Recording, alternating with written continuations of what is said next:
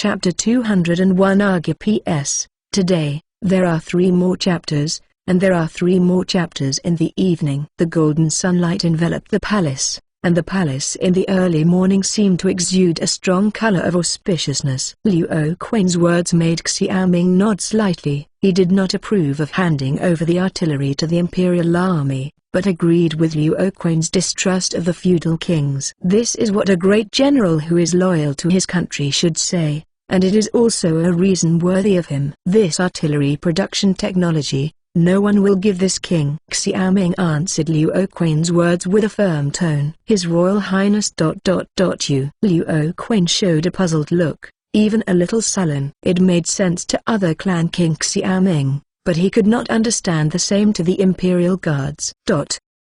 Luff heaved a sigh of relief when he heard Xiaoming's words behind him. He was really worried that Xiaoming would accept it, and Liu Xin seemed to be thinking about something. Liu Quan's reaction was expected by Xiaoming, and when he said that later in the court, the reaction of the officials would definitely be greater than his. But before that, he needs to fight for Liu Quan's support for him in the court later. He explained, the general is no longer a royal court now. How can this imperial army be a royal imperial army? The general asked himself. Is this imperial army loyal to the royal court nowadays? Liu Quan was speechless. He said, it's not the case. Most of the generals in the Forbidden Army have noble children from other vassal kingdoms. In this case, what is the difference between handing over artillery technology to the Forbidden Army and handing over artillery technology to the feudal kings? Xiaoming said lightly. Liu Xin echoed, yes, Dad. Your Highness is right. This artillery technology falls into the hands of the feudal kings. It is estimated that it is only a matter of time before the barbarians get artillery technology. At that time, the artillery and the barbarian cavalry were great. Chongqing will be even more difficult. But is your Royal Highness planning to keep this artillery technology privately? Liu Quan was still a little unwilling. The main station faction finally saw that the war against the barbarians would be tilted due to the artillery, and now Xiaoming was about to destroy his hope, which made him feel lost.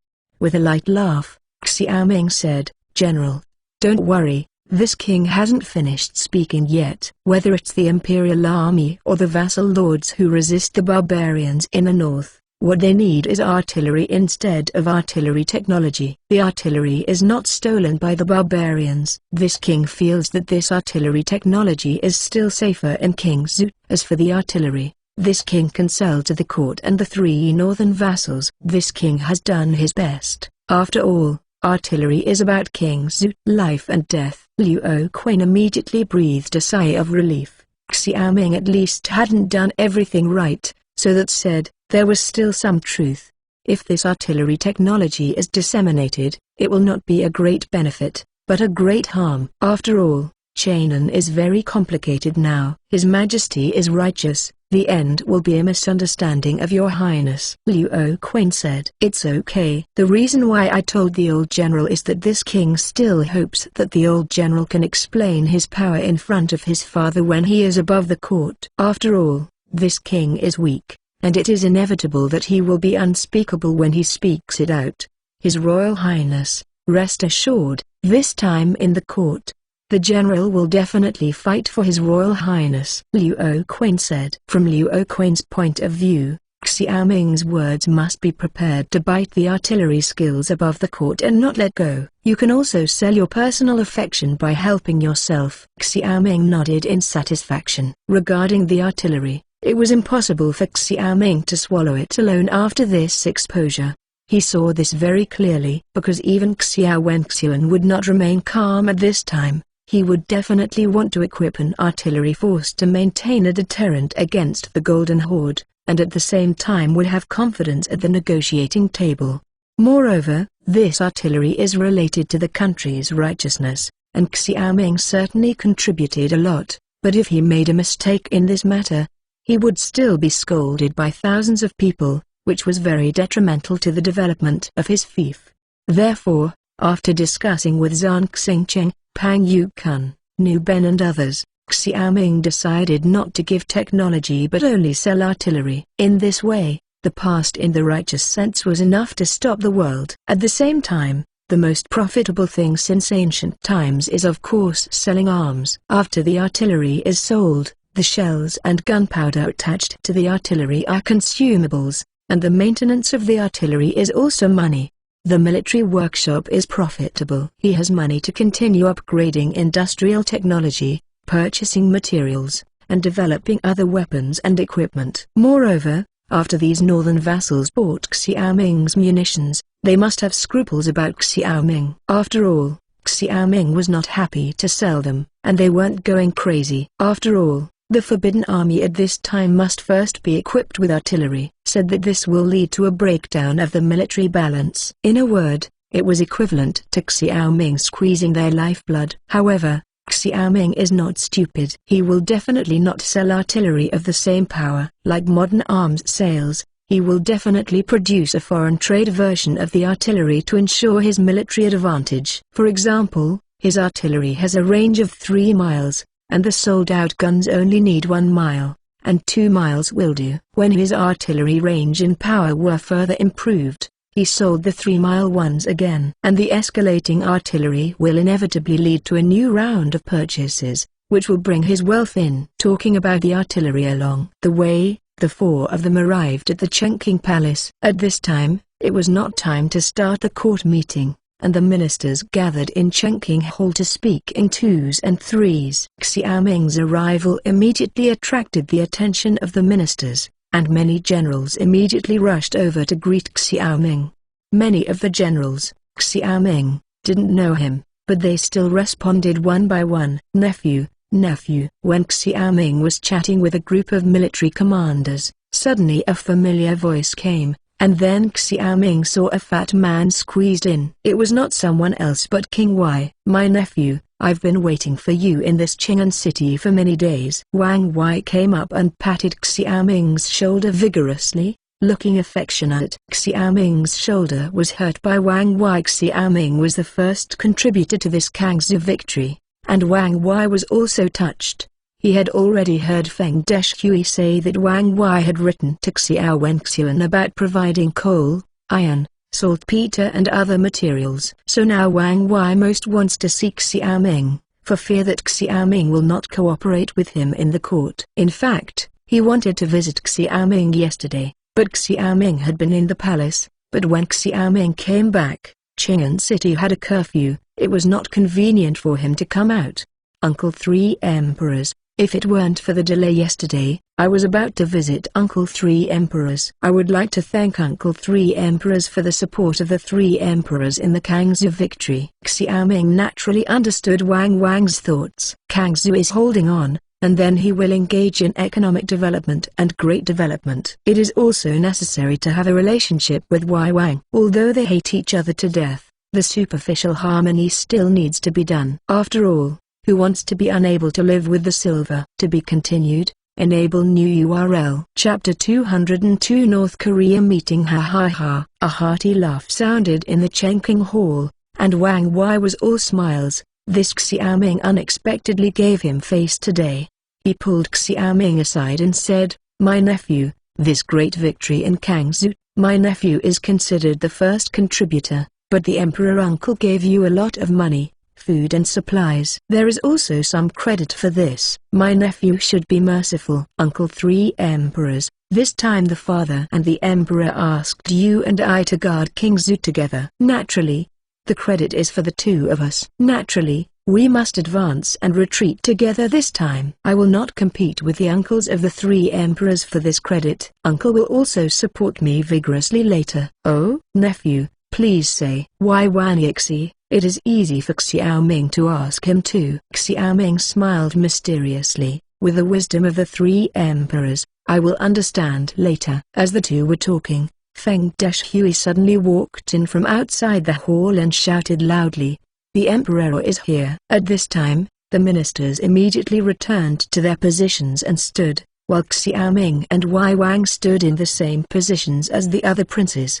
When Xiaoming greeted the ministers, these princes kept watching with cold faces. After Xiaoming came, The princes bowed their hands with him politely. These princes did not agree with him, but the same was true for the prince. He couldn't help sneering in his heart. No wonder they all said that the prince couldn't support the war with mud.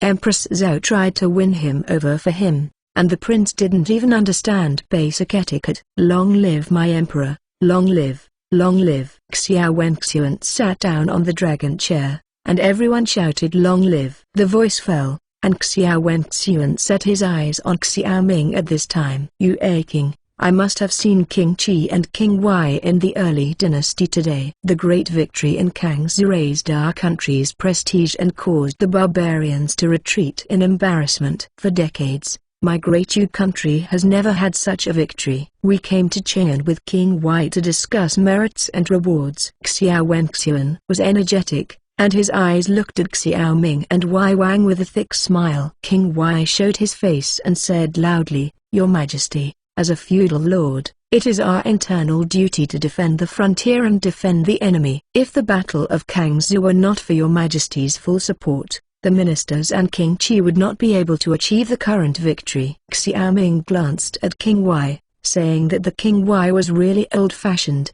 and while humble, he also gave Xiao Wenxian a hand. He also said, the three emperors are justified. If the Kangzhou victory this time is not supported by the father, the land of Kangzhou may have been included in the territory of the barbarians. There is no such thing as a battle in Kangzhou, and no such big victory. Therefore, the Battle of Kangzhou is the merit of the sons and the emperor, rather than the merits of the emperor. Although the emperor is in Chang'an, he is strategizing and decisively winning thousands of miles away. Absolutely, going to the east of the great river, mighty. The ministers were all dumbfounded, and there was only Xiao Ming's scalp-tingling sound in the entire Chengqing Hall. On the dragon chair, the corners of Xiao Wenxian's mouth became wider and wider, and he was almost embarrassed by what Xiao Ming touted, but he had to say that Xiao Ming's flattering words were unconventional, and they sounded like an article. Ha ha ha! Xiao Wenxian endured for a long time, and finally laughed. At this time, Xiao Ming closed his mouth and flattered him. Can Wei Wang's brain have more jokes in the Science and Technology Library? The civil servants headed by Kui Hao were even more embarrassed. They were shameless enough, and they didn't expect that there was another shameless one. The prince and the other princes were all uncomfortable. Xiao Ming used to be ignorant and could not say a few flattering words. When did he become so powerful? Wei Wang was taken aback and gave Xiao Ming a secret thumbs up. No emperor doesn't like being put on a high hat, let alone Xiao Ming surrendered most of his achievements to him. He said, King Qi, you don't have to be too modest. Although I decided to fight this battle, you are the one who fought this battle. In terms of merit, you are still the first one. Let's say, what reward do you want? Before coming back, he and Pang Yukun and others had discussed the reward. For officials, such a feat must be promotion plus rewards of gold and silver, but for a feudal king, promotion is definitely not going to be promoted. The gold and silver will not be too much, and it is meaningless to ask for it. The most important thing now is to plan ahead for the future strategy. So he said, I will give you my father, don't give rewards to your children. Although the barbarian defeated this time, it was only a minor defeat. The damage is only the fur. In the future, Kangzhou City will still it is dangerous. If you want to protect the security of the fief of the children, you can only retake Shanhai Aiguan. Therefore, the children are planning to drive the barbarians from Yaozhou and other places out of Shanhai Aiguan, thus cutting off the road for the barbarians to go south. But at this time, he needs the father's answer. One thing. When Xiao Ming said that he wanted to take back Shanhai Aiguan, the ministers immediately began to whisper, and many of the ministers showed ridicule. This barbarian is not good at attacking cities, which is well known. In addition to gaining the advantage of defending the city, this victory was also due to artillery. But fighting against the barbarians on the grassland is two different things. Whatever matter, just say it. If the father can promise you, he will certainly agree. Xiao Wenxian said, Xiaoming's ambitions made him happy. The son is going to establish a cavalry called Guaning Iron Cavalry. These cavalry will employ the people of the former Yaozu area. In order to stimulate the morale of these soldiers to regain the homeland, the son has promised that if they can retake Shanhai Aiguan, they will be awarded reward. Their land in Yaozu, Xiaoming said sternly. As soon as Xiaoming's words fell, one of the civil officials stood up and said, "Your Majesty, you must never, the King of Qi is sinister, and his heart is to blame. If you agree to the King of Qi, it is equivalent to the land of Yaozu becoming the bag of the King of Qi." Zhongzhou, you reading www.yuukanzu.com. In this way, the fief of King Qi has become the largest vassal state in the Great Yu Kingdom. Hee. Dr. Kui's words are really a joke. The Yaozu and other places in the hands of the barbarians are equivalent to raising the barbarian soldiers and horses. Even if King Qi can drive away the barbarians in the pass, this King Qi is also a royal clan, which is more important. Can't Dr. Kui tell it? A civil official came out, and this person mocked Kui Hao. Fang Shangshu's statement is reasonable. Some courtiers are not righteous. Sometimes they really suspect that he is an official of the Great Yu Kingdom or an official of the barbarian. Liu Oquan squinted at Kui Hao and said sarcastically. Kui Hao suddenly trembled with anger. He said to Xiao Wenxian, "Your Majesty, according to the news from the barbarians, King Qi has created a weapon called artillery. This weapon is unprovoked. It is precisely because of this that King Qi will win the battle. If King Qi agrees to this matter, King Qi will be even more powerful after he seizes the land of Yaozu." As soon as the word artillery came out, all the ministers of civil and military affairs in the court looked at Kui Hao. Xiaoming sneered again and again. It turned out that Kui Hao was waiting for him here. To be continued. Enable new URL. Chapter 203. Choi Ho. The sound of a needle falling quietly above Kotang could be heard, and the ministers looked at Xiaoming with their own minds. After a long while, Xiao Wenxian looked at Xiaoming and asked, "King Qi, is this artillery matter true?" Back to the father. "This artillery is real, but the son of the sun changed the name of the barrel. This artillery looks similar to the barrel, but the range has been increased." "That's it." Xiao Wenxian nodded. Xiaoming didn't conceal the artillery matter, which made him feel relieved. Kui Hao said at this time, "In this case, His Royal Highness Qi should hand over this artillery technology, whether it is a barrel or a cannon, as long as it can defeat the barbarians. His Highness should hand over it for the Great Yu Kingdom." In a few words, the discussion above the court is no longer about merits and rewards, but has become a matter of asking for artillery technology. Such a diversion is the purpose of Kui Hao and others. King Qi and King Wei were rewarded. They were naturally unhappy, but it was his purpose to blackmail out artillery technology. Hand over artillery technology? Dr. Kui is so concerned about artillery technology. This king is uneasy. Everyone knows that Dr. Kui has always been pleasing to the barbarians, and he wants to lick the toes of the barbarians. This artillery technology is handed over. Dr. Kui, are you going to give your hands to the barbarians? Xiaoming said coldly. His Majesty, how can you humiliate the veteran like this? The veteran is dedicated to the stability of the Great Yu country, but your Royal Highness doubts the loyalty of the veteran. Your Majesty, you have to call the shots for the old minister. After that, Kui Hao directly knelt on the ground and cried. Xiao Wenxian frowned. Although Xiaoming's words were a bit heavier, he reminded him. He said, "King Qi, your temperament hasn't changed at all, so don't apologize to Dr. Kui." "Father, the son is right. How can he apologize? The important weapon of the country, how can I easily show it to others?" Nowadays, there are domestic and foreign problems in Dayu. The son has accidentally obtained a way to increase the range of the fire tube, but the minister handed over the technology and asked the emperor, if the technology is handed over, can Qing'an's equipment department guarantee that the artillery technology is not leaked? There are not a few people in Dau who have colluded with the barbarians, and the father must know that if the barbarians get it artillery technology, not to mention the recovery of Shanhai Aiguan, the city of Kangzhou is probably just a piece of rubble in the future. At that time, who'll turn the tide? Xiaoming said anxiously. the seventh brother handed over artillery technology. At that time, naturally there was manpower to turn the tide. Is it possible that the seventh brother thought that only the seventh brother would fight in the entire Great Yu Kingdom? A half-dark voice came, but it was the fourth prince. The fourth brother is really light, but the fourth brother is definitely not capable of fighting. But it is more than playing some tricks. I assassinated the king's assassin last year, and I seem to have some clues now. Xiaoming Yin tested laugh it out. The four princes turned pale.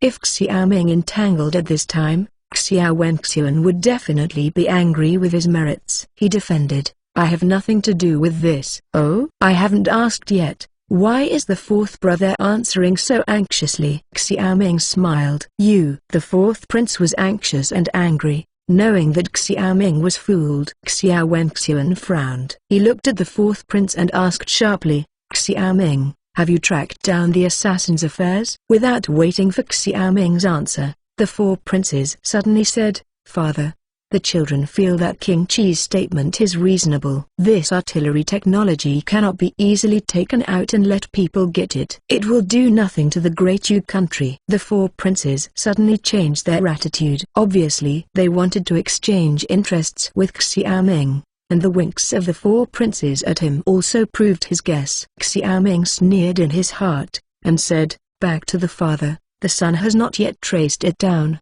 He glanced back and forth between Xiaoming and the fourth prince. Xiao Wenxian snorted.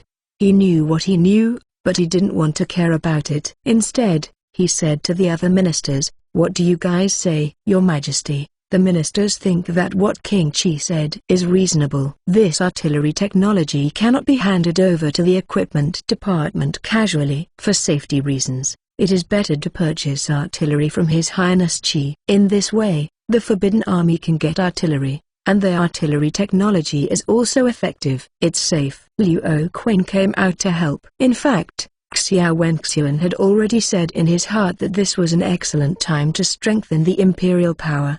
He naturally knew that this artillery technology was dangerous to hand over to the equipment department, so he didn't plan to hand over this artillery technology to the equipment department from the beginning.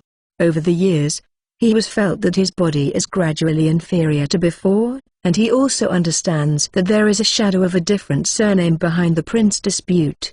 At this time, he suddenly remembered the words of the great ancestor Xiao Yuanzai. This prince dispute is an internal matter of the royal family. The princes of different surnames are matters of the Great Yu Kingdom. It is better for the princes to kill each other and leave the strong to rule the Great Yu Kingdom. Don't let the kings of different surnames seize the royal power and change the dynasty. Because of this, he finally decided not to ask for artillery technology. The princes who were backed by the princes who received artillery technology would immediately hand it over to the princes behind them. The same is true for those ministers who have bad intentions. Instead of this, it is better to only need artillery and no technique. And Xiaoming would definitely protect the secrets of the artillery for his own safety. The emperor, the courtiers also feel that King Qi's words are reasonable. This artillery cannot be arbitrarily given. It can be dangerous in the hands of the barbarians. After holding back for a long time, King Wei finally decided to help Xiaoming. In other words, Xiaoming is also from his own family, and he has no good feelings for those kings of different surnames. Wei Wang's words made Xiao Wenxian made up his mind. He said, The artillery matter is of great importance. For the sake of safety, this artillery technology will remain in King Zhu, but if the Forbidden Army purchases artillery, you can't shirk it. Xiaoming was overjoyed. The artillery matter seemed to be over. Xiao Wenxian also seemed to be very shrewd. Not only could this artillery deter the barbarians, but it could also threaten the kings of different surnames. The more fierce Dr. Gui called, the more anxious the kings of different surnames were. Sure enough, Kui Hao's face turned grey when he heard the words. Further wise, Xiaoming patted the horse again. Xiao Wenxian nodded. He had known that Kui Hao wanted to mention this artillery matter, and he deliberately asked Feng Deshui to release the artillery technology. Sure enough, Kui Hao shouted loudly in the court today. It's just that Kui Hao is still a little tender to him. He just borrowed Kui Hao's mouth to draw out the artillery. and it was logical for Xiaoming to provide the artillery. The artillery matter does not need to be discussed again. I will discuss this matter with Qi Wang. This early dynasty is about merits and rewards, not making things difficult for Qi Wang. Otherwise it will chill the hearts of the soldiers in the Battle of Kangzhou. Xiao Wenxian, there was anger in his words. Kui Hao was extremely angry. He had always been good at guessing Xiao Wenxian's thoughts, but he did not expect to leave Mijing this time. But he still didn't give up, saying, "The Emperor, this artillery technology cannot be handed over in order to avoid leakage, but this Yaozi land really cannot be handed over to King Qi like this. In that case, Dr. Kui, please take Yaozi back for me, and you, whoever has the ability to take Yaozi back for me, who owns this Yaozi." Xiao Wenxian was furious and stood up abruptly. To be continued. Enable new URL. Chapter 204. Shishing the Emperor, forgive me. The ministers had never seen Xiao Wenxian so angry. Kui Hao shuddered and immediately apologized. HMPH. You all stand on the dry shore with high-sounding voices. Do you think I am really a fool? You can't take back the land of Yaozu. That's the territory of the barbarians. Xiao Wenxian continued. Then he scanned the entire Chengqing Hall and said, since you disagree with King Qi's method, yes, now I give you the opportunity. No matter who wins the land of Yaozu, I will reward that piece of land. To whom? Dare you? The civil servants headed by Kui Hao suddenly shrank their heads and did not dare to speak. They could only show interest in their mouths, but when it was their turn to go to the battlefield, they were already shaking with fear. After waiting for a long time, no one spoke. Xiao Wenxian sneered, it seems that no one else is willing to go to the grassland to fight for me. In this case, I promised King Qi's request. As a reward, I promised King Qi. Thank you, Father, Xiaoming said with a bow. It has to be said that Xiao Wenxian just now finally looked like an emperor, domineering sideways. Xiao Wenxian sat down on the dragon chair again, then looked at Wang Wei. Wang Wei, what reward do you want? The emperor, the younger brother, just wants to let King Qi sell some artillery to the younger brother. Wang hesitated and said. The three princes were wary when he heard the words, Uncle. Three emperors, King Zhao, King Liang and other northern vassals need artillery to defend against the barbarians. It is understandable. I don't know why the three emperors want this artillery. Wang Wei, the third prince is right. What do you want this artillery to do? Xiao Wenxian also frowned. King Wei sighed at this time and said, the emperor didn't know anything about it. His courtier wanted this artillery to defend against Japanese pirates from the sea. These years, the merchant ships that the courtier went to sea were often plundered by Japanese pirates, and even more. The coast is raging, and the ministers are in distress, and the Japanese pirates are thousands, tens of thousands, every time they go ashore, and they return to the sea after looting, which is really a headache. Speaking of the Japanese pirates, the three princes stopped talking immediately, because the Chu king's fief had also been harassed by the Japanese pirates. This was a reason. He said, Father, there are also Japanese pirates in Chu's fief. In that case, I think the words of Uncle Sanhuang are reasonable. King Wei glanced at the three princes, thinking that the three princes were really smart, and immediately changed his words to support him, which meant that King Chu was able to purchase artillery smoothly. Xiaoming watched from the sidelines. The more demand for this artillery, the more profit he made. However, the Japanese pirate mentioned by Wang Wei made him frown. This Japanese pirate naturally refers to a certain island country. In history, Japanese pirates harassed the coast often happened, and there seemed to be Japanese pirates here, but Xiaoming didn't remember much of them in his memory. Well, let me think about it again. Xiao Wenxian did not agree to Wang Wei the first time. He was a little annoyed at this time. These Xiaoming and Wang were not fuel-efficient lamps, and the serious rewards were not for him. Seemingly tired, Xiao Wenxian said to Feng Deshui, and Feng Deshui immediately said, if something happens, retreat. If nothing happens. In this early dynasty, Kui Hao stumbled. Not only did he fail to use artillery skills, He was also scolded by Xiao Wenxuan. Anyone with a discerning eye could see Xiao Wenxuan's attitude towards barbarians. It can be seen that the main battle group will become the highest voice group in the court in the future. After the court was over, the ministers left one after another. This time Xiao Ming got the result he wanted and was naturally complacent, but Wang Wei was a little worried, depressed, and exchanged greetings with Xiao Ming, saying that he would invite Xiao Ming to have a drink another day, and hurried away. Xiao Ming laughed secretly in his heart. The king of Wei asked for the artillery to defend against Japanese pirates, but it was true that he threatened King Chu and King Yam with this artillery.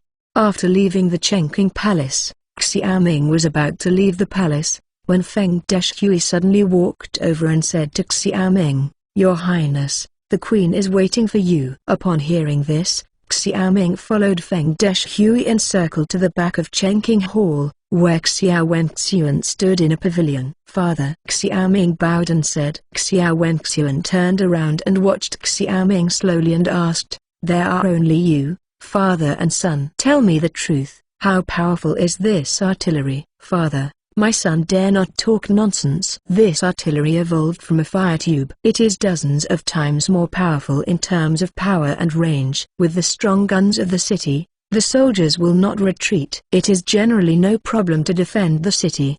Xiao Ming told the truth. Nodded. Xiao Wenxuan said, "You must know the situation in this great Yu country now. The reason why I dare not send troops to help you is because I am afraid that Wang Zhao and others will take the opportunity to make trouble, not because I am ruthless." It's not clear who gave him the idea. Emperor Father had already seen it, and Urchin was worried that his father would really let him surrender this artillery technology. Xiao Ming said, "If it were 20 years ago, the Emperor Father would definitely let you hand it over." Xiao Wenxuan suddenly sighed. "It's just that now that the Emperor Father is old, he should always consider the foundation of the Xiao family. This artillery is in your hands. I can rest assured. After all, you are a royal person." After a pause, Xiao Wenxuan continued, "However, although I will not force you to hand over artillery technology this time, your first batch of artillery must be handed over to the Imperial Guard.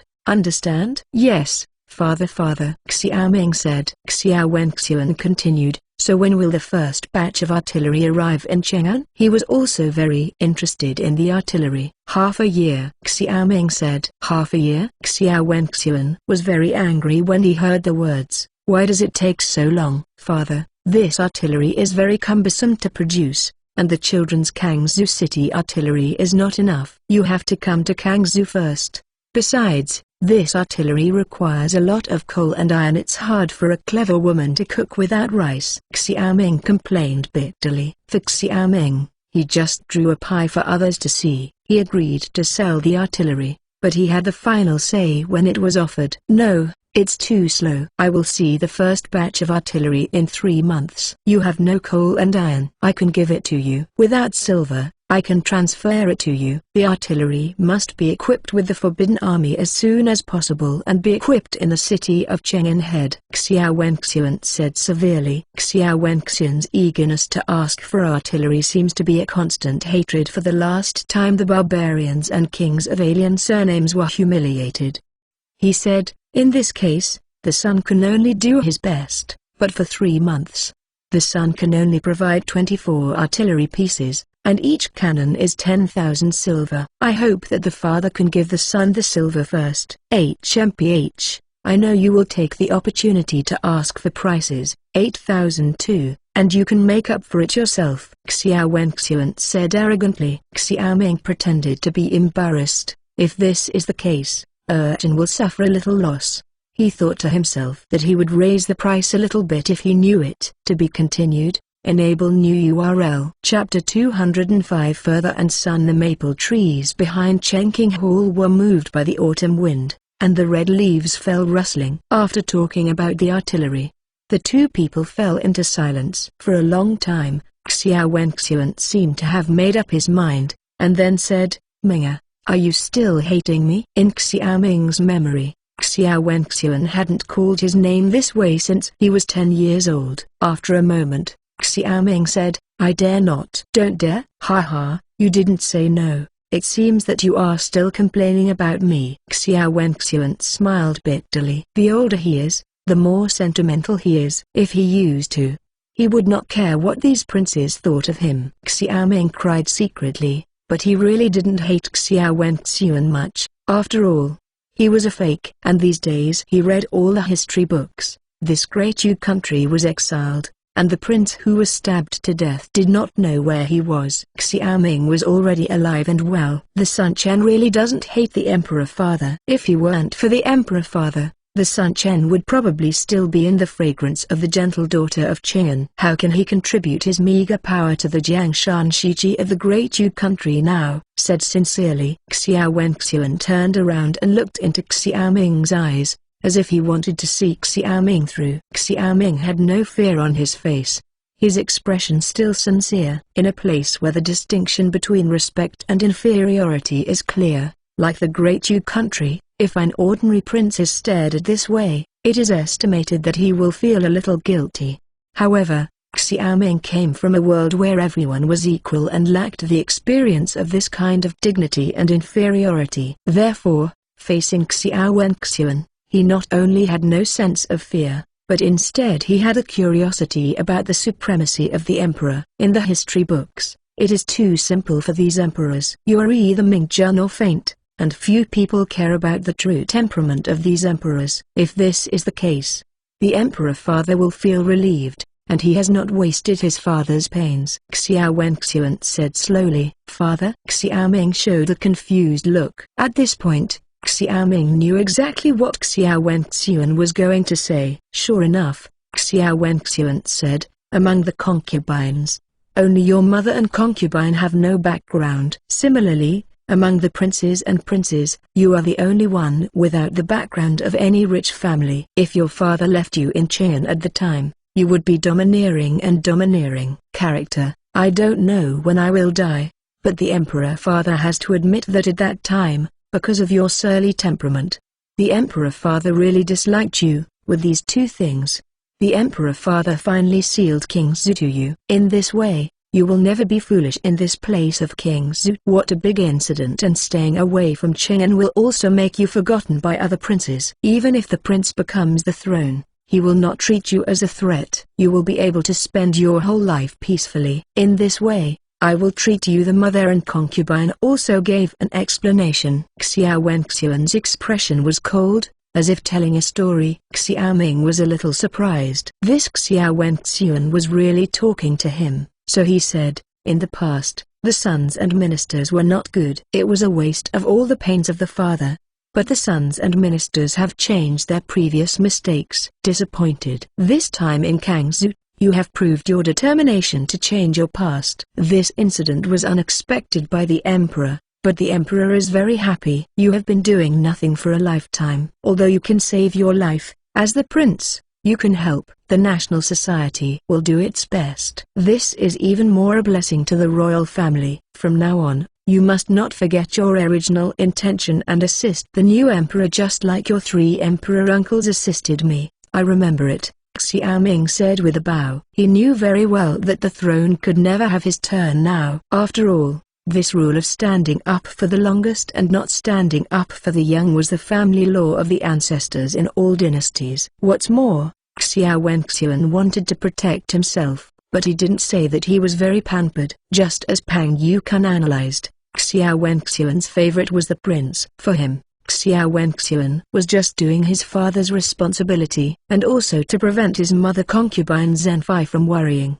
But for Xiao Ming, he doesn't care about this, because now Xiao Wenxian's attitude towards him has obviously changed. This change is similar to how he treats Wei Wang and is a kind of respect. And this is more valuable than simple petting. Pampering is nothing more than simply being emotionally important, but it is important, whether emotionally or intellectually. Xiao Wenxian now tends to place emphasis on Xiao Ming.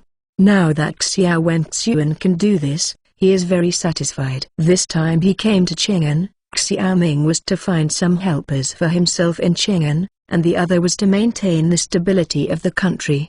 At present, The deterrence of this artillery on the barbarians and vassals is enough to keep them honest for a while. During this time, Xiaoming needed the right time and place to develop King Zhu. Now that the time and place are all right, there is only one person left. However, his relationship with Wei Wangxu and Wei Shi is already the beginning of his network investment, but in his plan, the highest value investment of this network is of course Xiao Wenxuan.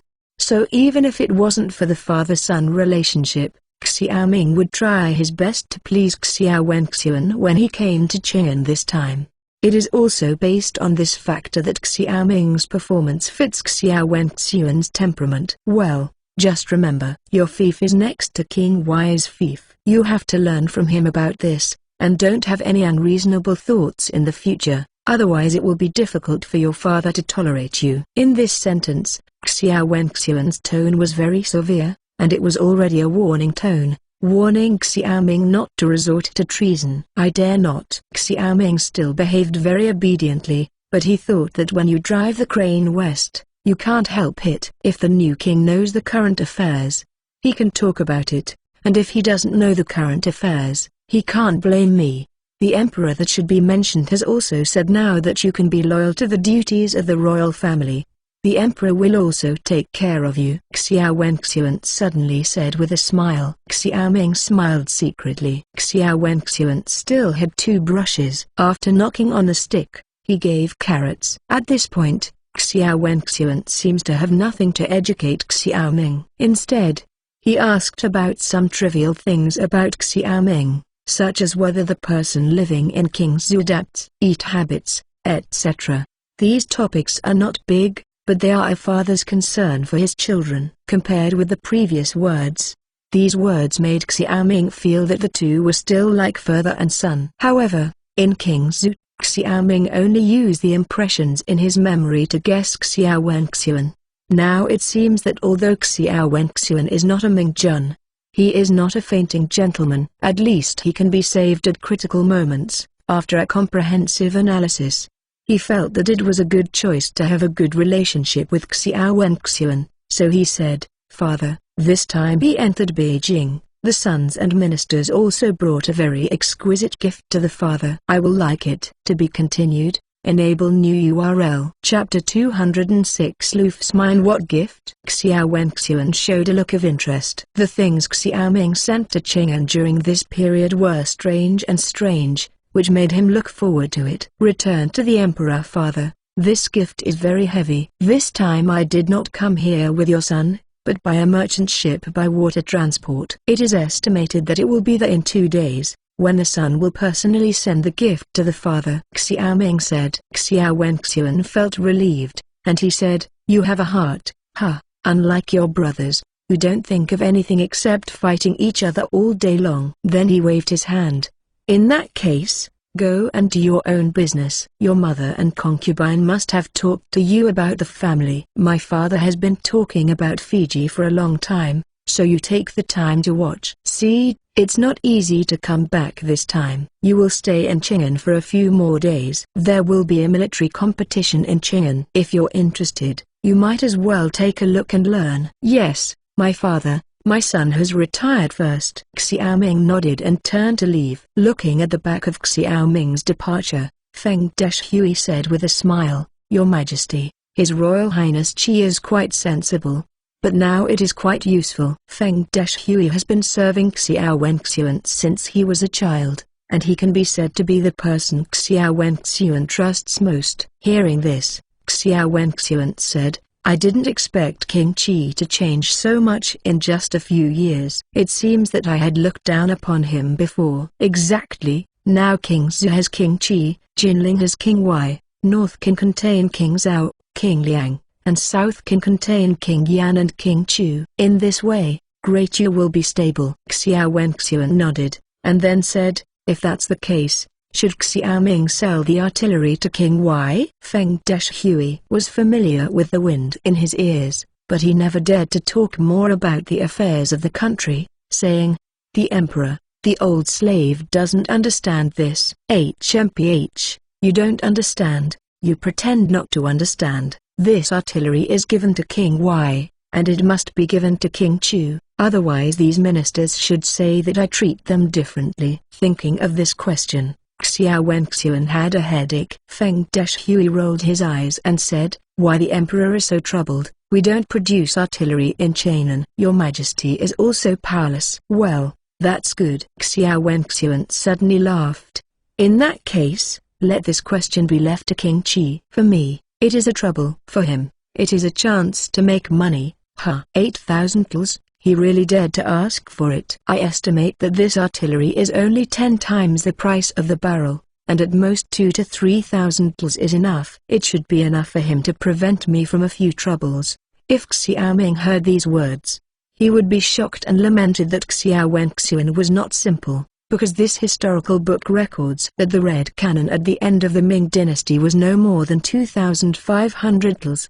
The artillery produced by King Zhu Equipment Department is basically at this price. At this time Xiaoming had left the palace, and Lu was waiting for him outside the door. "Where's Liu Oxin? Why aren't you with you?" Xiaoming asked. Lu said, "General Luo took him away, and he was like a fish in the water when he returned to Chang'an. His Royal Highness will take care of him." Xiaoming looked up at the sun, then at his shadow. It is estimated that it is only 9 o'clock. And the day has just begun. Thinking of the words of concubine Zen and Xiao Wenxuan, Xiaoming hesitated whether to go to his home in Fiji. However, remembering that most of the things I had brought from King Zhu hadn't arrived yet, I gave up my mind. After all, it was inconsequential to have nothing at hand. As he was thinking, he suddenly saw Luf's look a little twitchy, as if he was hesitating, and asked in amazement, "What's the matter?" "If you have something to say quickly. If you have a fart, let it go." Luf suddenly said with a smile, "His Royal Highness, it is said that this Chang'an is a prosperous place of flowers and willows, rich and gentle. This time it is rare to come to Chang'an to receive the reward. Is it necessary for your Highness to take the General to experience it? Come here." "You just say that you want to go to the Green Building. It's okay to go around so many bends," Xiaoming said directly. "In places like Dayu, 3 wives and 4 concubines are just as normal as modern monogamy, and they are protected by law. It's a matter of time for men to be inferior to women, but the most practical problem facing the ancients is that there are many boys and girls in this era. Whether it is wars, diseases, or hard labor, it is always men who die the most. After all, every time a war is mobilized, there is always a strong man, especially in his King Zhu. The barbarian rebellion 3 years ago led to an imbalance between men and women in the fief. Therefore, in this era, Xiaoming cannot encourage monogamy, because it is no different from practicing family planning. For him, what he needs most now is population. Without the support of the population base, it is difficult for a country to realize a complete industrial system. Why only a few large countries have a complete industrial system in the contemporary era? And those small countries are just affiliated processing factories, only because the population limits the potential of this country, and the large countries have a large population, which also means more talents. Only with a large number of talents can it be fully developed. So, after understanding this, he gradually acquiesced to the system of 3 wives and 4 concubines in Dayu. After all, what he needs is a population. Only when the population is large can he have enough soldiers to encircle the world. Make it according to the actual situation, not just by preference. "No, I can't take you to those places." Facing Luf's hungry eyes, Xiaoming shook his head firmly. Luf looked reluctant, and muttered, "His Royal Highness really only allows the state officials to set fires and not the people to light lamps." Don't you have any brains?" "Naturally. You can't go to the private Green Building. Officials of the court law can't only go to Jiufang Division." Xiaoming stared at Lif. "And like 3 wives and 4 concubines, it is also a normal thing to visit King Lu in Dayu country. However, in Dayu state, officials are strictly prohibited from going to private youth houses, but they can go to Jiufang Division. The women in this Jiufang Division are called official prostitutes. They are usually the prostitutes of the big family after they ransack their homes, and there are also women who have been trained since childhood. These women are not pure and beautiful. All official prostitutes cater to the needs of civilian officials. Metropolitan poetry, calligraphy, piano and painting. On weekdays, officials would go to this place for dinner parties. Luf's eyes flashed green light suddenly, and he naturally knew that this Jiao Fang Sik was much more elegant than the people's King Lu. After all, these women were serving as senior officials.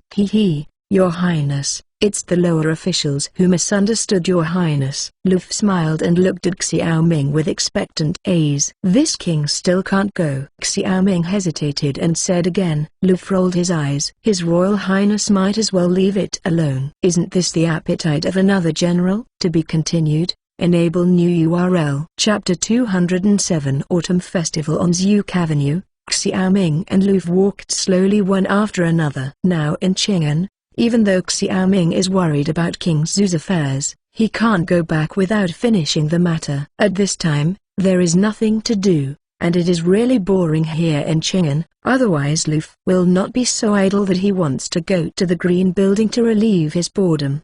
Facing Luf's slightly resentful eyes, Xiaoming explained with a smile, the marriage from the Emperor further is imminent. It is really not a matter of going to the fireworks field at this time. You might as well go with Liu Oxin.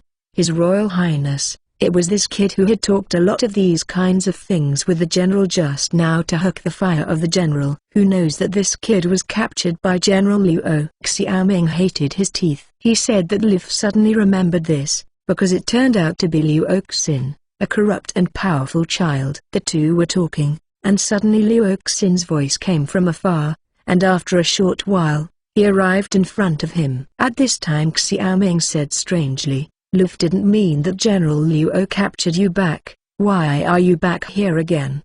His Royal Highness, I just asked a few things. This time His Royal Highness came to Qing'an, I still focused on serving His Highness. Liu Oxin grinned. Xiaoming looked at Luf, who was looking at Liu Oxin with a murderous expression, and said, you should wait on Luf to avoid being beaten. Ha ha ha. Luf's appearance made Liu Oxin laugh. He said, His Royal Highness, I will know that His Royal Highness is going to Fefu in the near future, so this Jiufang division naturally can't go, otherwise my father won't take me killed. But Your Highness seems to have forgotten what day is today, right? What day? Xiaoming asked puzzled. September 9th is the Autumn Festival. Liu Oxin said suddenly. Xiaoming suddenly understood that this September 9th is actually the modern Double 9th Festival, but it is called the Sun-Autumn Festival in Dau. At this time of the year, the literati and inkmen of Qing'an City will gather in Jiangxi to drink wine and enjoy chrysanthemums. This is because there is another saying in this autumn festival, which is to step in autumn. This king is not interested, Xiaoming said lazily. When he was in Qing'an, his predecessor liked to go to Jiangxi at this time of the year, but he usually returned angrily after being humiliated by other princes. After all, drinking and appreciating chrysanthemums are naturally indispensable by reciting poems and composing odes. In modern language, this is the day when literati and inexperienced people pretend to be compared, because at the same time there will be two poem sessions by the Jiangpu. The poem will be divided into two halves, with a cloth block in the middle, with a man on one side and a woman on the other. His Royal Highness, you will definitely regret if you don't go this time. This time the chrysanthemum appreciation poems will be hosted by Princess Pinyang personally. It is said that many ladies from Qing'an have been invited, especially this talented and eminent woman. Fua will be among them. Said this, Liu Oxin smiled calmly. What a chrysanthemum appreciating poem meeting. Shit, Your Highness won't go. I'm going to Jiufangzai. There are no poems. Luf shouted, almost rolling up his sleeves. Liu Oxin dissatisfied. Your next thing is important, or Your Highness's thing is important. It seems that your little black room has not been locked up enough. Speaking of this, Luf suddenly got anxious. You try to mention the little black house again. Seeing that Luf was really anxious, Liu Oxin immediately softened. He said solemnly, it's useless to go to Jiufang division at this time, because on this day, all the outstanding official prostitutes in Jiufang division also went to Jiangxi. At that time,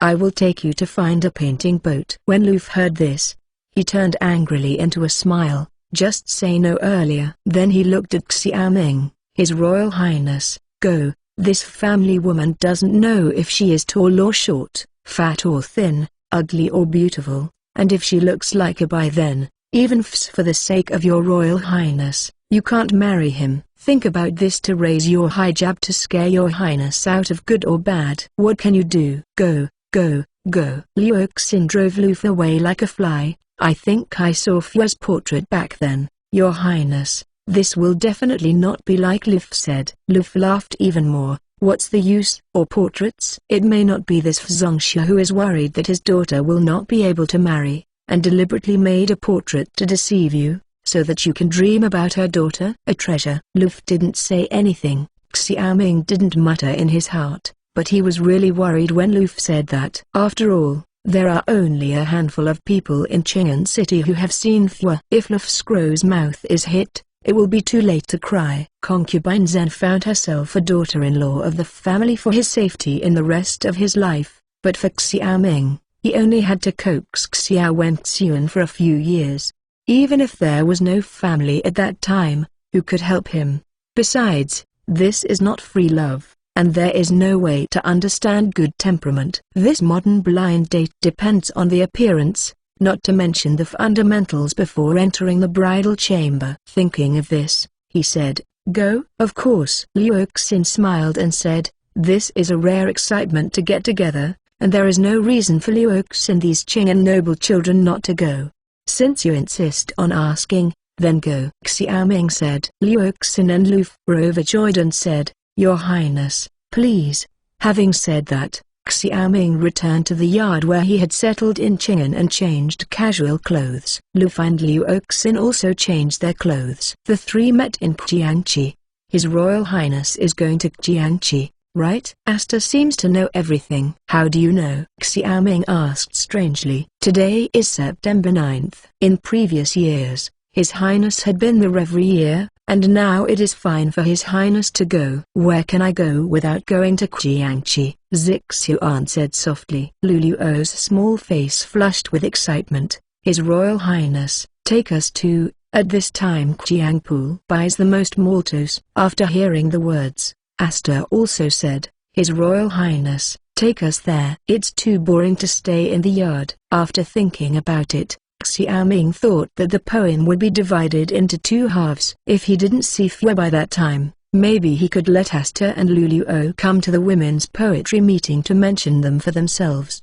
So he said, "Well, but you can't run around when the time comes. This poem will be full of fish and dragons, and many powerful children are not right in their minds." "Yes, Your Highness." Asta and Luluo smiled happily. After changing their clothes, the three masters and servants took the guards who also changed into casual clothes and headed towards Jiangqi. Generally speaking, the poem meeting lasted from noon to evening. At this time, it was when people were going to Jiangqi. On the road, Xiaoming saw many gorgeous carriages heading towards Jiangqi. Xiaoming was not in a hurry. He admired the scenery of Chang'an all the way while thinking about how to expand the business in Chang'an. After all, according to the statistics of the Chamber of Commerce, almost a quarter of King Zhu's goods were sold in Chang'an this year.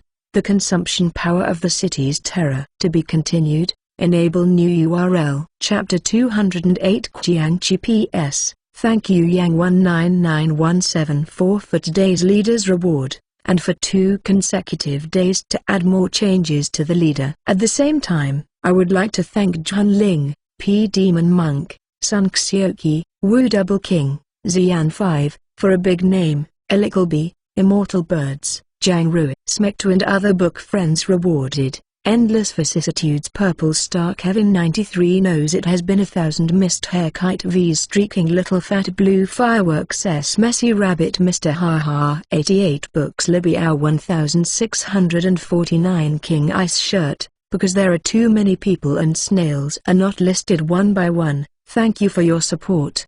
Jiang Pond, known as one of the 8 scenic spots in Chang'an, is the inner lake of Chang'an City. In Chang'an City, every spring and autumn, you can always see the children of the nobles. Everyone is playing here. Painting a boat in the lake is like a crucian carp across the river. Every gifted and beautiful woman meets here. Bottles of wine syrup, clever pens, sings and banquets, enjoying on Qiang. And the annual imperial examination is in the examination room, and after the exam, the scholars often group together to feast in Qiang, drink and have fun, and the so-called Qiang Liuyan comes from this. In Xiaoming's memory, this Jiangqi is the most lively place in the city of Qian. When the three arrived at Jiangqi, the grand scene here was just as he remembered. The blue waves of Jiangqi were rippling, and there were densely painted boats on it. From time to time, the sound of silk and bamboo came from the boat, accompanied by the graceful woman singing. On the lake shore, Qiu is colorful, contending with each other. Talented men and beautiful women are accompanied by each other. There are more vendors selling, juggling and performing arts, and other gongs and drums. Snacks and delicacies are incredibly fragrant. Your Highness. On the Jiangqi Arch Bridge, Xiaoming saw Lu Fan and Liu Oxin, who were already wearing civilian clothes. As this poem meeting started, Xiaoming asked directly. The purpose of his visit this time is very simple, that is, to see Fu's beautiful face. For other things, he has no interest. Not yet. Liu Oxin pointed to the front under the arch bridge and said, "But it seems that a lot of people have come this time." Xiaoming saw that the place Liu Oxin was pointing at was already surrounded by silk and satin, and the periphery was surrounded by a group of soldiers wearing golden armor.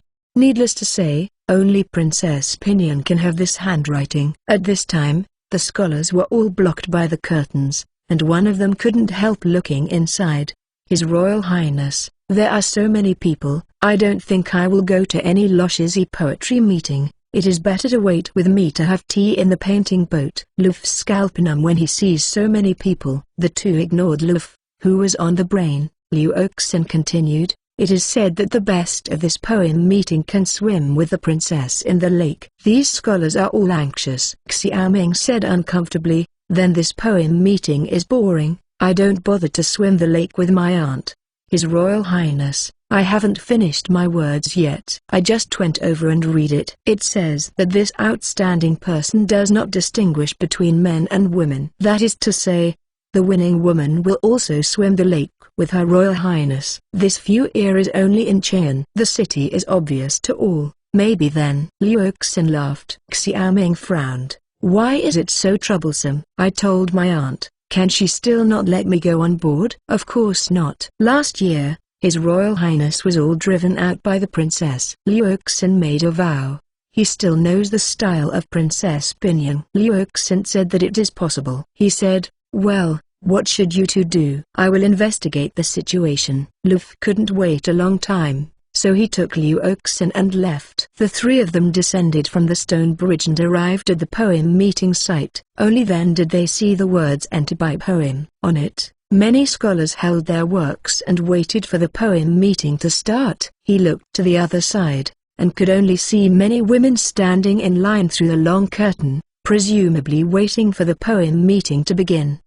His Royal Highness, what can you do? It seems that you need poetry to enter. Zixuan and Luluo also saw the words on it. This is not easy. This king will teach you a few poems now. It is not easy for you to memorize and the mix in. Remember, you must ask Fu to see what she looks like. Xiaoming said. Xiaoming is now just to be on the safe side. After all, here he is likely to be recognized by a certain prince or a powerful son. When Princess Pinyin learned the news, Fu knew that she was there and would definitely avoid it, but it was too late. Therefore, he will let Lulu and Asta go in later, and he will go in later. Yes, Your Highness. Luluo and Zixuan smiled. Although they can also write poems, they are really worried that their poems are not as good as others. These several poems by Xiaoming have shocked Qing'an, and this time he shot it. This will definitely be fine. After thinking for a while, Xiaoming decided to teach the two of Shangguan Wan's poems during the Tang Dynasty. After all, they are female poems, which are very suitable for them. One of these is colorful books.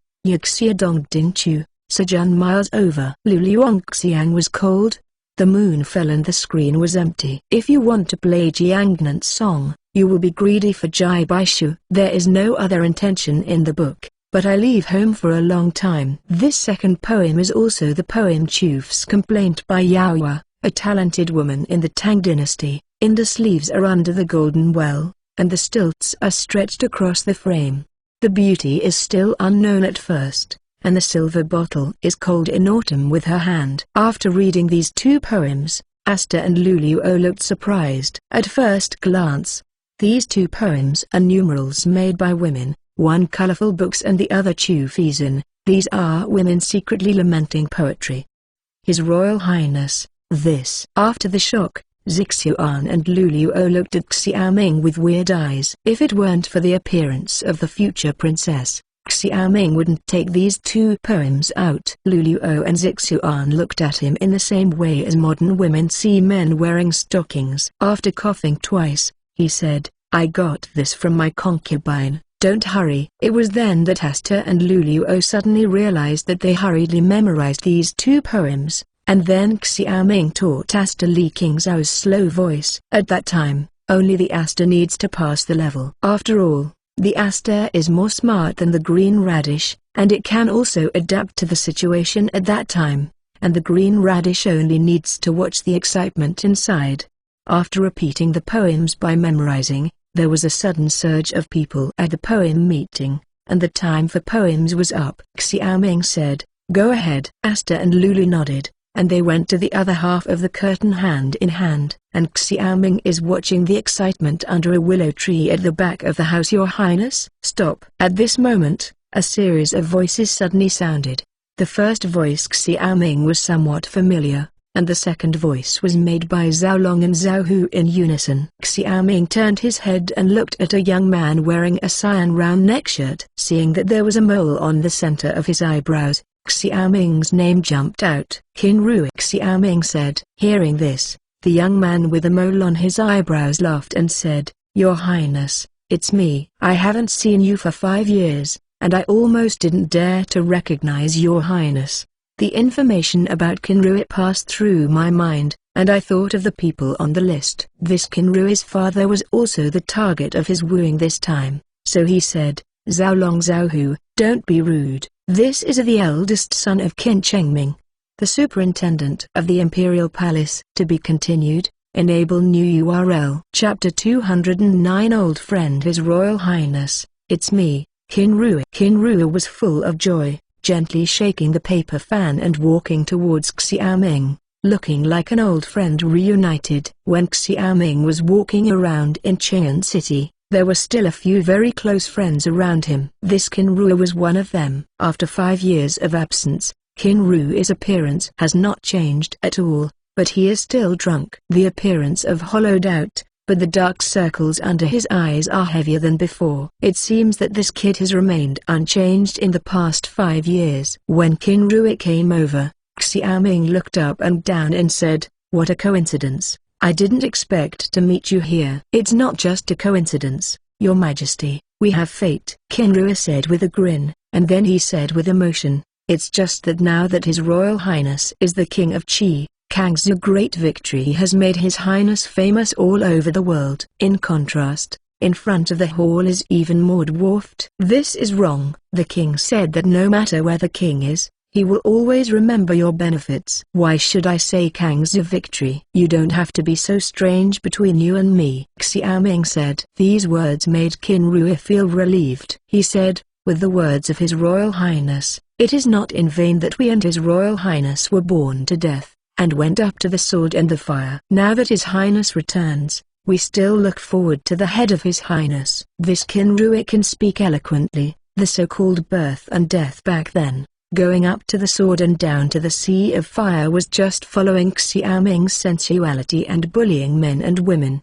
However, he naturally couldn't mention the nasty thing of the year. He said this, not only could let Xiaoming remember the friendship between the two, but would not make Xiaoming angry. The two talked for a while, recounting the old stories, and Qin Rui suddenly felt that he had returned to the past, and gradually became as close to Xiaoming as he did. He said, "His Royal Highness, at this time of the year, We used to accompany His Royal Highness to play during the autumn festival. Unexpectedly, this time His Royal Highness will return to Qing'an. You and I will have a strong heart. I met again this time. Go back and enjoy yourself. This time Xiaoming returned to Qing'an. One of the things in this plan was to win over people who had good friendships in Qing'an City. Although these people are dudes among dudes, like street gangsters, it has to be said that when they were 13 or 14, such friendships were deeper. As the saying goes, we have carried guns together and prostituted together. The former is gone, but the latter used to be many.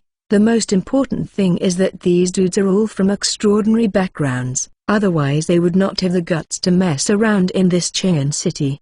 Therefore, for Xiaoming, it is a safer step to regain the relationship in Qing'an city, which is much better than visiting his old foxes.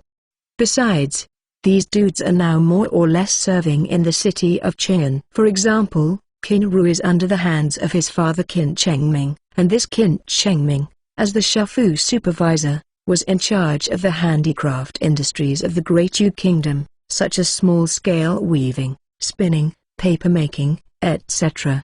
For Xiaoming, the handicraft industry is his next method to revitalize King Zhu's economy. It will be said that he must not deal with this young government supervisor. After all, Qin Chengming has a lot of handicraft industry information. These materials record almost all the handicraft workshops, types, and geographic locations in Dayu. But this information is very important to him, because he can easily grasp the current state of the handicraft industry in Dau country through this information, which is very important to the development of King Zhu handicraft industry. After all, knowing the enemy and confidant will never end. Of course, the most lively place for this Jiangqi now is this poem meeting. Now it's almost time, let's go in. Xiaoming said. Qin Rui said, His Royal Highness, wait. I will go back as soon as I go. Ziyashu and Du Boyuan are also coming with me. Your Highness will not forget them, right? Are they too? Xiaoming was surprised that all the 4 great demon kings of Qing'an City had arrived. Of course, since your Highness went to King Zhu, the 3 of us are still together. Qin Rui said, and suddenly smiled. Xiaoming suddenly understood and laughed. That's great. If not, let them both come over. Xiaoming said. Qin Rui nodded and ran all the way. At this time, Xiaoming recalled the Ziyashu and Du Boyuan carefully. Among them, Ziyashu's father is the Yashi doctor, who is responsible for supervising hundreds of officials, accepting acts of hundreds of officials on behalf of Xiao and Xuan, managing important albums and classics, and drafting edicts on behalf of the court. And Du Boyuan's father was General Yu Lin Zunlin, who was in charge of safety inside and outside the palace, which was highly regarded by Xiao and Xuan. One of these 2 people has a big mouth. After all, they belong to the head of the supervisor. They are basically equivalent to the modern Disciplinary Inspection Commission. The officer is not big, but it is terrible. Pang Yukun was the supervisor at Yashitai. The other is responsible for the safety of the palace, which is also very important. It is said that the princes have been vying to win Du Boyuan's father. Mastering the safety of the palace is equivalent to mastering the lives of everyone in the palace. However, because he was too sensitive, all the princes were also cautious and clicked until now, because until now, Du Boyuan's father, Du Heng still remained relatively neutral. Thinking of this, Xiaoming had to feel that this was probably the most correct thing his predecessor Xiaoming did, even if he was unintentional. It's just that Xiaoming also knows that he only has a relatively good relationship with Du Boyuan and Ziyashu, and he hasn't affected these 2 senior officials. But he is already close to the water. Qin Rui walked for a while, and quickly brought 2 people over, one tall and one short, tall and thin, short and fat. Tall was Ziyashu, and short was Du Boyuan. His Royal Highness, we really miss you. The 2 were overjoyed when they saw Xiaoming. If you can play together, you must have similar personalities like Qin Rui. The 2 are also bohemian and exaggerated. Bing Shan, Hongzi. Xiaoming arched his hands. Every scholar in this Great Yu country basically had a character, and Xiaoming called them the character. His Royal Highness. When the 2 approached Xiaoming, they bowed and saluted, then stood up, and the four of them looked at each other and laughed at the same time, as if they had gone back to the past. Like Kinru, Ziyashu is holding a paper fan pretending to be romantic. I was talking to Hongsu just now to visit His Royal Highness. I didn't expect to meet him here. Now we are reunited with the four great demon kings in Qing'an. There was a gust of wind and rain in this Qing'an city. Ping Shan's words are reasonable. At this poem meeting, we will meet again with His Royal Highness. It can be seen that it is fate. Your Royal Highness, you are no longer in the past few years. We have been humiliated many times by this group of sour scholars throughout Qing'an. This time, we can't say that we must slap these scholars in the face to avenge us. Xiaoming put his hands behind his back and smiled and said, "It's not easy. This king will take you through this poem meeting." To be continued. Enable new URL. Chapter 210 Gift Poems at Noon. The flow of people in Jiangxi became denser. Under the slightly autumnal sunshine, there is a hint of coolness in the temperature,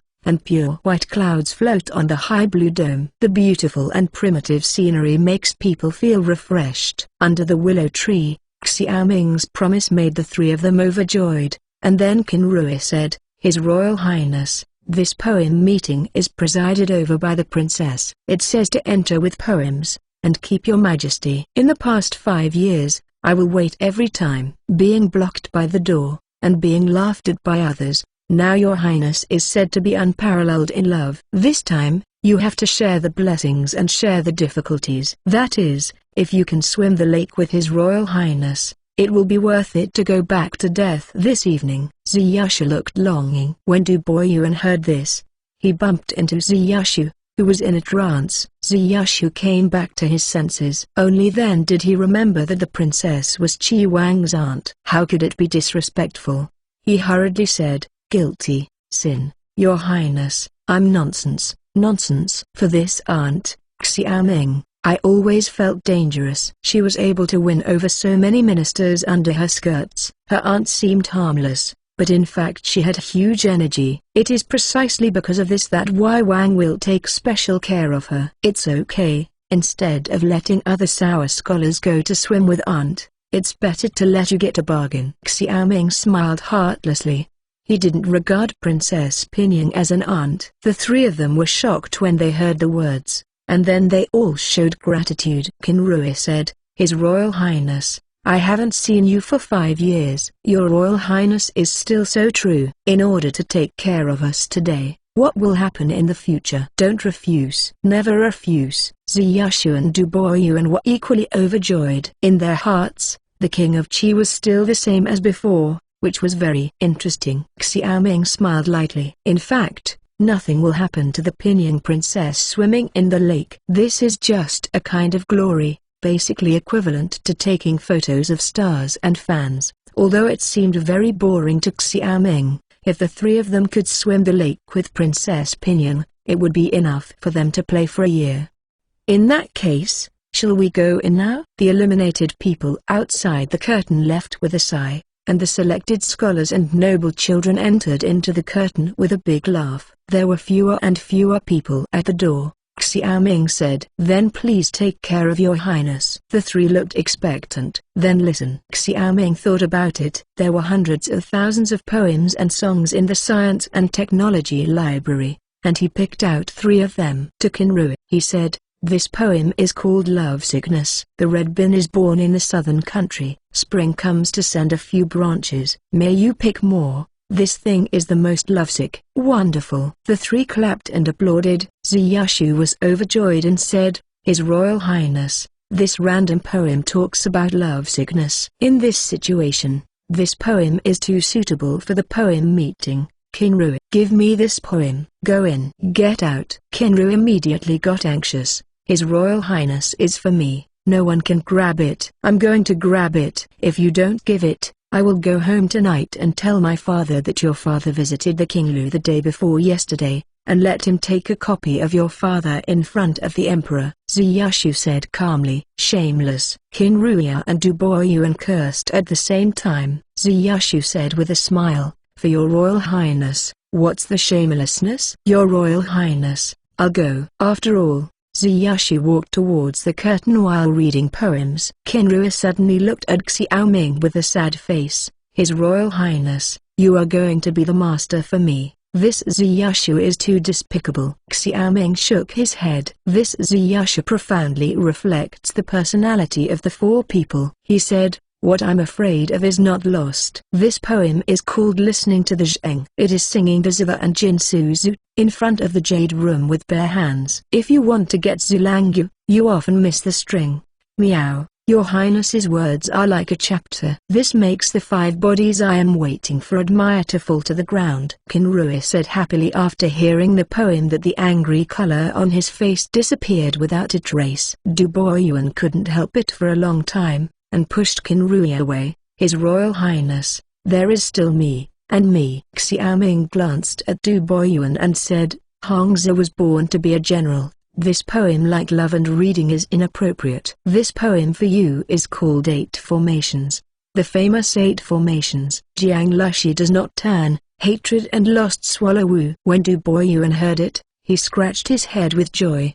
These 3 people were as unlearned and skillless as the previous Xiaoming. After all, they were born in the family of officials and officials. In the future, they will not need to participate in the imperial examination. Naturally, they are too lazy to read the poem. I will. After reading these 3 poems, Xiaoming followed Kinrua and Du Boyuan to the curtain. At this time, Ziyushu had already written down the poem, and the golden armor guards at the door took the poem and entered the curtain through the side door, seeming to be presented to Princess Pinyin.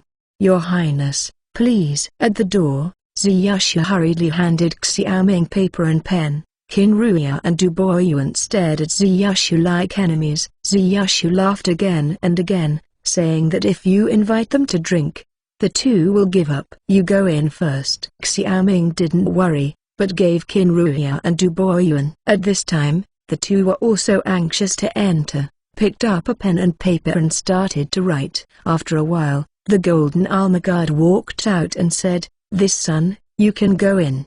His Royal Highness, thank you very much. I am waiting for your Highness inside. I have to rely on His Highness to help me a lot. Ziyushu bowed deeply to Xiaoming. After that, laughed and walked in. At this time, Kinrua and Du Boyuan also finished writing, and submitted the poem. Similarly, both of them passed. Only himself, Xiaoming thought for a while and wrote, When autumn comes on September 8th, I will kill all the flowers after they bloom. The fragrance of the sky will flow through Chang'an, and the city will be full of golden armor. After writing this poem, the guard of Jinjia submitted the poem. On the sides separated by a curtain, Princess Pinyin was sitting on a mahogany chair covered with mink.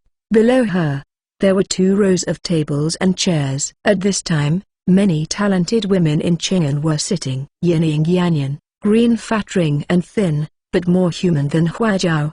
His Royal Highness, this year there have been many talented young talents. After this song Lovesickness, it is another song Listening to the Zheng, and now it is another song 8 Formations, which was hard to see in previous years to such a poem. Princess Pinyin lowered her left hand, and a woman said, This woman is dressed in red gauze, with ice muscle and jade skin, and a little cinnabar between her eyebrows. She is a beautiful woman with delicate features. Princess Xiangqing's words are not false at all. My palace thinks that this year is nothing but you, and I never thought that these last few poems are otherworldly, but these poems are not prepared beforehand, so they can't be all skills. They compose improvisational poems so that we can see their ability. Princess Pinyin said with a smile. Then Princess Pinyin looked at the woman sitting on the right with the veil under her hands and said, Well, this is the first time you have seen the poem meeting this year. What do you think? To be continued. Enable new URL. Chapter 211 selected. PS. 3 chapters are past first, and 2 more chapters will arrive around 8 o'clock. His Royal Highness, the little girl is so talented and shallow. She doesn't dare to talk casually. Fua said softly. Her voice was clear and beautiful.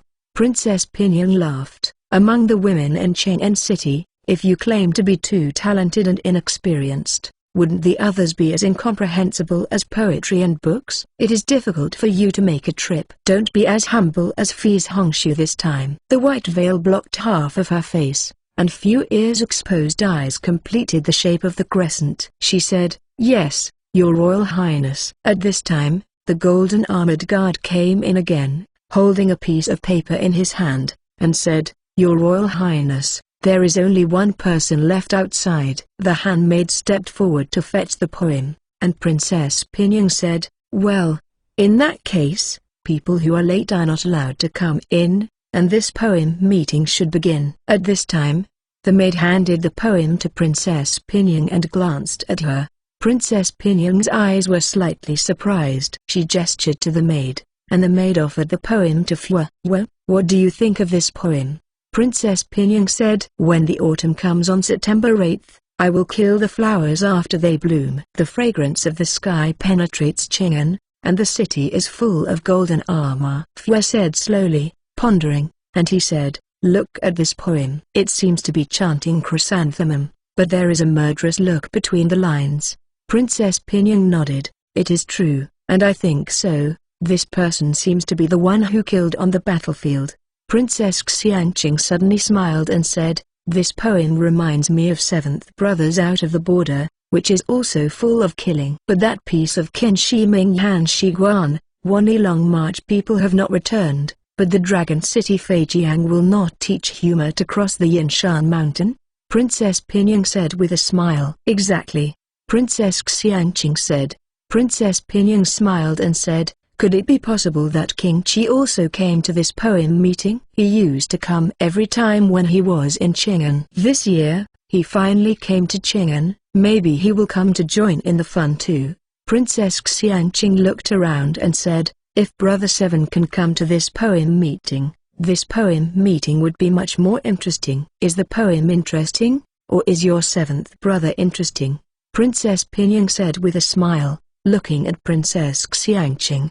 Princess Xianqing suddenly laughed when she heard the words, "Of course Brother Seven is interesting. Am I just about to ask him for some King's glass perfume?" This is also true. It's rare for King Qi to come to Chang'an once, so he is to leave something behind before leaving. After a pause, Pinyang suddenly continued to joke, "But if King Qi comes, there is really one here to worry about." After that, she looked at Fu Ear and chuckled and laughed. Fu suddenly lowered her head, her face flushed like a cloud, and she whispered, "Your Royal Highness is joking." "Hey, I'm not teasing you.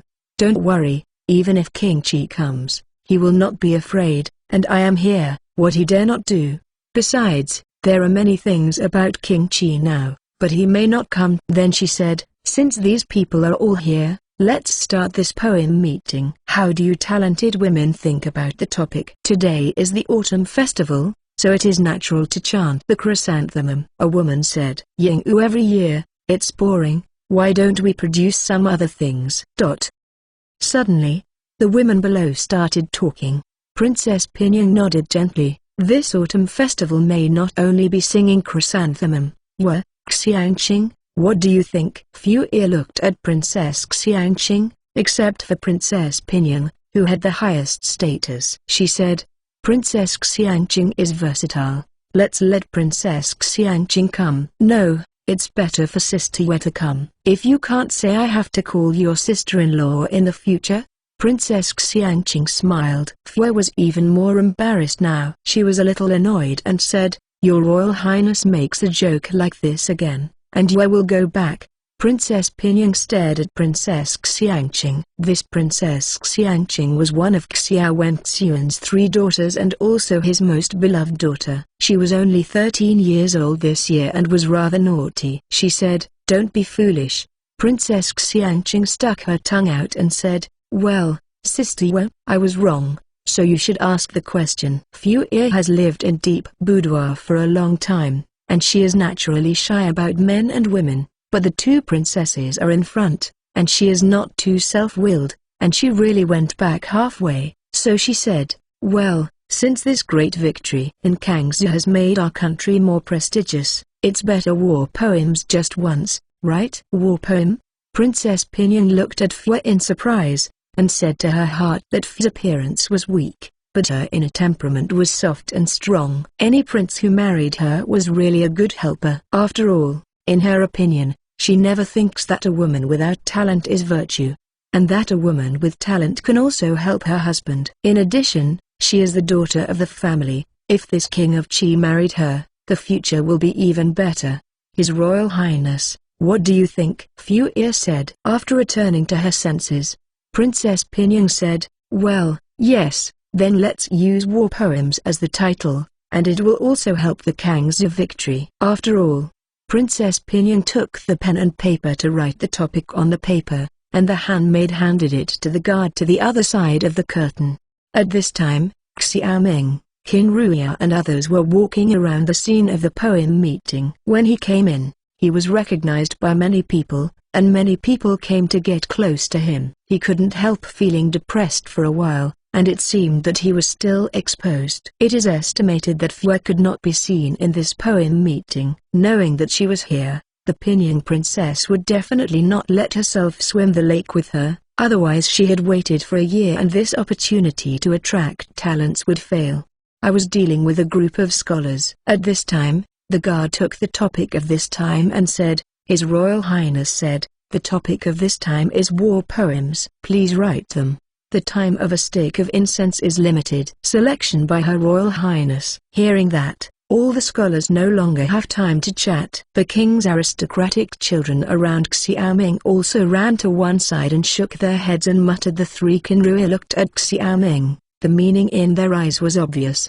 Xiaoming had no choice but to give another poem, but he kept a good one. The time for a stick of incense was only about half an hour. At this time, the guards came over and collected everyone's poems one by one. After receiving Xiaoming's poem, the three Qinruya and Xiaoming calmly stood at the back and chatted. From the perspective of the three, it was based on Xiaoming's poem. This time the shortlist must be no problem. Sure enough, the guard sent a message and said, this time the winner is Liang Zhu Jahei Jui, Spring Hope, song next song. Ha ha ha, accept, accept. Hearing that, Ziyashu suddenly laughed. This is the poem of the four. After that, you must follow the guard to the other side of the curtain. Wait, His Royal Highness Qi, cheating at the poem meeting of His Royal Highness Princess, you are also qualified to go to the other side of the veil? A scholar in white clothes said strangely. To be continued.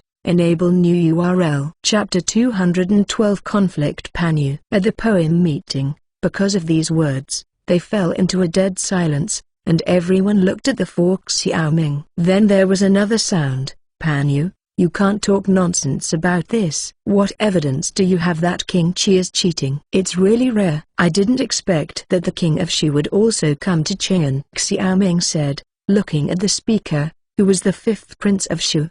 His Royal Highness Shu, I am not talking nonsense. Qin Rui, Ziyashu, and Du Boyuan are not straw bags. How can their poems enter the princess's eyes? Just now I saw King Qi and the three whispering. It must be Qi. The king taught them, Panyu said. Chen Yusha frowned. Panyu, you and I have no grievances and no grudges. Why are you spitting blood? Today, you have made it clear. What do you want? Upon hearing this, the king of Shu persuaded, Bing Shan, why is this necessary? Panyu doesn't believe in your talents. You only need to write another song in front of His Royal Highness, without getting angry. Eyes rolled around King Shu and Panyu. Xiaoming understood that these two sang one and one, and they obviously sang double song, and the one with the white face and the other sang the red face. Xiaoming was very upset because of the Shu King's troubles on the saltpeter, plus the grudges between the two in Qing'an before, and at this time it was even more upset. If he had not mobilized the people of the entire fief to search for saltpeter, the siege of Kangzhou might have been another result. And now this stands in front of him without embarrassment, once again having trouble with himself. As soon as King Shu said what he said, Chen Yushu suddenly felt a little guilty, and Qinruya and Du Boyuan were the same. They really cheated. Seeing that the two of them didn't speak, Panyu was even more energetic. HMPH, Takiu poetry will mix into such a bad guy. This is really damaging everyone's eyes, but the dignified King Qi helped him to abuse him. Isn't this a joke? Face. King Shu said, Panyu, You can't say that. King Chi used to lose the royal face. As soon as these words came out, there was a lot of malicious laughter at the poem meeting. Xiaoming watched with cold eyes. At this time, King Shu finally removed his mask of hypocrisy. He asked Chen Yashu, "Ping Shan, what is the sin for this noble son to slander the king?" Chen Yashu was taken aback and said, "His Royal Highness, this slander of the feudal lord, the son of the nobleman, should be flogged 100 according to the law." "Okay, now you go outside and find a whip to come in." Xiaoming squinted at Pan Yu. This king of Shu is equal to him. It's just that the two of them have grievances. Who is this Pan Yu and dare to humiliate him? If I don't give these people a bit of color this time, they don't know that this king of Qi is no longer before King Qi who is ridiculed. This. Ziyashu glanced at Xiaoming strangely. "Hurry up." Xiaoming glared at him, and Ziyashu nodded and ran out immediately. King Shu and Pan Yu couldn't figure it out now. After being silent for a while, King Shu sneered, "King Qi, is it possible that you still want to fight with this king? But this time you don't cry and go back to your mother and concubine." Pang Yukan said that he had done a lot this time, and it was easy to provoke the hatred of other princes. Now he really complies with his words. It seems that the king of Shu is about to be the first bird. If you suffer this humiliation,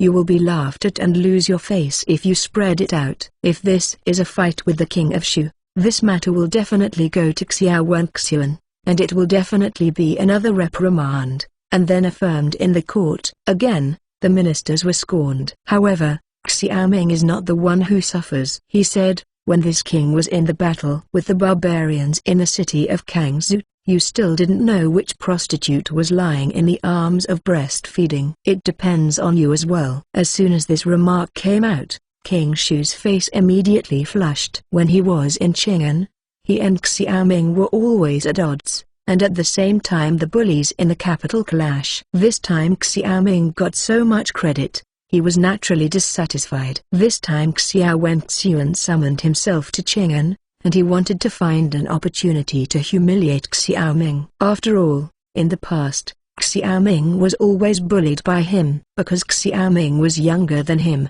and his concubine had no background, she was beaten back at most to complain to Xiao Wenxian and Zenf. For Xiao Wenxian, at most, they were scolded at the time. "Try it again," King Shu said angrily. "You are also worthy." Xiaoming had no fear. At this time, the Shu king was worse than the barbarians in his eyes. The barbarians were mortal enemies, but the Shu king was pulling his hind legs regardless of the safety of the great Yu kingdom. Just as the two were about to roll up their sleeves, a stern voice suddenly sounded. "Who dares to mess around at the poem meeting in this palace?"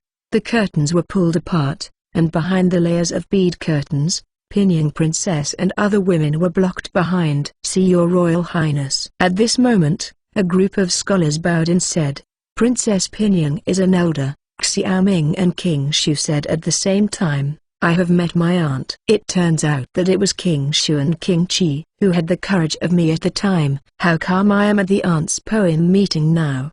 Princess Pinyin said in a solemn voice. Xiaoming said, "Back to my aunt." The king of Shu slandered his nephew for cheating, and insulted his nephew many times, and his nephew would have a dispute with him if he was not upset. "King Shu, there is such a thing," Princess Pinyin said in a deep voice. "You used to make trouble, but now you are all kings. How can you still make trouble like this?" "Aunt, my nephew would reprimand him because he couldn't understand King Shu's cheating." "My nephew did it for his aunt, Chen Yashu, King Rui Duboyuan." The three of them are all known to Chainan. How could they be selected? "You said these 4 poems belong to King Qi and the 3 of them?" Ping Yang frowned and said. He also knew the skills of these 3. "Xiaoming, as King Qi, how can you act like this? What do you say?" Princess Pinyin said. "You reading www.yuukanzu.com." In this case, Xiaoming was indeed cheating, but these scholars were not clean. This time, many scholars prepared the poems about chanting chrysanthemum and hid them on their bodies in advance, and prepared to take them out. Caught off guard. Compared with these people, he is only half a catastrophe. He neither denies nor admits, saying, "How come my aunt knows they can't sing such a poem?" "If my aunt doesn't believe me, You can try it in front of everyone. Right, is it good for my aunt to include the three as the leader? Princess Pinion was confused. This Xiaoming vowed to make her feel unsure. She said, if this is the case, this palace will give a test, King Shu. If you frame them, you can't say that I will speak in front of your father. You 2 sentences. Yes, Auntie. King Shu was very confident. If it is true, please Auntie to expose the unbearable face of King Chi. At this time Ziyashu also returned with a riding whip. Princess Pinion said, well, it's up to you to set the questions, try them. To be continued. Enable new URL. Chapter 213 Stunning Fuear. I didn't expect it to be true. Fuear really came. Oh God, since I saw Fue's portrait, I have never thought about it. I didn't expect to see it today. Unfortunately, I can't see anything with this bead curtain. As soon as Princess Pinion's voice fell, the poem meeting immediately sounded the voice of discussion, and both the scholars and the noble children stretched their heads and looked behind the bead curtain. It's a pity that only a vague shadow can be seen behind the thick bead curtain, and the people inside cannot be seen at all. The golden armor guards guarding both sides even broke the determination of these scholars to take a risk. Panyu was shocked when he heard the name, and then a layer of hatred appeared in his eyes, and this hatred was directed at Xiaoming. Because of this, he would speak harshly to Xiaoming. Xiaoming raised his eyebrows. At this time, he wished he had double perspective eyes so that he could see Fu's appearance. Unfortunately, this time he was so mixed up. By the King of Shu, I am afraid it is hopeless. Since the princess asks Fu to write the tropic, it is better for His Royal Highness and the 3 to recite a poem with plum, orchid, bamboo and chrysanthemum. A clear and sweet voice came from behind the bead curtain. When Xiaoming heard the sound, his heart suddenly shook, but the sound was pleasant, as sweet as a lark. The 3 Ziyashu were so scared that they were almost urinating at this time. They knew what poetry. Didn't Xiaoming make them embarrassed? His Royal Highness, this. Ziyashu swallowed and vomited. He wanted to show her face to Princess Pinion, but this time they lost their face home. Xiaoming said solemnly, don't be afraid. You have to believe in your own talents. Now that you have already asked the question, it is better to start with you. The plum blossoms will be handed over to you. Ziyashu's heart to hit the wall is all there. He is at a loss. His mind is a mess. How could he write poetry? When King Shu and Panyu saw Ziyashu's appearance, they immediately showed mockery. Xiaoming sneered at this moment. The technology spa in his mind was not given for nothing. He looked at Ziyashu and said silently in his heart, snow piles are full of 4 mountains. How can it be transformed into 100 billion? The plum blossoms and wings bloom. The original function of the technology spa was to transmit knowledge. With Xiaoming's use, Ziyashu suddenly felt a faint poem appear in his mind.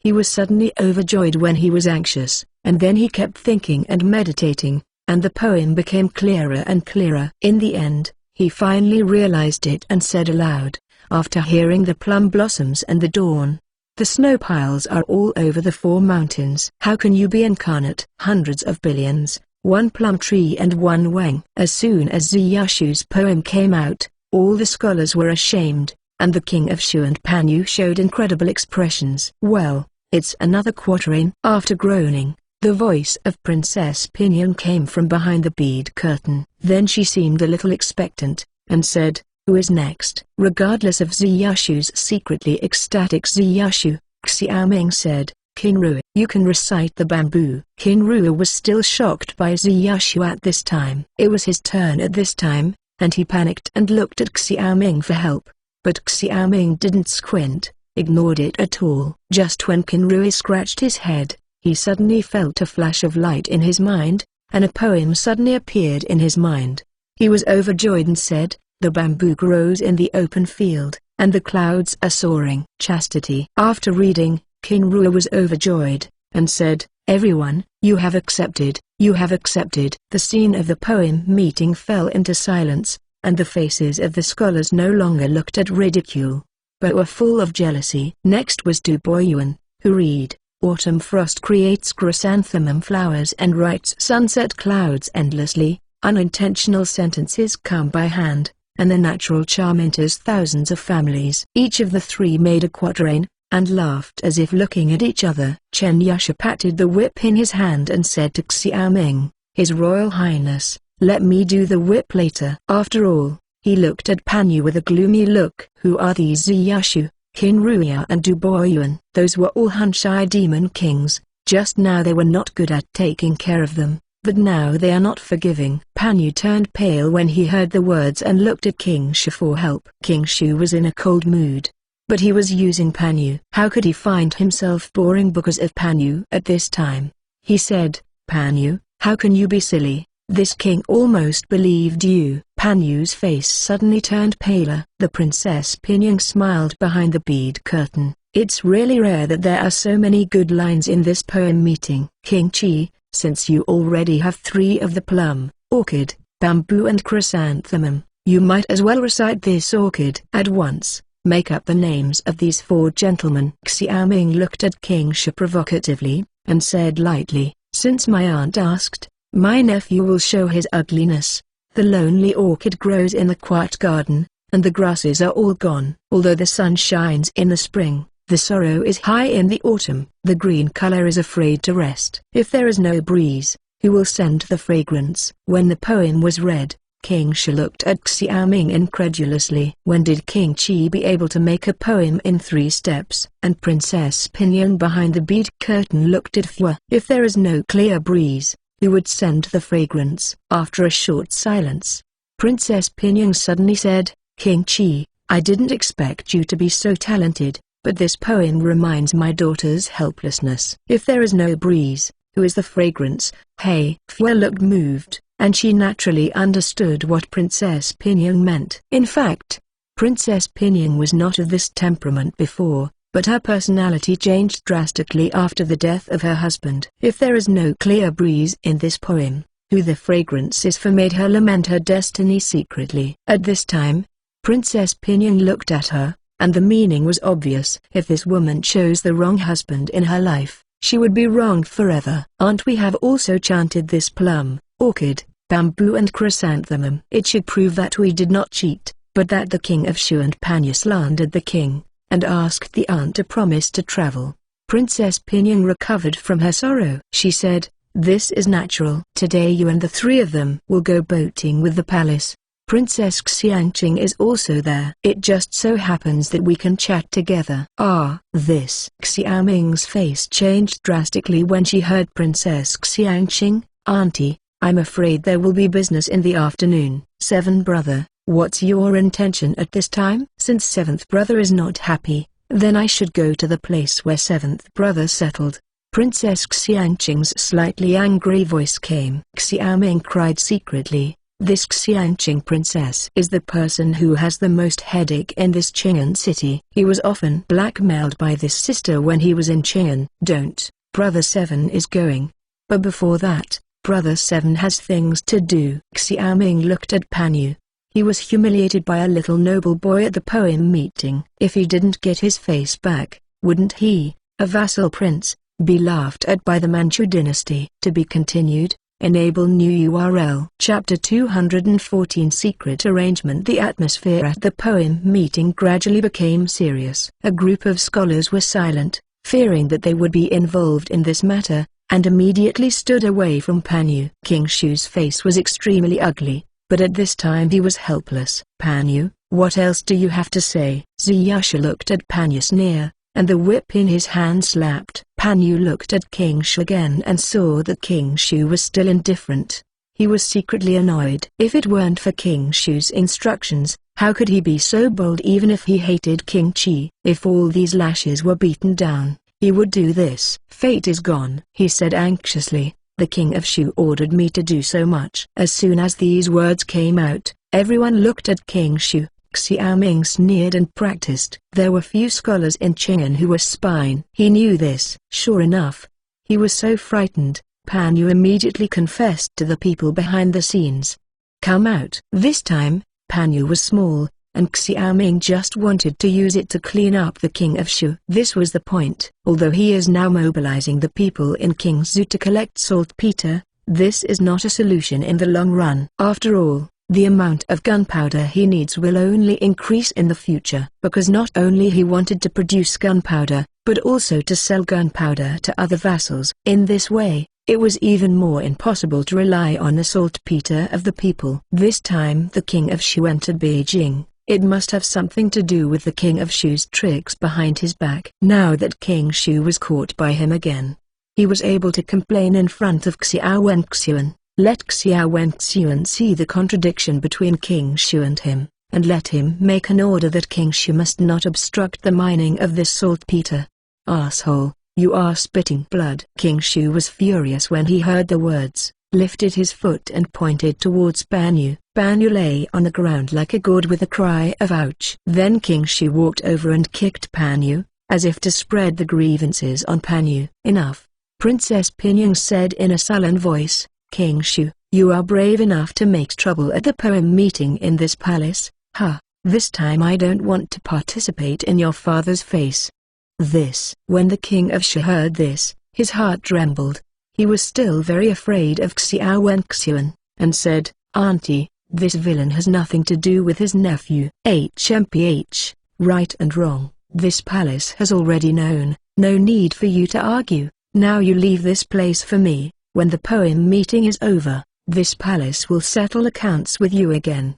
Princess Pinyang said angrily. Yes, Aunt. King Shu was even more angry, but he dared to make trouble with Princess Pinyang. Turning around, King Shu walked out, and when he passed by Xiaoming, King Shu almost squeezed out a word from his teeth and said, let's go and see. Xiaoming didn't look back, just spit on the ground. As for Pan Yu, you dare to provoke trouble between the princes. Wouldn't it be that people belittle our royal family? Come here, take Pan Yu out, and lash out 100.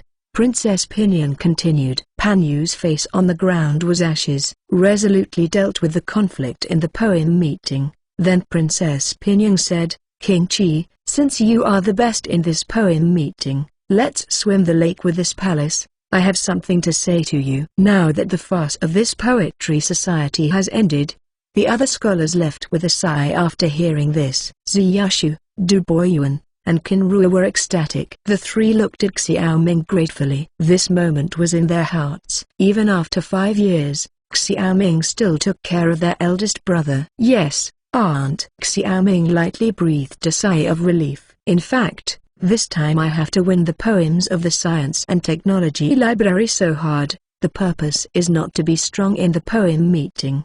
This is idle and idle. In order to be able to see the appearance of his future wife, this is one of them. But later, he worked so hard for the three of Ziyashu. In this battle of the barbarians, Xiaoming only won a small battle of defending the city. The news from Wang Xuan later proved that Bishan was only using Xiaoming's hand to attack the barbarian Daitai Jiwu, the Huayan Chuo tribe of Shugu. Of course, if it can destroy the Huayan Chuo tribe and seize Kangzhou city, this is Bishan's perfect plan, but this plan cannot be fully realized. He can only take the former and attack the Huayan Chuo tribe. Therefore, after the Blood Wolf Guard only lost thousands of people, he ordered a retreat. If Bishan fought desperately, Xiaoming's ammunition would not be able to resist the barbarians from entering Kangzhou. The victory of this war would be a fluke. Only oneself knows best. And the most important thing is that this battle seems to be a great honor to outsiders, but it greatly consumes the wealth he has accumulated during this time. Soldiers. Although the country is big, warlike will die. Not to mention that he is a small land of 6 states, so if there are more wars, he will have to drink Northwest Wind again.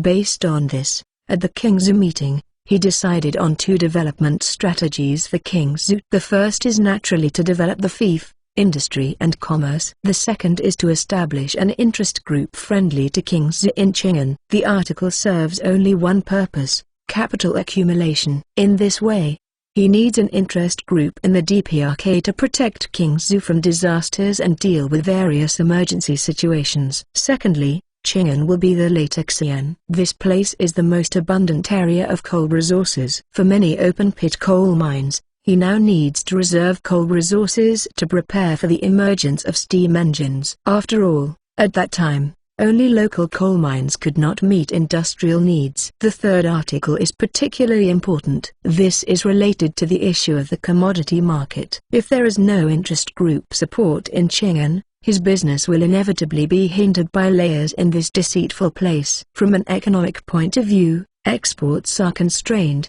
which will severely hit the local industry. Because no money is made, no one will invest money in industrial projects. This is why the West has to open trade ports even with artillery. Everything is for capital to clear the way. Even in modern times, trade surplus is also one of the root causes of disputes between major countries. Therefore, this time he drew these three people in this way, just like other vassals were doing, delimiting his sphere of influence in Chang'an. These three people are extremely important at this time, and he will visit several people later, so that his real mission in Chang'an this time has been completed. In the future, he will maintain contacts with these people, consolidate and expand this interest group for his own use. I was thinking, when the bead curtain was opened, the scene opposite the bead curtain appeared. Princess Pinyang sits in the middle, while Princess Xiangqing sits at the bottom. On the opposite side of Princess Xiangqing, there is a woman with a veil facing him. To be continued. Enable new URL. Chapter 215 Reconciliation. 7 Brothers. The breeze came slowly, rolling the bead curtain, and Princess Xiangqing called him crisply. At this time, Xiaoming's gaze shifted from the masked woman. He looked at Princess Xiangqing and said, "My sister is in good spirits. I let you down this year, but I didn't let you see any young talents." The three Ziyashu were unhappy and said, "Your Highness, aren't we just young talents?" King Ruya and Duboyuan nodded after hearing this. The eyes of the three of them were not on Princess Pinyang, but on Princess Xiangqing, with a flattering look.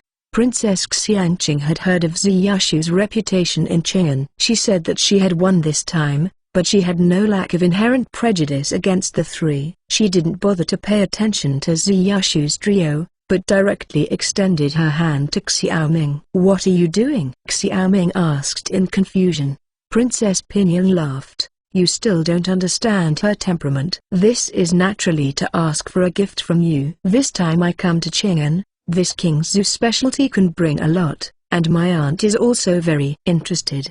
They were all vampires. Xiaoming sighed and said with a grin, "This aunt is relieved. When I came to Chang'an this time, my nephew brought a lot of gifts to my aunt, and of course my younger sisters. I know that Brother 7 will definitely not forget me."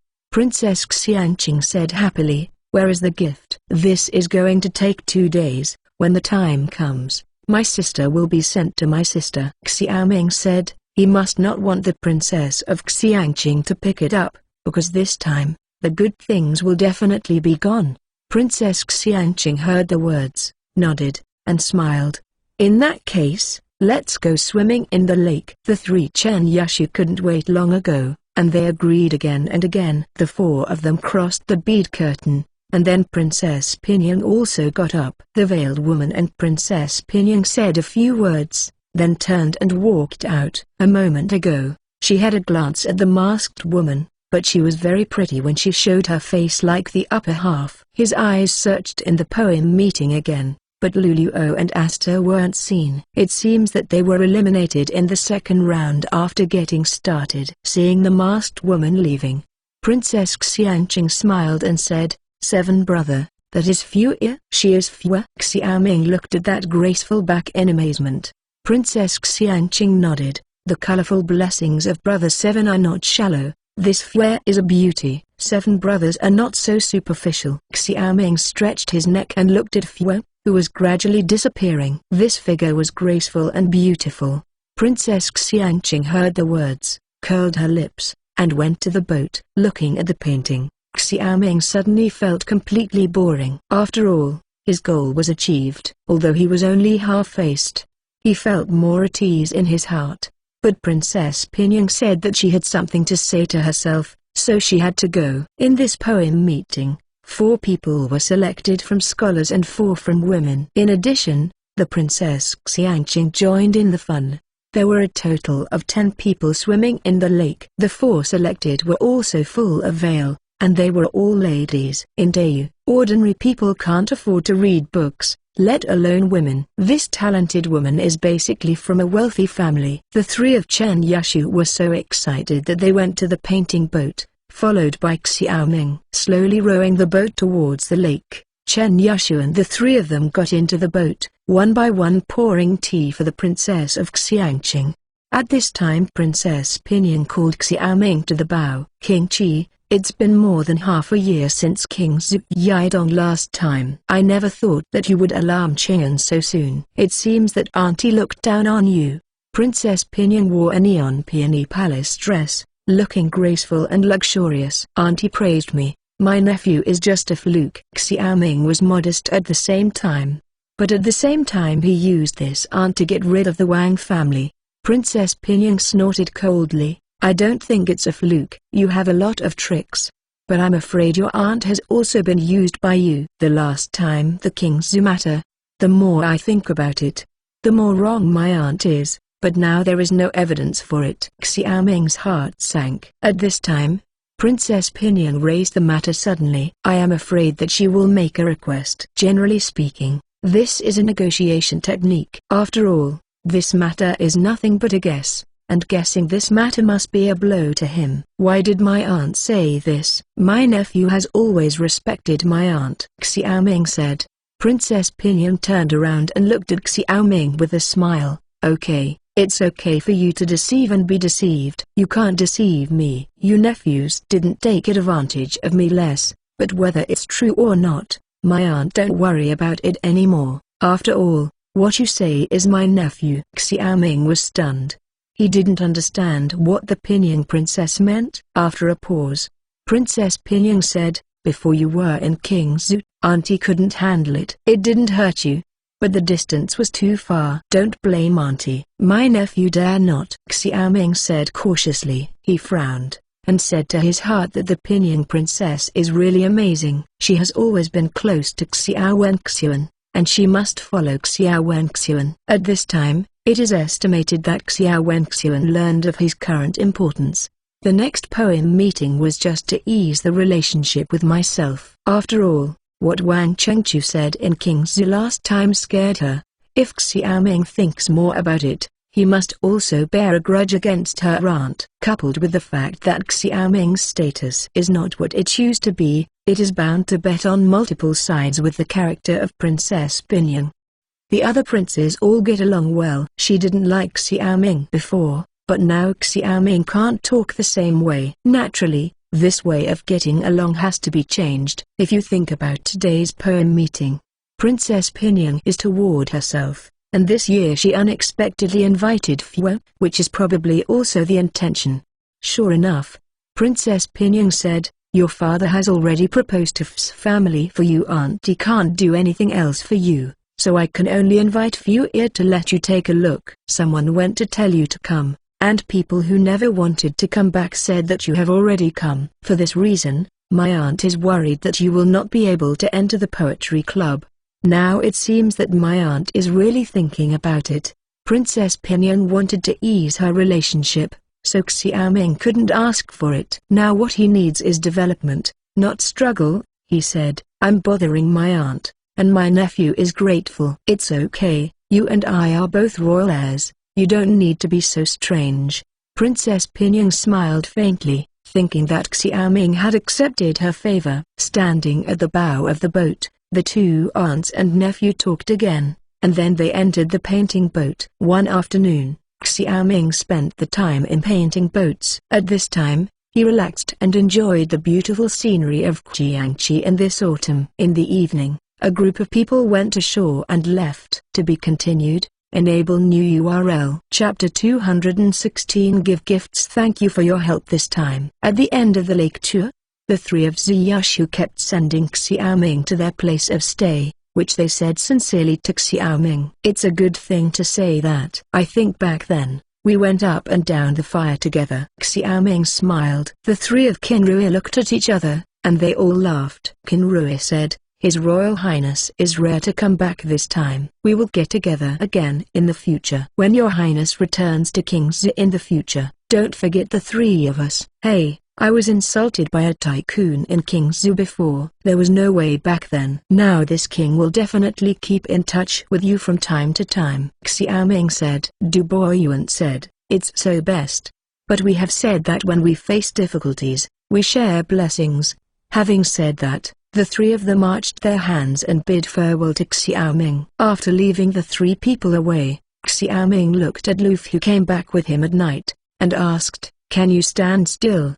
His Royal Highness, what are you talking about?" In the 10 days and 10 nights of Kangzhou City, Luffy is still fierce and fierce. Ouch, Liu Oxin comes to help me. Luffy didn't finish speaking, and immediately put his hand on Liu Oxin's shoulder. Liu Oxin and Luffy were also half a catty. They didn't know how many children and grandchildren they had handed over in a day. He cursed, "Go back and rest, trouble." Luffy smiled, with an expression of unfinished thoughts, and he and Liu Oxin bowed their hands to Xiaoming, then turned around and said, "This Jiufang division is really extraordinary." Xiaoming frowned and watched the two leave. This time the two of them made a contribution, which should be regarded as a reward, so he indulged them. After all, if there is no spiritual release on this day of licking blood, it will drive people crazy. Turning around and returning to the resting place, Zixuan said to Xiaoming, "His Royal Highness, someone came over earlier and said that the goods will arrive tomorrow." "Really? This is great. When the gift arrives,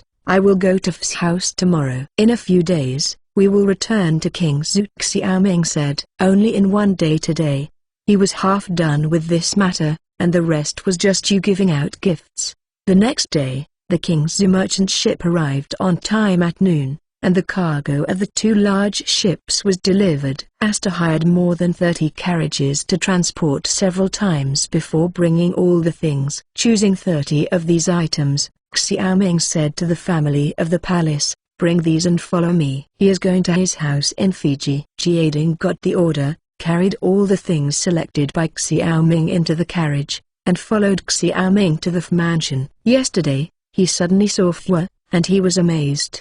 And then Gujing Wubo. After all, he is used to watching beautiful celebrities and anime beauties on TV in modern times. He still has some immunity to beautiful women. Although he likes lip syncing, he is not an idiot.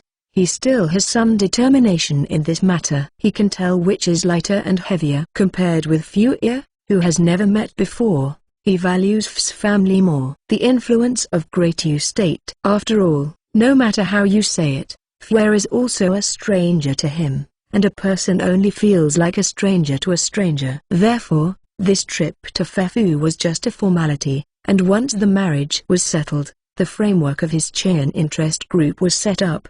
It just so happened that today was a break. When I arrived at Fiji, after the announcement, Fiji came out to greet him. "Fiji, see your highness." Outside the Fiji mansion, Fiji said to the bow, "Zongshu is free of gifts." Xiaoming jumped off the horse and helped Fiji up. Fiji got up, invited Xiaoming to enter the mansion sideways, and said, "His Royal Highness came from a long way." It really makes the Fiji mansion flourish. "Please, please." "You are welcome." Xiaoming arched his hands and walked in with Fiji. When they arrived at the main hall, the two sat down in the room. This Xiaoming said, "Zongshu, come here this afternoon. I would be bothered. I prepared some small gifts, and hope that Zongshu can accept it." After all, Xiaoming asked Jiading to move all the gifts on the carriage.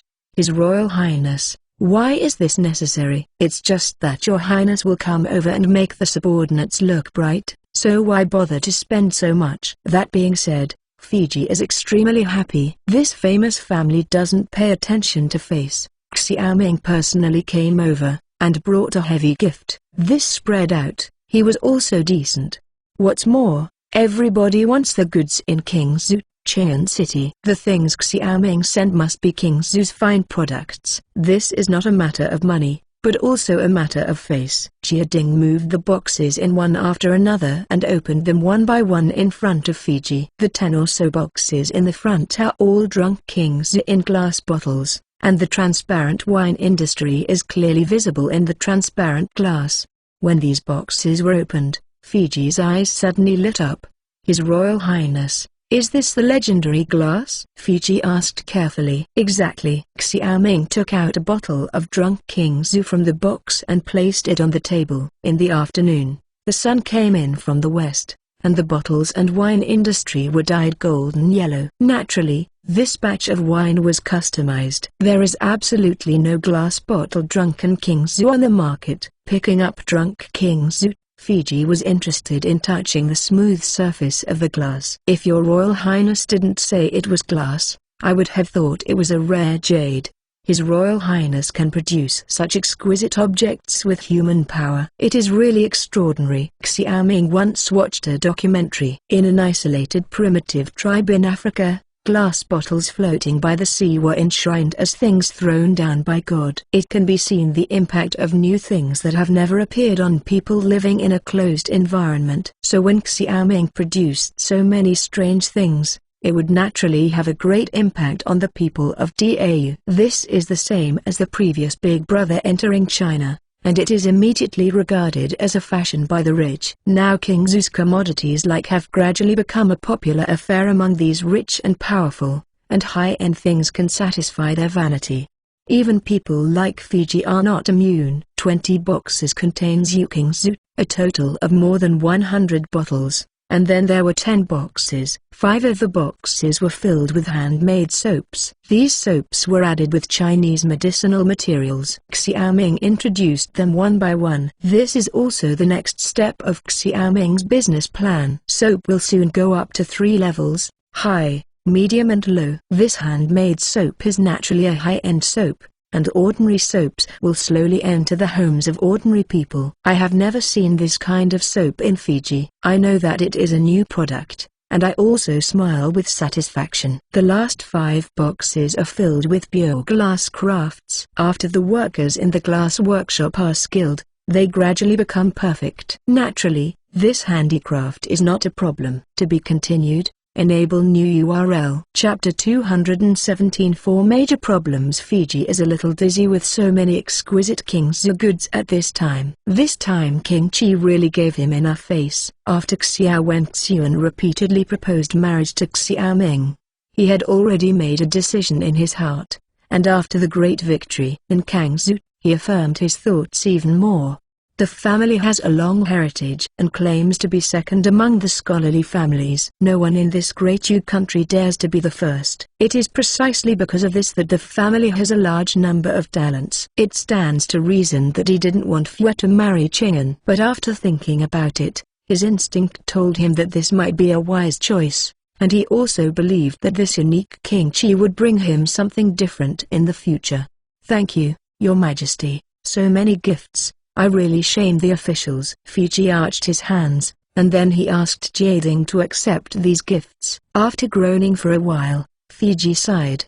The lower official knows why His Highness is here today. The lower official agreed to this marriage. With a smile on Xiaoming's face, this incident was as natural as Zenfei said.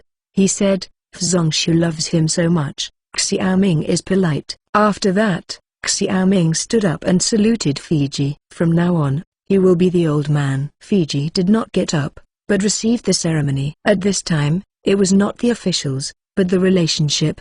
His Royal Highness, please sit down. In addition to this marriage, I definitely want to know with the subordinates about the general trend today. Fiji's eyes are bright. If it was Xiaoming before, he would definitely not say that. But now he saw a different Xiaoming from the King Zhu newspaper. Exactly, I hope Zhongshu can give some pointers. Xiaoming did not deny, although he has a lot of scientific and technological knowledge, Xiaoming really lacks the understanding of Dau state, which is very detrimental to the development of King Zhu. After all, King Zhu is a department of Great Yu state and cannot develop independently from Great Yu state. After all, it needs a lot of resources to get from other places. Furthermore, he needs who is his enemy, who is his friend, who can still be attracted. The great leader once said that we must unite all the forces that can be united. It is impossible to fight alone. Fiji smiled and stroked his beard lightly and said, Today's Dau has domestic and foreign troubles. You must be very clear about this. Now Dau's most powerful enemy is the barbarians. Although Bishan has retired this time, when I came again, I must wash away the humiliation of Kangsu. According to the information I got, after Bshan returned this time, he was only reprimanded. On the contrary, he let the Blood Wolf tribe enter Yaozu from Shanhai Aiguan. Compared with the Huanshuo tribe, this Blood Wolf tribe is one world by one. Xiaoming hadn't heard the news. He couldn't help feeling that his intelligence network was still inferior to the court. Fiji continued,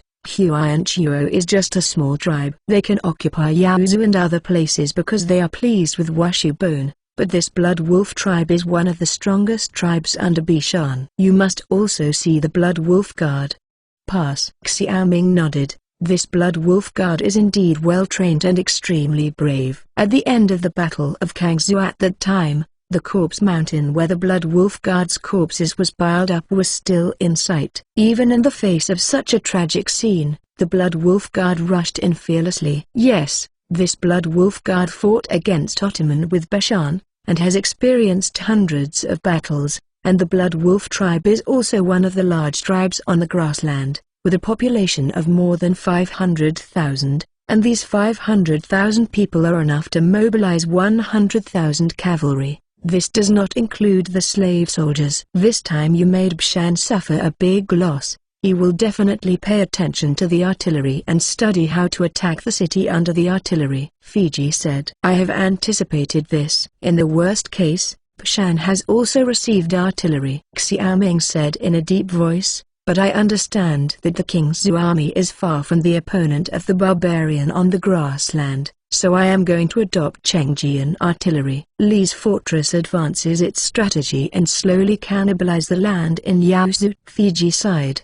Well, I'm relieved. I want to remind you that this is what I want to remind you. You must never go to war with the barbarians on the grasslands. In addition to the barbarians, there are 3 major problems in my country. Zongshu, please tell me. Fiji slowly said, one of the things that King Y of the Japanese court also said, is that coastal pirates are rampant. The Japanese pirates on the coast account for 40%. And the remaining 40% are Koreans. Below are the people of Daya from the land of Uayu, who acted as pirates together with Wago and Goryeo, damaging my coastal border city. 40% are from Korea. Xiaoming asked incredulously. Fiji nodded. Yes, Goryeo once vassalized the Great Yu country, but after the barbarians became strong, they vassalized the barbarian clan. They despised my Great Yu nation.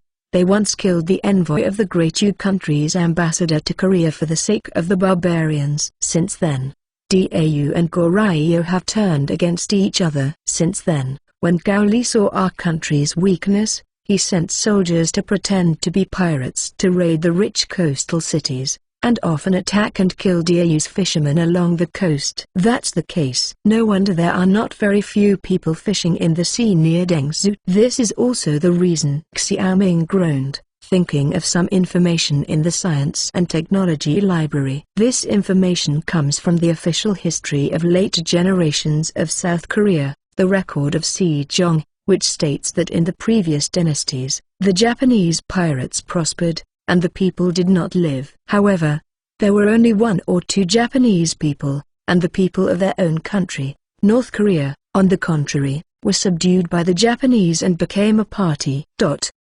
In the country of Dau, because of the barbarians, the Koreans have become more vigorous, but regardless of whether there are many Japanese or Koreans, these 2 places have always looked forward to the country.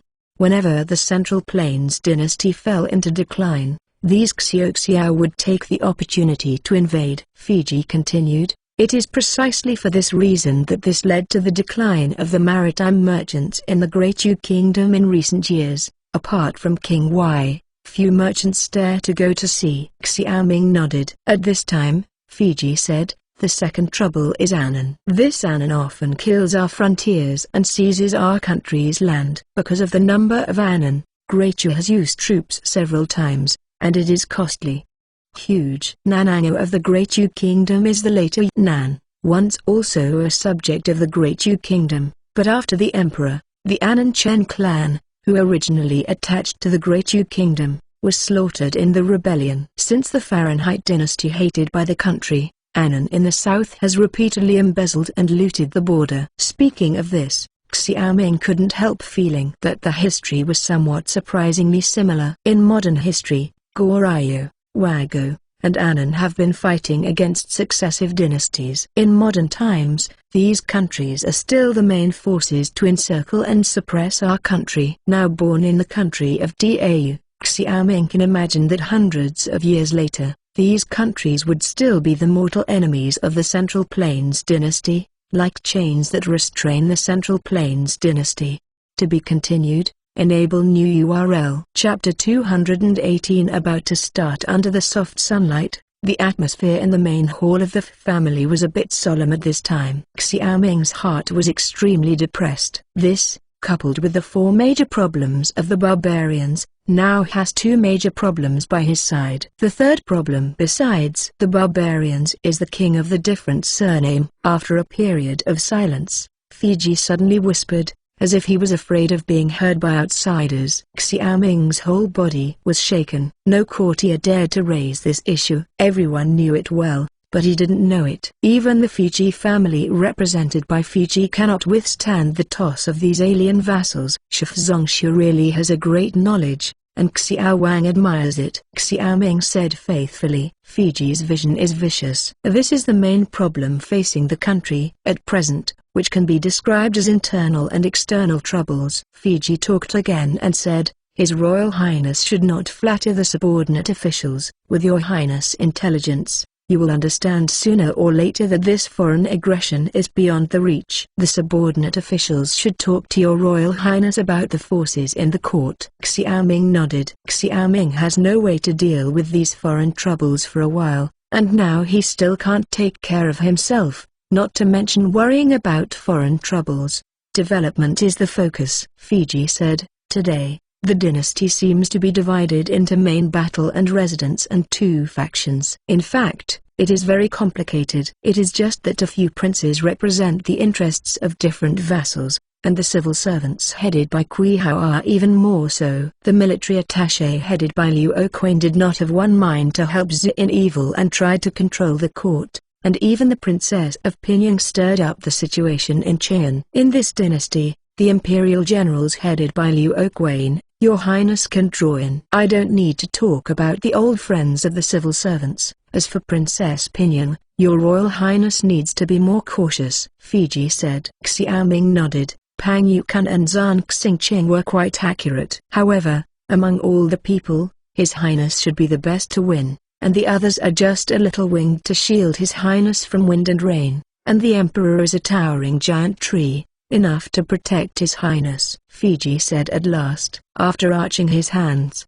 Xiaoming said again, Thank you Zongshu for reminding me. Fiji thought for a while, and then said, I still have a few ministers here who suggested that His Royal Highness visit. Are these few? Xiaoming took out the list given to him by Zhang Xingqing. Fiji glanced at it, and suddenly smiled. His Royal Highness has such a counselor by his side, but he is too worried about the officials. It is these officials. Then Fiji introduced the three officials above to Xiaoming one by one, namely He Zong, the Minister of War, Yu Ming, Tai Chengqing, and Zhao Jun, the son of the country.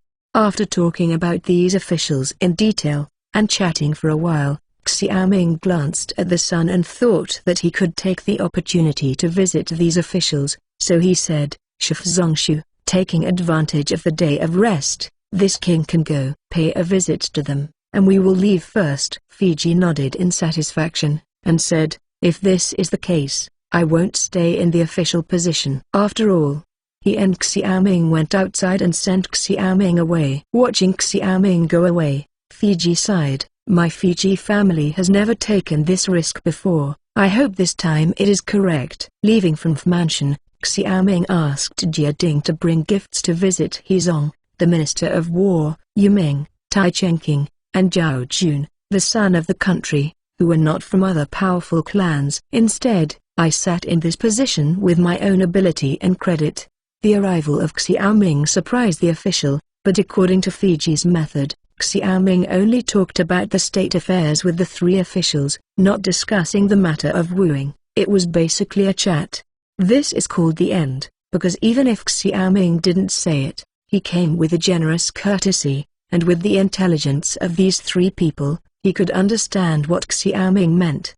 As for whether they can face King Zhi in the future, it depends on the choice of the three. After a busy day, Xiaoming will basically do everything he can. Tomorrow morning, he only needs to send the gift to Xiao Wenxian, and this time he will finish his visit to Qing'an. After 2 days of rest, he was ready to return to King Zhi. After all, this is not a modern place. You can get in touch after making a phone call. I don't know how much things will be delayed. Thinking about this, he prepared the gift early the next morning. Unlike the last time, neither Liu Oxin nor Lu followed him to the court this time. After all, the last time was to receive the reward, but this time it was a pure Shang dynasty, and their level was not enough. After arriving at the Chengqing Hall, after the 3 calls for long live, the Manchu civil and military focused their attention on the big box beside Xiaoming.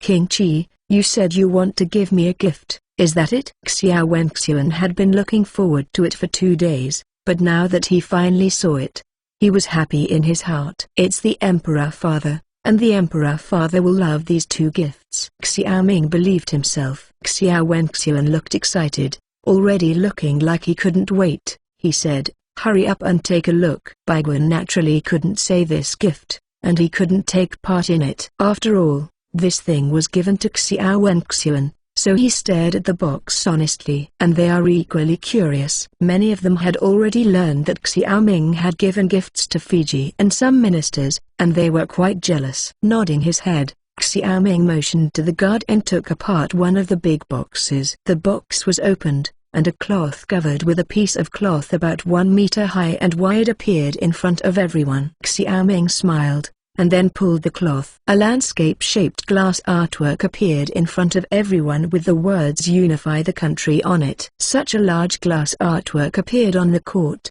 and a group of officials immediately stared at it. Xiao Wenxian got up from the dragon chair and walked down. Is this all glass casting? Yes, Father. This is all glass, Xiaoming said with a smile. Just from Xiao Wenxian's mouth from ear to ear can tell how much Xiao Wenxian likes. After all, this kind of glass artwork is unique. When all the princes saw this glass artwork, they also had longing in their eyes, but they were unwilling to ask for it from Xiaoming because of their faces, especially the king of Shu. With the flame of jealousy, Xiao Wenxian circled the glass artwork and liked it as he watched it. In the end he couldn't help laughing out loud. Then he looked at the small box on the side and said, what is this again, Father? This thing is not worse than this. Xiaoming opened the box, took out a stick, and said, Father, this is called a telescope.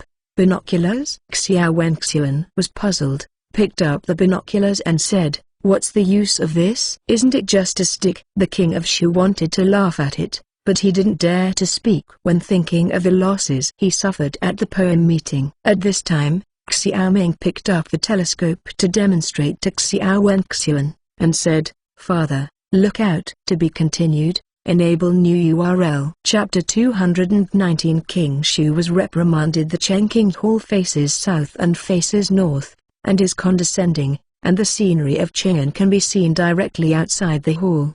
According to Professor Xiaoming's method, Xiao Wenxian pointed the single-tube telescope straight to his eyes, and then he only saw the palace gate that was once so familiar as if it were right in front of him. This scene shocked Xiao Wenxian. He immediately put down the telescope and exclaimed, what's the matter? Xiao Wenxian's reaction has already appeared in Nu Ben, Lu and others, so Xiaoming is not surprised at all. He smiled and said, Father, don't be surprised. This is the magic of the telescope, and it is not some magic things like that, but the result of using 2 pieces of uneven glass. 2 pieces of glass? Xiao Wenxian calmed down a bit. Even though he was an emperor, he was still surprised when he encountered such a thing. Xiaoming was already prepared. He picked up another telescope, unpacked the monocular bamboo directly, and took out 2 pieces of glass. Father, look at it. Xiao Wenxian glanced, and then Xiaoming aligned the 2 lenses back and forth, and the effect was indeed similar to that of a telescope. At this time Xiao Wenxian suddenly relaxed, with a look of surprise on his face. He picked up the telescope and searched the city of Cheyenne. This is the palace gate, there is the office of the minister, and outside is Suzaku Avenue. At this time, people on the avenue can see more clearly than before. It's amazing. If this is the time of war, wouldn't it be possible for the enemy to take advantage of it? Xiao Wenxian said. Exactly, father. During the Battle of Kangzhou, the children used this telescope to see farther than the barbarians. The conversation between the two of them has already made the whole hall of civil and military anxious. One by one stretched their heads and wondered what the magic of the telescope was. Especially the generals, knowing that the telescope can predict the enemy prophet, they are even more anxious. Liu Oquan has already learned from Liu Oxin that there is something like a telescope at home. However, there are not many telescopes in Kingzhou, so they are kept tightly. At this moment, he said anxiously, "The Emperor, can you let the last general take a look?" Xiao Wenxian was on his head. At this time, Xiao Ming gave him such a miraculous thing. He was full of faith, and he wanted someone to share it, so he said, "Come on, come and have a look. This King Qi is really serious." A group of officials immediately picked up the binoculars and tried to look at them one by one, sighing constantly. The prince and other princes pulled down their faces and cried, and after this attempt, their hearts were even more mixed. After everyone in the hall watched, Xiao Wenxian turned around in front of the glass artwork, and then returned to the dragon chair triumphantly. "King Qi, the two gifts you gave me, I like them very much. Yes, yes, you are really sensible, but where did you learn these weird things?" Xiao Wenxian asked. Everyone now want to know the question. Xiao Ming has been preparing for this question. After all, there is no way to escape this question. He said, "Back to my father. A missionary from the Great Western Kingdom was attacked by pirates a few years ago and fled to the fief of his son. It was he who gave the children some books and taught them these things." "Really? Then why didn't Pang Yukun tell me this?" Xiao Wenxian was not stupid, so he asked. Returning to the father, the Kingzhou tycoon was sitting big, and the children did not dare to say anything, so they had to hide the missionary. Seeing that the knowledge he taught was very useful, the children would learn from him and wait for one day. Suppress these tycoons. "Then where is this missionary now?" King Shu suddenly asked, his face full of unbelief. Xiao Ming said, "Because the missionary was hurt so badly, I still got sick after a year." HMPH, there is no evidence for death. Shu Wang sneered. Xiao Wenxian was originally interested in listening to Xiao Ming's words. King Shu repeatedly said rude words. He snorted heavily. "King Shu, you are convicted." The king of Shu, who was just like a cockfighting, was startled and said, "Father, what is the crime of the children?" Pop. Xiao Wenxian slapped the table abruptly, stood up and said angrily, "You have blocked saltpeter caves and prohibited saltpeter mining. I have sent someone to investigate it secretly. Do you really think I don't know?" King Qi defended against the barbarians in Kangzhou, but you don't care about the safety of the Great Yu country. You are so scheming. You are simply the heart of a wolf. You have to force me to cut your seat of the king, right? Father. King Shu was so frightened that he knelt down. "Father, the son really didn't deliberately target King Qi, it's just that." While speaking, he looked at the third prince for help. The third prince secretly scolded this younger brother, but he was stupid enough. At that time, he didn't support it, but he couldn't dismantle the backstage. It was inevitable to settle accounts after the autumn. But who made this king of Shu be his younger brother? He said, "Father, the Shu king is wrong, but he will also unintentionally lose it, because the sons and ministers have received the news that a merchant is smuggling saltpeter to the barbarians. It is estimated that after receiving this news, the Shu king will ban the mining of saltpeter in a hurry." "Yes, yes, yes, father. That's how it looks," King Shu said anxiously. Unlike the hereditary territories of kings of different surnames, if a royal king made a big mistake, the emperor has the right to withdraw his edict. After all, not everyone among the princes is eligible to be a fief. The fiefs of some unloved, young princes are just a county. Because of this, the king of Shu was shocked. The feudal kings with fiefdoms and those without fiefdoms are in a very different position. Xiao Wenxian sneered, Third Prince, you are excusing the King of Shu again. Father, there is such a thing. The third prince was also sweating coldly behind him. If it were other people, he really wouldn't dare to take this risk. Frowning his brows, Xiao Wenxian said, even so, the King of Shu acted so recklessly, he couldn't leave the saltpeter mines to him. Whereas Shafu Supervisor Qin Chengming, the minister is here, a red-robed official came out. From now on, the saltpeter mines in the Shu area are supervised by the Shafu Supervisor, and the supply of saltpeter in various places is uniformly deployed by the Shafu Supervisor. Now this artillery threatens the barbarians. Saltpeter is the top priority. I know it, Xiao Wenxian said. Furtherwise, Xiao Ming's heart was happy. This Shu King is really not an immortal series. Now the saltpeter mine is returned to the Shafu Supervisor, and under the supervision of Xiao Wenxian, he feels a little relieved. However, in his opinion, Xiao Wenxian was also extremely shrewd. After the artillery, he extended his hand to the gunpowder, which was quite the idea of restraining all forces in the world. After talking about the saltpeter, there was nothing else in the court, and Kang's great victory made other trivial things seem trivial. Xiao Ming took the opportunity to say, Father, my son is going to return to King's these 2 days. I'm afraid I can't wait for the military competition. The big competition in this army is nothing more than a battle between the various armies. According to the current situation, many people must have problems for themselves. He didn't want to expose the combat power of the King's army. Secondly, his King's was not used to participate in these fancy projects. After thinking about it for the past 2 days, he decided not to participate. After all, this month passed after one time and a few more days, but Bishan's Blood Wolf tribe entered Yaozu at this time,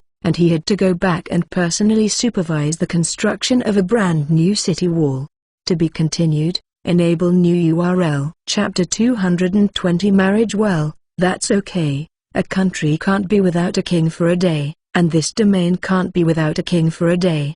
These days will always be controversial. You can accompany your mother and concubine here in Qing'an for a few days and leave. Then Xiao Wenxian said, I got the news that the Blood Wolf tribe of Bishan entered Yaozu and took over Shanhai Aiguan. I am afraid that there will be more troubles on the grassland in the future. Father, don't worry, no matter who it is, the children dare to make sure that Kangzu will not break. Xiao Ming promised. Xiao Wenxian nodded slightly with a smile on his face. He said to King Shu, you should look at it as a big brother. You should also reflect on it. King Shu hated him very much, but still obediently said, yes, father. After getting some exquisite gifts from Xiao Ming, Xiao Wenxian also wanted to go back and play slowly. He motioned to Feng Deshui, and Feng Deshui shouted, retreat. Today was nothing. The ministers slowly withdrew from the Chengqing Palace after 3 shouts of long live, Your Highness, Your Highness. As soon as he left Chengqing Palace, Liu Oquane immediately followed him and said, His Royal Highness, there are still some telescopes. Can I give one to the old minister? Xiao Ming said. General Liu feels at ease. There are no other people. You must be indispensable. I visited Fi's Hongshu yesterday, and I am about to send things to you today. Your Royal Highness is polite. Don't want the others. This telescope must be given to me. People who don't fight can't appreciate the effect of this telescope on the battlefield. Really? Then I will move drunk King Zhu back. Xiao Ming said jokingly. Liu Oquane was stunned when he heard it, and said, His Royal Highness, since this is all given, there is no reason to take it back. Xiao Ming laughed. I know that General Liu also loves wine. The two of them left the palace gate as they talked. On the way, Xiao Ming remembered Liu Oxen's affairs and suddenly asked, General Liu, I will go back in a few days. Liu Oxen's King Zhu King also made it easy, but unfortunately, after all, they are generals in the Forbidden Army. When talking about this matter, Liu Oquane's face became serious. He hesitated and said, His Royal Highness, Liu Oxen is also leisurely in this Forbidden Army. Instead of this, it is better to go back with Your Highness, and you can do something for Your Highness. If Your Highness doesn't dislike it, I will play to your majesty and give Liu Oxin to his highness as a family. The mention of Liu Oxin is a temptation for Liu Oquane. If Liu Oquane refuses, it means that he does not trust him. However, this time he proposed to let Liu Oxin be his family general, which can be said to be very pleasing to Xiaoming. This is naturally the best, thanks to General Liu's love. Xiaoming smiled. Liu Oquane said, nowadays, there are still a few people in the Great Yu Kingdom who have the same aspirations to serve the country as His Highness. With this alone, Liu Oxin will do something under His Highness in the future. It broke. What does the general mean? Xiaoming wondered. Liu Oquane said, anyone who has no far-sightedness must have near worries. Your Highness, this is just the veteran's own worries. Xiaoming frowned. He suddenly thought of Nu Ben. Perhaps Liu Oquane was also afraid of leaving him behind. If this is to put Liu Oxin next to Xiaoming, the whole family will not suffer from following him. Returning to the resting place, Xiaoming asked his servants to send gifts to Liu Oquane. This time, the officials outside basically gave them all that should be given. There is another concubine in the palace. The people who were blowing the wind were terrible. They were all the people on the pillow next to Xiao Wenxian. He didn't dare to be careless, and then went into the palace and delivered perfume, soap and the like. Going back in a few days, after learning that Xiaoming was going back to King Zhu, concubine Zhen was embarrassed. Mother concubine, King Zhu is now waiting to be thriving, and cannot be slackened. The sun is now also trembling, walking on thin ice. This time it has been a month, and the sun is afraid that the thief will bring disaster. Xiaoming said. Concubine Zhen is a general person. After hearing that, she did not cry to keep Xiaoming, but said, now that you have grown up, you finally understand that this government affairs can't be slackened for a day. Well, that's the case. My mother will not keep you. Coming into this world, it can be said that concubine Zhen is the only person who makes Xiaoming feel warm. He said, Mother concubine, you should also be careful in this palace to prevent being framed. Concubine Zhen held Xiaoming's hand and said with a smile, Mother is expensive with children. Now your position in the eyes of your father is different. Just because of you, he will take more care of your mother and concubine. If you are worried about your mother and concubine, you might as well build a fief with peace of mind. Xiaoming nodded. The concubine Zhen had been in the palace for a long time, but she had a good view of the current situation. The mother is more expensive than the son. The stronger Xiaoming is, the higher her position in the palace. Yes, mother and concubine, these gifts should be given to the concubine who has been acquainted in the palace. In this way, the mother and concubine can also have more helpers. Xiaoming said. He was very particular about how to give gifts. He didn't understand who to give and who shouldn't, and he couldn't walk around in this deep palace, so he could only give gifts to concubine Zhen and let her go out.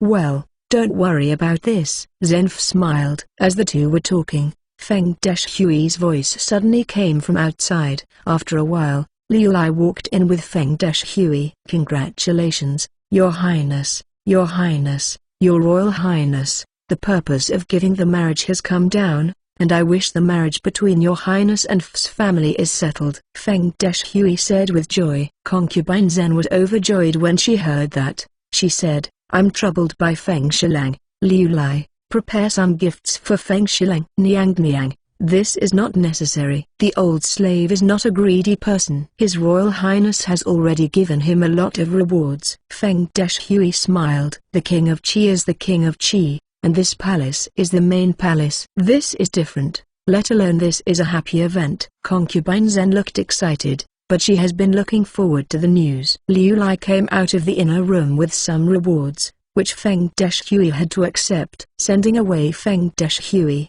Zhen smiled and said to Xiaoming, now that the marriage is set, after only 6 gifts, you can get married. The royal family of Dau country still follows the 6 wedding rituals. These 6 rituals, they are the procedures of Nakai, inquiring name, Najib, enlistment, appointment, personal welcome, etc. These procedures are very complicated. This marriage is decided, and the court will do it specially, but it takes half a year for these procedures to be tossed down. plus choosing a good day and auspicious day, it is estimated that it will be good to marry Fu Ye within a year. The marriage is also set, and the things to come to Chang'an are really gone. Xiaoming smiled. Concubine Zhen nodded. Her thoughts were gone, and she said, well, in this case, you should leave earlier. This marriage will be handled for you by the concubine. I will tell you when the good day is set, but how do you say this? It takes a year or a half. Concubine Zhen's words corresponded to Xiaoming's guess.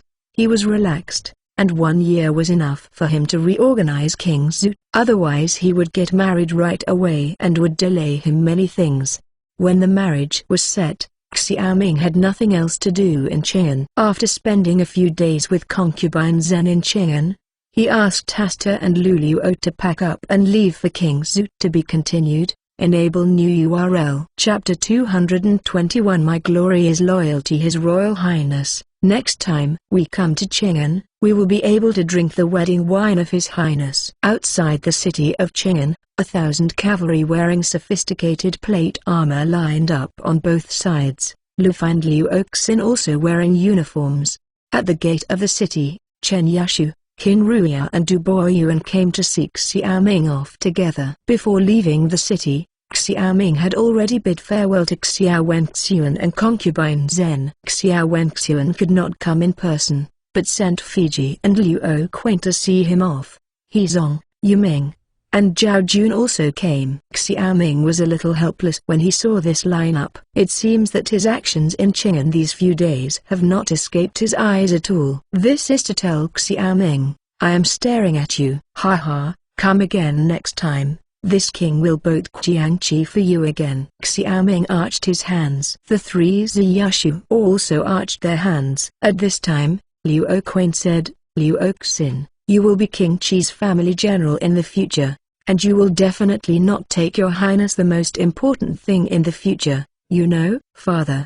Don't worry, I won't lose the face of the Liu family. Liu Quain said with a fist. In the past 2 days, Liu Quain will invite Xiao Wenxuan as he said, and give him Liu Oxin as a family general. Liu Oxin doesn't have to worry about it. Fiji smiled, but the three of Hezong were thoughtful. Although this was ordered by Xiao Wenxuan, they were seen off by the king of Qi, and they were invisibly pushed into Xiaoming's side by other princes. This Xiao Wenxuan hurt them miserably. Concubine Zhen raised her eyes and looked at the sun, and said, it's getting late, so let's start earlier. Does it take dozens of miles to get to the next city? Yes, Mother Concubine. Xiaoming nodded. At this moment, Zhen Concubine's eyes were reddish, and she seemed to be holding back the pain of parting. He didn't want to make Concubine Zhen sad again, and went to Madong. Concubine Zhen looked at Asta and Luluo, and said, you two are the people I trust most, but you must take good care of King Qi. Don't worry, Empress. Asta and Luluo gave a salute to concubine Zhenfu. After the explanation, Zhenfu turned her head and couldn't bear to watch Xiaoming leave. With a sigh, Xiaoming pulled the horse and rushed out first. Lu Fei and Liu Oxin followed. Thousands of cavalry followed closely, and rumbling horseshoes rang out. Watching the group of people drift away, Fiji said to Liu Quain, what do you think this time? So sure that Liu Oxin will do something in King Zhu? Really? Liu Quain asked. Okay. Liu Hong is already in the Forbidden Army. Liu Oxin can only be held down by his brother here. In King Zhu, he can do his best, Liu Quain said. Fiji smiled helplessly when he heard the words, turned and walked towards the city gate. 7 days later, Xiaoming and his party arrived in King Zhu. Looking at the familiar scenery on the King Zhu official road, Xiaoming suddenly felt the warmth of going home. The same goes for Asta and Luluo with a relaxed expression, pointing at the scenery outside the city in the carriage. This time I went to Chang'an, and added the days in Chang'an. It took almost a month. The people and merchants on the road saw this team whispering and seemed to recognize Xiaoming. Some people stood on the side of the road and bowed to Xiaoming, and immediately Xiaoming also repaid them one by one. These are his people.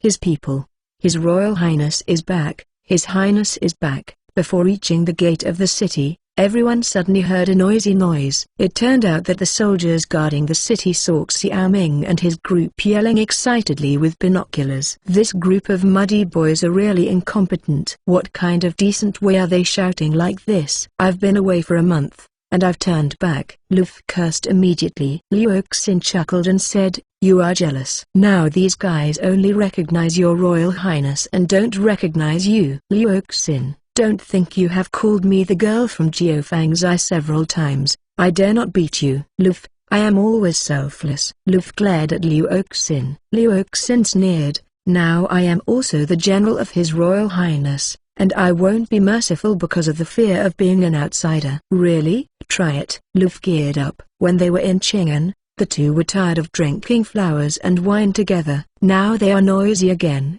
and the feeling of fighting side by side in Kangzhou City is back again. Xiaoming said, "Listen, you two, this king in Chang'an indulges you because of your merits and let you indulge. When you return to Kangzhou, you can't be like Chang'an, otherwise you will be careful to clean up you." "Yes, your highness," the two said in unison. At the gate of the city, the soldiers who defended the city stood straight, without squinting, and there was no sign of confusion just now.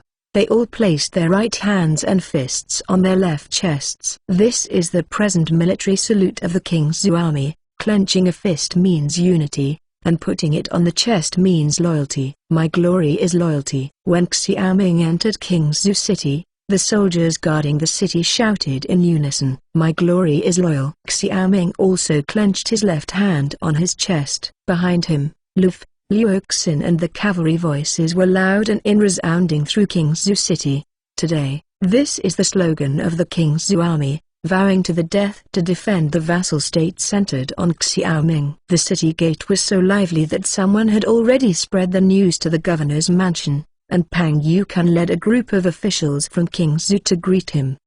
"His Royal Highness, you are finally back." Pang Yukan smiled. Li Kaiyuan flattered, "In these days when His Royal Highness is absent, we don't have the energy to deal with government affairs." The people are also worried. For fear that His Royal Highness will not come back, they can finally feel at ease. It can be seen that His Royal Highness is unparalleled in Kingzhou. Ha ha ha. Is it? Your flattering skills have risen in prison. It seems that staying in prison is also good. Xiaoming laughed. Luffy said with an observing smile, "That's pretty good. This killing almost killed your highness." "That's it." With a sad expression on Li Kaiyuan, he smiled bitterly, "Lieutenant Liu, don't bury me now." This is all about Chen Zili and Liang Guzi. Everyone suddenly laughed upon hearing this. After the Qin family was dealt with, the Battle of Kangzhou began. Because everyone was busy, Li Kaiyuan was forgotten. He was detained in prison for more than a month. He thought that Xiaoming was really going to punish him,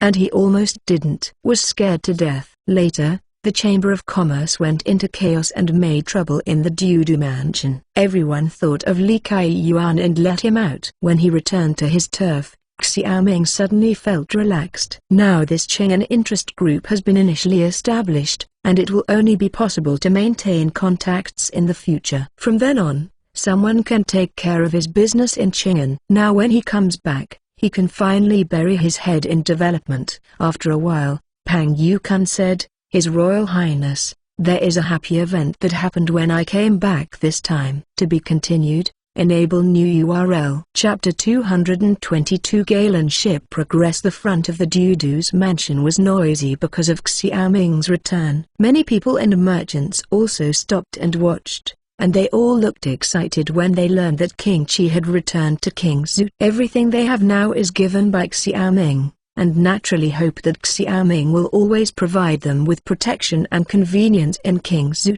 What happy event! In Chang'an, the four major troubles of Fiji bothered Xiaoming for a while. Not to mention the barbarians, there were two restless neighbors in Lanhai. He was really troubled, and now any good news is very important to him. Zhang Liang said yesterday that the first Galen ship was about to be completed, and he came to ask His Royal Highness how many days he could return. He did not expect that His Highness would return today. The Galen ship is almost finished? Xiaoming said in surprise. Yes. Pang Yukan said that he didn't feel much about this Galen ship, but it must be very important to see Xiaoming so excited. Ha ha ha. Great. This Liang said. It was handed over to the king's 3 gallon ships at the end of the year. Seeing that more than half a year has passed, after all, it's a bit of an eyebrow, Xiaoming said. Xiaoming was so excited not because he could sail with the gallon ship, but because the launch of the gallon ship meant that King Zhu had the ability to build the gallon ship.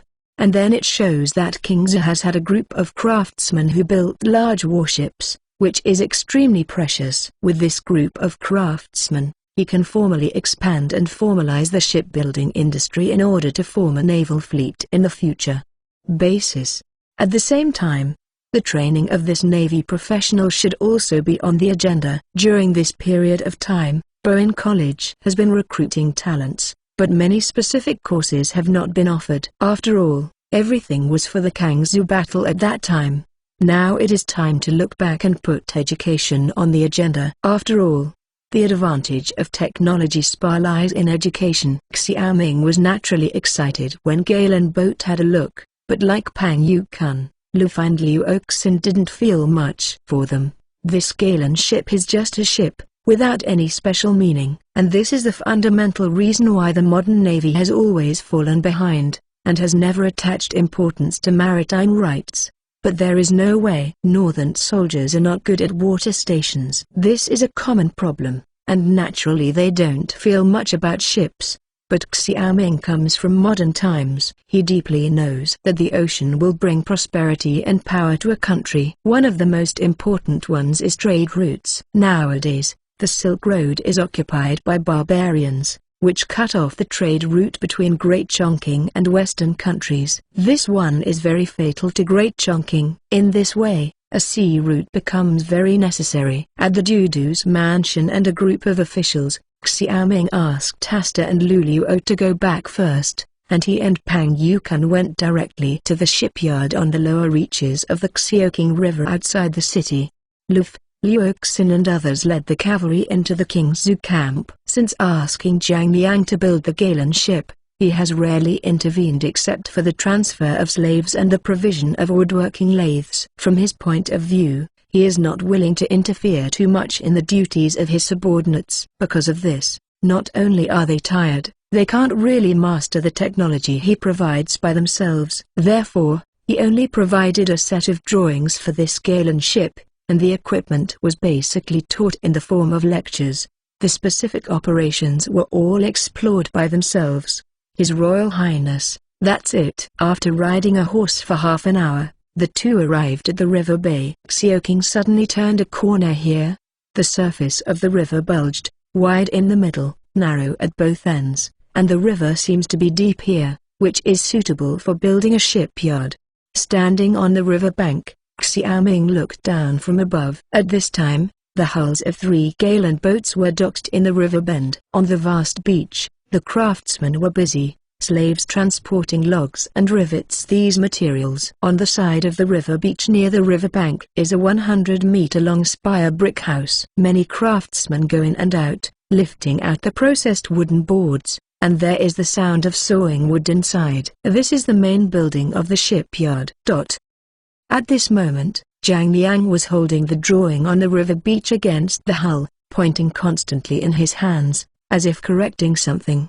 He and Pang Yukun looked at each other and walked down the other river bank. When the guards guarding the shipyard saw Xiaoming and Pang Yukun coming over, they immediately opened the door. Your Highness. Zhang Liang also noticed Xiaoming and Pang Yukun at this time, and he immediately greeted him with a smile on his face. Not bad, this will be ready for sailing soon. On the 3 gallon boats on the river beach, the first main body is basically completed, and the craftsman is painting the hull with tung oil. This wooden ship sails in the water, and the water is very corrosive to wood, especially if the gallon ship sails in the sea. The sea water is more corrosive to the wooden ship. Therefore, after the hull is completed, the craftsman will apply tung oil to the hull to extend the service life of the ship. The words of Your Highness make the old slave feel guilty. It is a bit difficult to complete the 3 gallon ships this year, but the old slave must do it for His Highness if he doesn't eat or sleep. Not only was Zhang Liang not happy, he was a little worried. The three of them wandered around the hull as they walked. In fact, Xiaoming had no hope of launching the 3 Galen ships, but he could not tell. Otherwise, these people will definitely slack off, so this indicator task cannot be let go. He said, in this case, we must work hard. Yes, Your Highness. Zhang Liang respectfully said. He is still a sinner, and as a slave, he dare not care. Under the boat, Xiaoming patted the brackets on both sides of the boat. These brackets are made of wood similar to the scaffolding on buildings. This kind of construction method is also indicated on the drawings. In the past, shipbuilding was generally made of wood-shaped ladders, but this was not conducive to the construction of large ships. Therefore, scaffolding was first built during shipbuilding to facilitate the craftsmen to climb up and down, install wooden boards, smash rivets, and brush tung oil. His Royal Highness, this kind of scaffolding is indeed very convenient, but it makes the shipbuilding speed much faster. Zhang Liang said, admiring Xiaoming in his heart, and don't know how Xiaoming learned of this method. That's for sure. When the tung oil is finished, these scaffolds will be dismantled and rebuilt to build the next Galen ship. This is called streamlining, which saves materials and time. On the river beach, all 3 Galen ships have built scaffolding more than 10 meters high, but this is not a small project. Zhang Liang nodded when he heard the words. A few words he had never heard before could always pop out of Qi Wang's mouth. It was no surprise, but he was not only looking for Xiaoming this time to inform the good news, but there was still some trouble. You have to tell Xiaoming. To be continued. Enable new URL. Chapter 223 One cut for resources sale. When Zhang Liang asked Xiaoming this question. Now the ship is built, but there is no way to sew the beams of sails, and the mast of this Galen ship is tall, and it also needs sails of the same area. How did you sew canvas when you built boats before? Xiaoming said with a frown. Zhang Liang smiled bitterly. His Royal Highness, when the Wei family was here before, there was a hand-weaving workshop under his hand. The canvases were purchased from him. Now the Wei family and the Qin family have been destroyed by His Highness. When I am about to finish building the hull, this workshop has been accepted by His Royal Highness. It is still in preparation and not yet produced. This is the king's mistake. Now the Wei family's industry has been taken over by the government. I have been setting up this textile workshop some time ago, but it was delayed by the Kangzi battle. Later, I went to Qing'an. This matter has been lazy. So, let's build the remaining hull first. You will bring the size and style of this sail to this king, and I will let them produce it. Yes, Your Highness, I have prepared this size. Zhang Liang took a drawing from his arms and handed it to Xiaoming. Accepting the drawings, Xiaoming and Pang Yukan will look at the other 3 Galen ships. According to this schedule, they should be completed before the end of the year. Now there are ships, and all that is left is to recruit crew members. According to the standards of Galen ships, a Galen ship must be equipped with about 150 crew members. This matter should also be on the agenda, so he asked Zhang Liang, by the way, this Galen ship is about to be launched. You should be more familiar with this crew than this king. Where can you find a crew who is more proficient in water? Speaking of Zhang Liang's well-thought-out look, he naturally knew where people are better at this aspect of shipbuilding over the years. He said, His Royal Highness, when you asked me to be responsible for the construction of the Dengzhou shipyard, I have been in that place for a while, and I still have some understanding of Dengzhou. Dengzhou is near the sea. The fishermen living in this place are mostly fishing for a living. In the past, Dengzhou fishermen often came here to buy boats. However, in recent years, Japanese pirates have been rampant at sea. Many Dengzhou fishermen who went to sea were killed by pirates and their ships were looted. Many fishermen feared pirates, and few dared to go out to sea. I think it's most appropriate to take advantage of the present opportunity to attract fishermen. They are very suitable as crew members of Galen boats. His Royal Highness, Zhang Liang's words are correct. Since ancient times, the people of Dengzhou have been relying on the mountains to eat the mountains and the sea to eat the sea. Most of the people in Dengzhou lived on fishing at sea. Now that their lives are cut off, they must hate pirates and Japanese pirates. If you recruit them, you will definitely respond. After a pause, Pang Yukan continued, moreover, many people in Dengzhou are dangerous sellers of illegal salt, all because of the amount of fishing. Dengzhou Governor Yang Cheng-I asked the lower officials how to deal with this illegal salt more than once.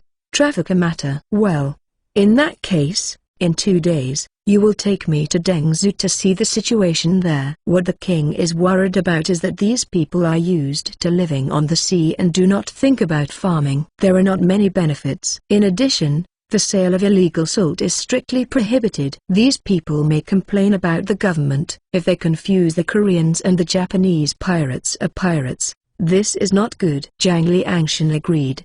He said, His Royal Highness is very thoughtful. If the fishermen on the sea have no way to survive, they can only get ashore from pirates to burn, kill, and looting. After all, this desperate can do anything. After the matter was agreed, Zhang Liang was ordered to speed up the progress, and Xiaoming and Pang Yukan returned to Kingzhou together. Now the barbarians are still threatening the hinterland of Kingzhou north of Kangzhou, and now the land and sea have been intercepted by pirates and Japanese pirates. As a result, it will be difficult for his Kingzhou goods to travel north and south along the sea and sell goods to other countries. The domestic market of Dayu is very important, but the overseas market is equally important. And one of the problems is that some of the resources needed by industry are not available or scarce in China. For example, rubber trees, such as ironwood, needless to say the former, in the future steam engine plugs, belts and other objects will need rubber as a material.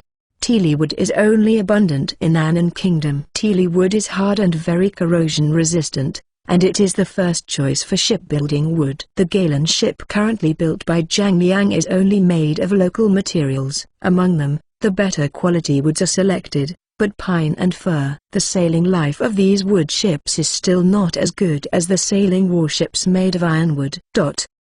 In the era of great navigation, many ships were corroded by seawater due to material problems, and were dismembered and sunk into the seabed due to factors such as strong winds and waves. Therefore, it is extremely important to obtain ironwood resources, not to mention that this ironwood is also an excellent wood for military industry, special mechanical parts, and construction. Moreover, from the knowledge discourse in the Science and Technology database, one of the reasons that the Great Colonial Era allowed the West to develop at a high speed was that the Western countries were able to acquire resources from all over the world, and these resources further promoted the development of industry.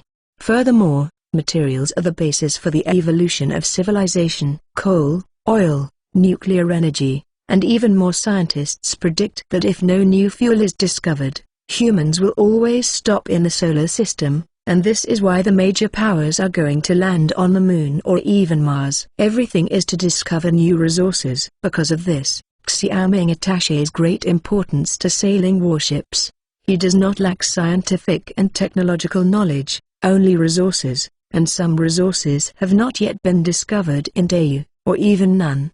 Back in Kingzhou, Xiaoming summoned important officials from Kingzhou to participate in the meeting in the main hall of the palace the next day. After returning from Chang'an, he needs to know the recent situation of the fief and discuss the Blood Wolf tribe outside Kangzhou city. His Royal Highness, the army of the 6 states has basically completed the reform of the division, brigade, battalion and company arrangement. Nu Ben said first. Well, yes. The slogan of the soldiers at the gate of the city shows that the speed of reform is very fast. Xiaoming said with a smile, are there any problems with this reform? Nu Ben looked weird and said, the governor has become a division commander. This title is a bit strange. It's not your highness. I always call me the brigade commander this time. I feel uncomfortable. Luf complained. Xiaoming nodded. In terms of the military system, he was indeed a bit too anxious. These generals couldn't adapt for a while. He said, in this case, military salutes, slogans, and the military system are reserved. For the time being, I should use the old term.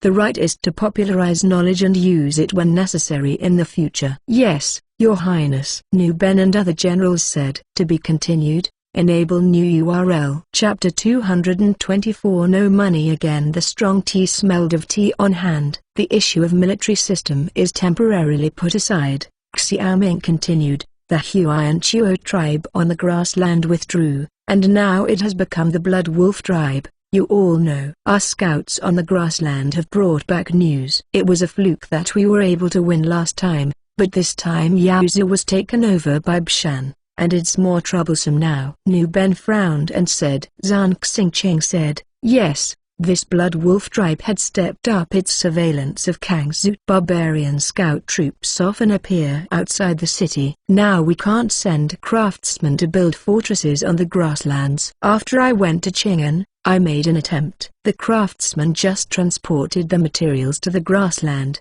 and the barbarian cavalry arrived afterwards, and we had to withdraw to the city. This Bishan is really not an easy character to deal with. Now he must be staring at Kangzhou like a wolf staring at its prey. As long as there is any error, they will take advantage of it. Xiaoming frowned. After pondering for a while, he continued, this fortress advancement strategy cannot be stopped. Since it is temporarily unable to advance to the grassland, this Kangzhou Pass must be built into a copper wall and iron wall. After the meeting is over, I will teach you a brand new construction method. Yes, Your Highness. Zhang Xingqing nodded. At this time, Xiaoming looked at Chen Qi. How is the military workshop now? Chen Qi said, His Royal Highness, the equipment of the Department of Equipment has now been moved to the military workshop, and the artillery is now in normal production. This month, the military workshop has provided another 20 artillery to Kangzhou, but the material problem can't keep up on it. Chen Wenlong echoed,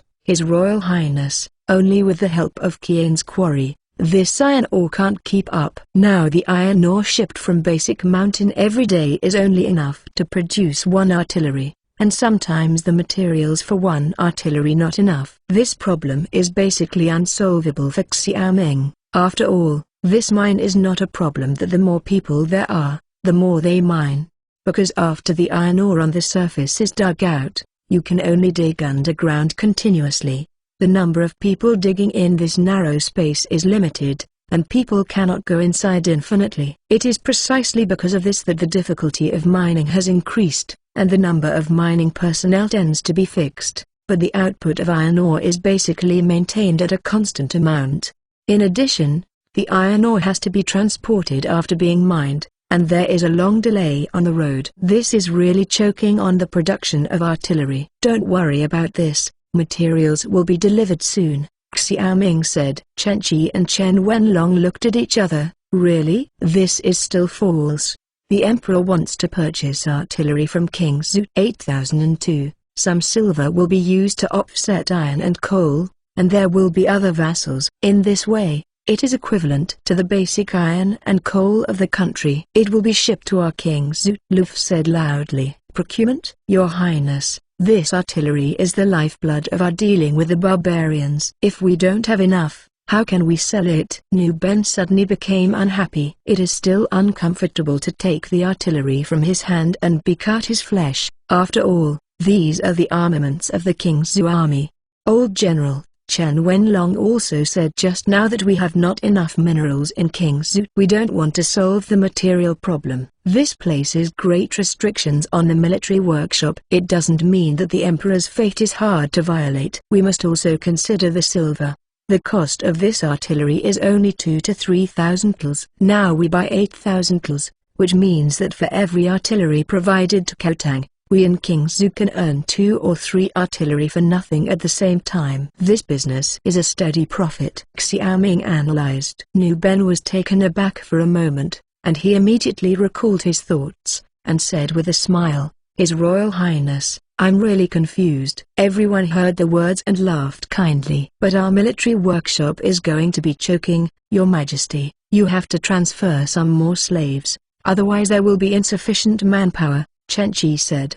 This is no problem, but the artillery we sell this time must be produced separately from the artillery we use. At least we must ensure that the range and power of the artillery sold are not as good as Kangzhou artillery, so that if these artillery fall into the hands of foreign enemies in the future, We can also suppress it," Xiaoming warned. Nu Ben and others nodded when they heard this.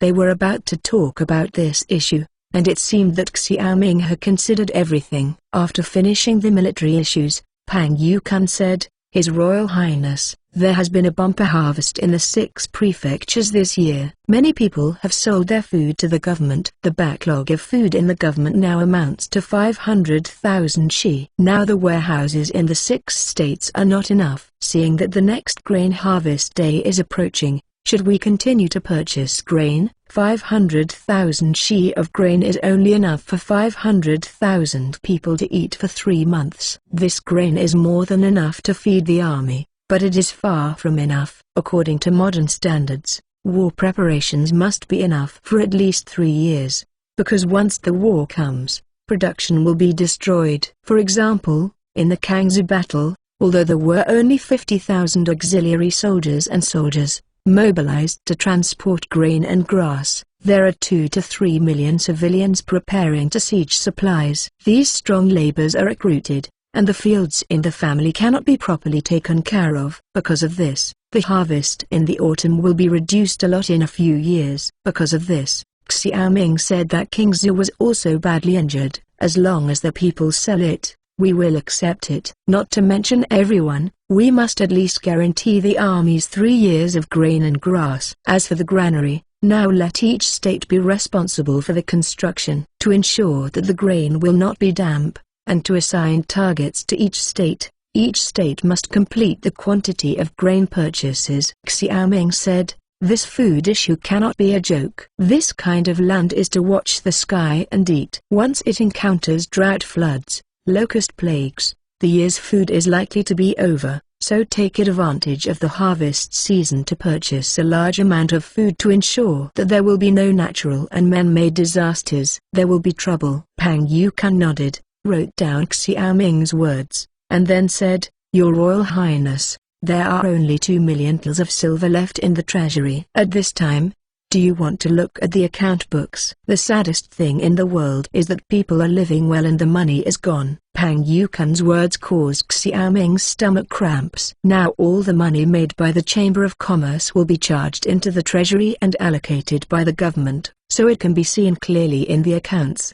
The money he earned was just to buy cattle for the people. Forging farm tools cost more than 1 million tals. For the plate armor for the army, each set of at least 20 tals of silver, but the King Zhu army's 400,000 tals were gone. The artillery, ammunition, and shells of the Second Kangzi War were out of hundreds of thousands of tals. At the same time, there are also slaves' food and drink expenses, officials' salary, and wood purchased by shipbuilding. Looking at the dense numbers on it, Xiaoming's head grew big. To be continued. Enable new URL. Chapter 225 Steel City Wall. His Royal Highness, the taxation of Dayu Kingdom is mainly based on agricultural taxes. Now that His Royal Highness exempts the fief from taxes for 3 years, it is equivalent to cutting off the government's income. Seeing Xiaoming frowning at the accounts, Pang Yukan explained. As for the business tax, there are only more merchants in King Zhu, but this is only concentrated in the handicraft industries such as wine, soap, and the amount of silver collected is only tens of thousands of tals. Compared with today's expenses, it is really insignificant. Pang Yukan was engaged in logistics, and his attention was focused on silver, and he didn't care what Xiaoming was doing, but in his opinion, this gallon ship was not necessary, but it was a waste of money. Xiaoming knew what Pang Yukan meant, and it was nothing more than reminding Xiaoming not to do some big projects that would hurt people and money. This is a heavy burden for the 6-state economy that has just improved. However, to Xiaoming, each of his plans has its own purpose, and investment without spending money will not get a big return. Pang Yukan probably does not see this. After Pang Yukan finished speaking, Xiaoming looked at Li Kaiyuan. This rule of fiefdom is also like managing companies. The army, people's livelihoods, and government offices are big spenders, while the Chamber of Commerce represented by Li Kaiyuan is a big spender. So every time I see Li Kaiyuan, Xiaoming is always more happy than seeing Pang Yukan. Because when Li Kaiyuan opened his mouth, it was just how much silver he made, and when Pan Yukun opened his mouth, it was how much silver he spent, and then he asked for money. His Royal Highness, in the past year or so, the domestic market in Dayu has not been as hot as it was at the beginning, and this soap and perfume can be used for a long time once you buy it. Since this time, the demand has dropped greatly. As for Zukingzu, although it has declined, it is fairly stable. When these things are added up, the Chamber of Commerce can accumulate about 300,000 tals in a month. Li Kaiyuan said. 300,000 tals? Xiaoming's expression was a little ugly. So few? That's a lot, Your Majesty. You auctioned off all the sales rights. Now we can only make a small profit. However, after the extinction of the wealthy family, the market in Qing'an has been in the hands of the Chamber of Commerce. During this period of time, I have arranged arrangements in Qing'an. Opening a shop. Li Kaiyuan said. Xiaoming was speechless for a while. He made a good profit from auctioning the sales rights at first, but now the sequelae have emerged. After spending a lot of money, this is not used to being poor. Although the Chamber of Commerce's monthly income of 300,000 tals is already a huge sum of money, it is not enough to look at the big facts he has to do. Since the market in Great Yu is saturated, the market in the Golden Horde seems to be very large. Xiaoming's words almost caused Li Kaiyuan, who was about to drink water, to squirt out the water. He panicked and said, His Royal Highness, are you asking the Chamber of Commerce to do business with the barbarians? Now this Pashan hates us. The caravan is not directly cut off on the grassland when the caravan arrives. Besides, the barbarians are stinking. Never take a bath. Would they like this soap and perfume? But the barbarians like wine. The northern part is bitterly cold. This white wine is an excellent warmth from the cold. Nu Ben said slowly. Xiaoming looked at Nu Ben, and then at Li Kaiyuan. Now you understand, even if the two are fighting, but the war is the war, the business does not need to be involved in the war, let alone we are making money from the barbarians. Why not? I'm afraid this liquor can only be exchanged for cow and sheep skins on the prairie. Li Kaiyuan said, barbarians rarely use silver or the like. It's okay. It's best to exchange for horses. This cow and sheep skin is also a commodity that the country lacks. It's the same if you resell it. Xiaoming's eyes shone brightly. Luf slapped the table and laughed. His Royal Highness, I really admire you, Li Kaiyuan. Li Kaiyuan, I will try my best to exchange horses, and then I will invite you to drink. I'm not rare. Li Kaiyuan's neck shrank. I don't know if I'm dead by then. Now Pan Yukun doesn't need principles for the sake of money.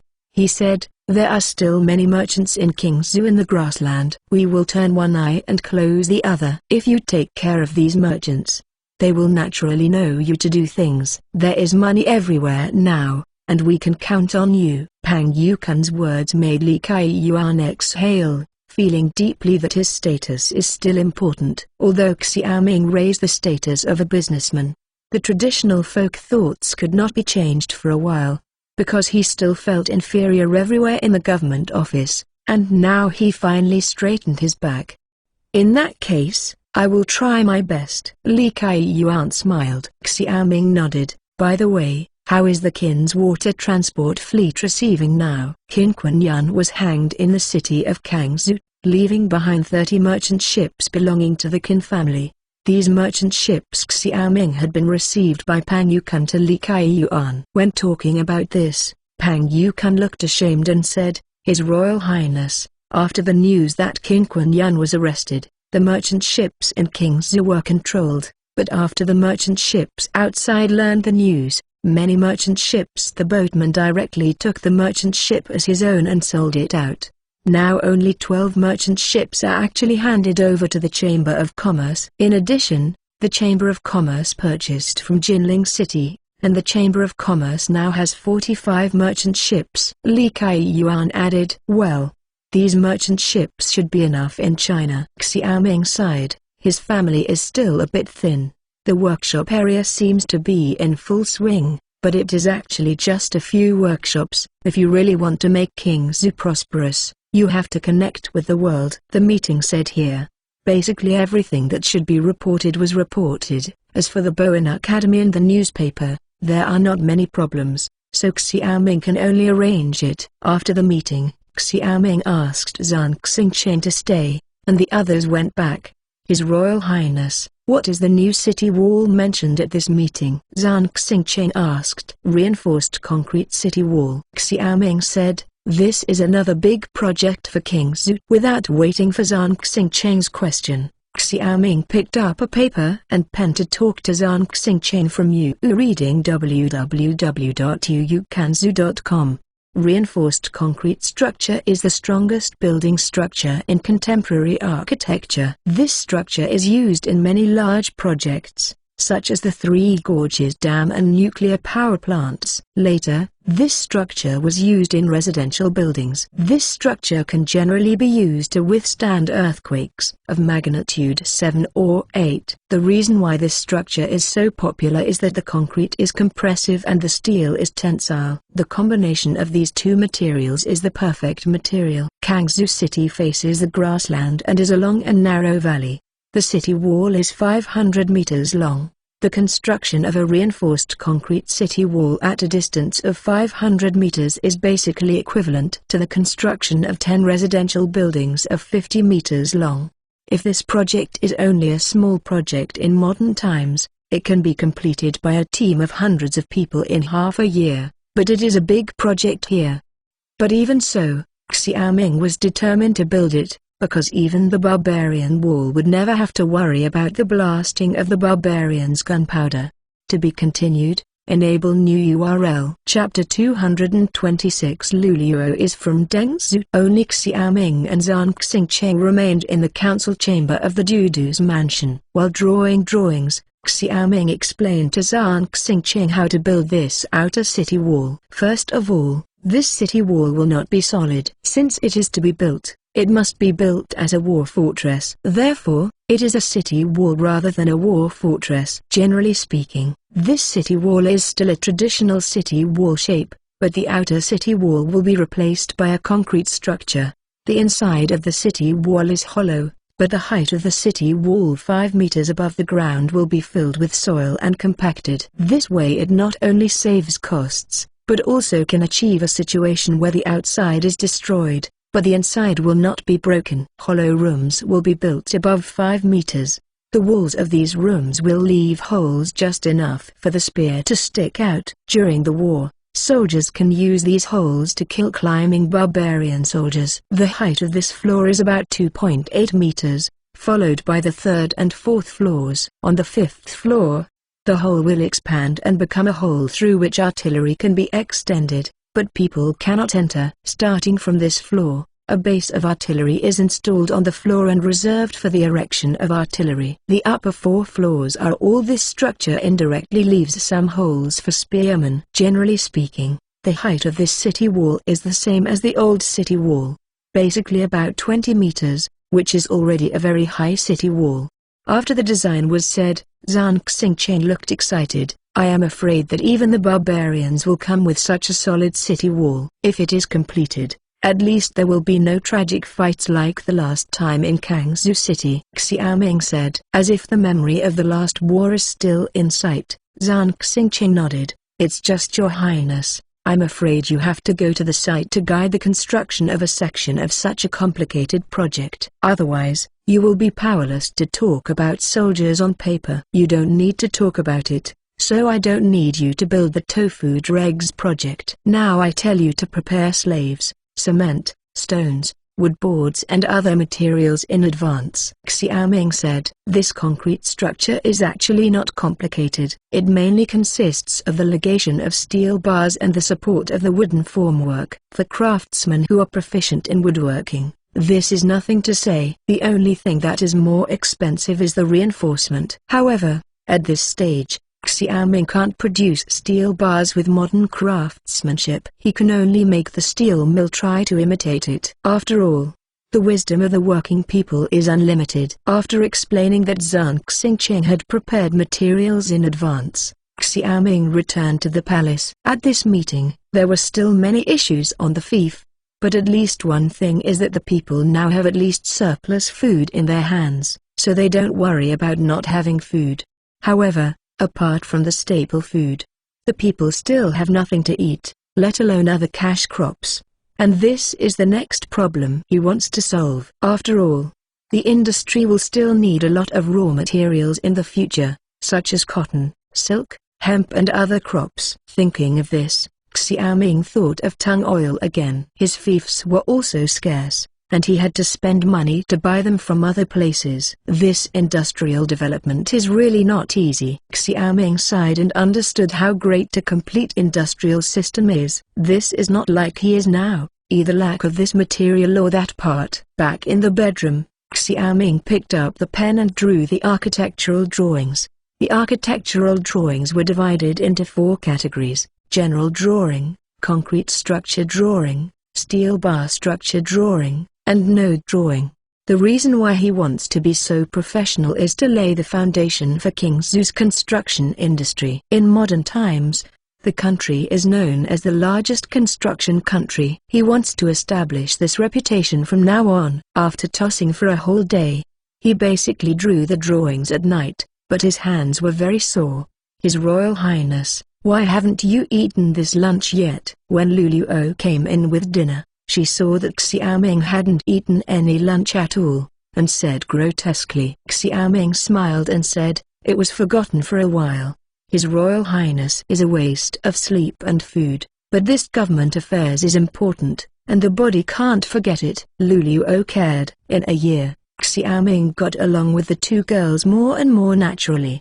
He said, I know, you are as long-winded as Asta now." Luluo was very courageous. He rarely spoke in front of Xiaoming before, but now he is getting bolder and bolder. But he likes to order Xiaoming. A dull gold around is still very boring. Picking up the lunch meal to take away, Luluo suddenly remembered something and said, "His Royal Highness, is this loom ready?" "Sister Asta and I have already been to the weaving workshop. If the weaving machine can arrive, we will be ready to approach." The county found some ingenious girls to work in the textile workshop. In a few days, when I come back from Dengzhou, this equipment company seems to have gone wrong in the production of textile machines. I have to see it myself. Xiaoming was a little depressed. Before he went to Chang'an, he asked the Department of Machinery to do this, but Xiaoming was not there. It was the first time these craftsmen produced textile machines, and indeed there was still a problem. His Royal Highness is going to Dengzhou again? Luluo's expression was a bit wrong. Xiaoming asked, "Yes, what's wrong?" "Back to your highness." Luluo was from Dengzhou before entering the palace. Later, she was trafficked to Chang'an and she was picked up by the Empress before she was admitted to the palace. It sounds like more than 10 years have passed. "Are you from Dengzhou?" Xiaoming said dumbly. "Why didn't you say it earlier?" "His Royal Highness never asked," Luluo said in a low voice. Xiaoming smiled and said, "This king has ignored it." "Since you are from Dengzhou, what do you know about Dengzhou?" "Where are your parents?" "I can take it home when I go to Dengzhou this time." Speaking of this, Luluo's eyes a slightly red said, "His Royal Highness, Luluo's parents were fishing at sea in the early years, and they were killed by the Japanese pirates who came back. That year, Luluo bought a coffin for her parents, and Luluo sold her for a change. I have spent some silver." "If we talk about relatives, I am afraid that only one brother is still alive today, but at that time my brother insisted on going to sea to avenge his parents, and now he does not know his life or death." Finally, Luluo wept softly. "Every woman who sells herself has a tragic history, otherwise she would not be sold at a young age," he said. "In that case, you can go to Dengzhou with me. Once you are familiar with Dengzhou, you may be able to help the king. Secondly, you can also visit your hometown." "Thank you, Your Majesty. Then I will go back and clean up now," Luluo said gratefully. Luluo had never dared to mention this matter before, because the slave servant who sold herself could no longer have any contact with her family. If Xiaoming had an easygoing temperament, she would not dare to mention it. Looking at Luluo jumping out like a deer, Xiaoming couldn't help shook his head. "This time I went to Dengzhou, things might not be too simple. To be continued. Enable new URL. Chapter 227. Catch outside the city of Dengzhou. Yang Cheng'ai frowned as he looked at the vast coast. This endless sea and the salty and wet sea breeze are what he needs to face after he succeeds to the governor of Dengzhou. Since the salt transportation department is located in Dengzhou, his burden is heavier. In addition to approving the monthly amount of sun-dried salt to be reported to King Zhu, he also has a headache for the pervasive private salt dealer. Among the 6 prefectures, Dengzhou has the least people, with only about 100,000 households, and these 100,000 households are still distributed in counties other than Dengzhou. The population of Dengzhou is only about 50,000 households, with a population of tens of thousands. Many of these people make a living by going out to sea to fish. After all, there is a vast sea outside the city of Dengzhou. It's just that there have been more and more traces of Japanese pirates at sea in recent years, and most of the fishermen who went out to sea were killed, which made some fishermen dare not go out to sea again. However, fishermen who are accustomed to living on the sea do not think about farming, so this method of farming farmland in Dengzhou is not very satisfactory, especially in a village called Yutai near the sea. Because of the sea, there is no arable land around the village, and the allocated arable land is too far. These people are unwilling to go, and still risk fishing in the coastal waters. At the same time, some daredevils in the village have also started selling illegal salt. Selling illegal salt in Dau is a felony of beheading. If there are more illegal salt dealers, the government's salt will be sold less. This will seriously affect the annual revenue of the salt transportation department. And this is the last thing he wants to see. He is a native of Dengzhou, and his original position was Dengzhou don't drive, but after the Dengzhou tyrants were eradicated, he was promoted to become a Dengzhou provincial governor. Going straight to Qinyan overnight, he was naturally grateful to King Qi, and after taking office, he was also diligent in government affairs and did not dare to slack in the slightest. Therefore, the matter of the private salt dealer must be resolved for him so that he can be worthy of the trust of King Qi. After dealing with these private salt dealers for half a year, he still did not catch these private salt dealers. But so far, he has basically found out that many of the members of this private salt dealer are from this Yutai village. In order to catch the leader of the illegal salt seller, a man named Yun, he hesitated for 3 days, and finally made up his mind to force these illegal salt sellers out. "Master Governor, we really don't know Yun, so just let us go." At this time, Yutai village was surrounded by hundreds of Dengzhou Corps, and more than 300 villagers in the whole village were gathered together. HMPH, the facts are there, and you are still arguing. The household register in Dengzhou clearly records that Yun is a member of your Yutai village. Now you say you don't know it. Yang Cheng'ai showed a household register in his hand. He continued, "The news came from King Zhu a few days ago. King Qi will arrive in Dengzhou in the near future. If you count the days, it will be here in these 2 days." The official's kindness has never been useful, but you have repeatedly protected Yun. Today, this king has to you all back and interrogate them one by one. As soon as the voice fell, Yang Cheng'ai waved his hand, and the Dengzhou soldiers immediately stepped forward to detain the villagers. At this moment, a governor of Dengxi suddenly came and said to Yang Cheng'ai, "Fang Sishi, your highness is here." "What? So fast?" Yang Cheng'ai frowned. "Yes, your royal highness and Pang Chengxi came on horseback." This speed is naturally much faster. Now this private salt dealer has no eyebrows. How should we explain to his royal highness? Governor Deng looked sad. Yang Cheng'ai sighed. "How else can I explain? Take all these villagers away and ask. I can only tell the truth." After all, Yang Cheng'ai went to Dengzhou city. At this time, Xiaoming and Pang Yukan were sitting around drinking tea in the government office of Dengzhou. Lu Luo was serving by Xiaoming's side. Their expressions were a bit complicated, with expectations and fears in their eyes. This Yang Cheng'ai is also true. Knowing that his royal highness is coming, he ran away without a trace. Pang Yukan complained. Xiaoming smiled. "It's okay, This government affairs is the most important thing. Among the 6 states this year, it is said that the amount of money and grain in the warehouse in Dengzhou has changed from the bottom to the third. It seems that it is really right to promote Yang Cheng'ai. His Royal Highness, this Yang Cheng'ai is certainly good, but this money and grain are stored in a large amount, and it has a great relationship with the Salt Transportation Division. Otherwise this Dengzhou will still be queued to the end. This is true, but Dengzhou has great potential. The shipyard is here now. In the future, the king is also going to build a naval base here, plus a large wharf. In this way, there will be few this year. Dengzhou will prosper. On the way here, Xiaoming and Pang Yukan also stopped and went to inspect the living conditions of the people in Dengzhou. Generally speaking, Baeksan in Dengzhou is more embarrassed than other states, and this feeling is even stronger after entering Dengzhou city. Not only is the dilapidated city wall of Dengzhou city, but in this place a few miles long and wide, the population in the city is also very full. There are very few people in the market, and the clothes of the people are also very ragged. Ha ha ha, this Yang Cheng'ai is really a blessing. With His Highness taking such care, this Dengzhou will inevitably fly up in the future, Pang Yukan said. As the two were talking, there was a loud noise outside the door, and then Yang Cheng'ai and Governor Deng walked in quickly. His Royal Highness, the officer is guilty. Yang Cheng'ai knelt on the ground. As soon as he entered, Xiaoming was inexplicable.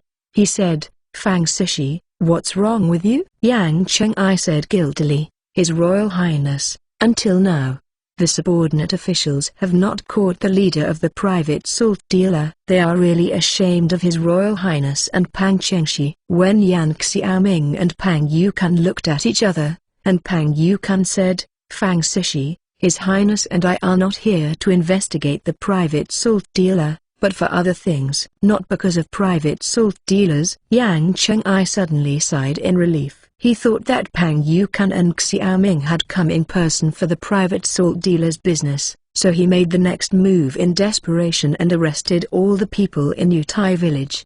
Xiaoming nodded. Exactly. I came here this time to find someone who is proficient in water for the king's fleet. I need you, a native of Dengzhou, to help me in this matter. This. Yang Cheng'ai looked surprised. He said, His Royal Highness, if you want to say who is the best water in this place, of course it is in a place called Yutai village. The people are the best water, but the people in this place hide their privacy. The salt sellers were all arrested by the lower officials and are now being sent to the prison. What? Pang Yukan's expression suddenly changed when he heard this, and he said angrily, Yang Cheng'ai, how can you do this kind of thing? Such a part of the whole village has been arrested. How do you make the people of Dengzhou treat the house? Yeah, how do you treat Your Highness? To be continued. Enable new URL. Chapter 228 Mass Incident. Pang Yukan's anger made the atmosphere in Dengzhou Mansion a bit depressing. Yang Cheng'ai said, when you get off the government, getting off the official is also in a hurry, and the next official has the evidence that these people are sheltering salt dealers. Upon hearing this, Xiaoming said, the law does not blame the public. If we deal with it so recklessly, we will only cause chaos in the people. Then, before he finished his words, a catcher suddenly ran in a panic and shouted, Fang Sishi, it's not good. A large number of people gathered in front of the Dengzhou jail and rushed into the cell to make money. What? Yang Cheng'ai was taken aback. He looked at Xiaoming. This really fulfilled Xiaoming's words. Pang Yukan pointed to Yang Cheng'ai's hatred for iron and steel and said, You have caused a disaster. Frowning, Xiaoming stood up and said, don't kneel, let's go see what's going on. Having lived in this world for more than a year, Xiaoming also has some understanding of this era. The people are very obedient, but this kind of obedience is only based on letting the people have a way to survive and will not harm their interests. Violating these 2 points, the government will understand the sturdiness of the people. Although Xiaoming has issued a lot of government orders during this period, because of local operation problems, some people have gathered to make trouble. When the group arrived at the prison, they saw thousands of people gathered together, and some people were pushing with the capture fast, and they were ready to rush in to save people. There were 500 cavalry who followed Xiaoming this time, and they immediately rushed over. Hearing the rumbling horseshoes and seeing cavalry wearing silver armor appearing, these people immediately stepped back a few steps, and their voices became quieter, instead turning their eyes to Xiaoming and others on the horse. Yang Cheng'ai got off his horse first. He looked at the people blocking the gate of the prison and said, "Bold, who instructed you to make a big noise in the prison? Do you want to rebel?" At this time, Yang Cheng'ai's heart was bright. The villagers of Yutai village were all arrested. Now that so many people are coming out to ask for someone must secretly make money to make these people come to gain momentum. Your government arrested people indiscriminately and didn't give us a way to survive. Is there still a king in the world? A citizen in the crowd shouted. After shouting this, the crowd fell silent again, and most of them turned their eyes to the murderous 500 cavalry. Xiaoming stepped forward at this time and said, "I am Qi Wang Xiaoming." Whoever found these people, they stood up if they were heroes. The Kangzhou battle was also a lot of soldiers from Dengzhou, and they fought bravely one by one. The enemy is not afraid of death, but it's not like hiding his head and revealing his tail, like a coward. Here, Xiaoming realized that most of the people here were only bought by money, because in the eyes of these people he saw no anger, only timidity. If this matter is related to them, why should they be so trembling? King Qi, it turned out to be King Qi. That's right. The King's army wears this kind of armor. Unexpectedly, King Qi came to Dengzhou.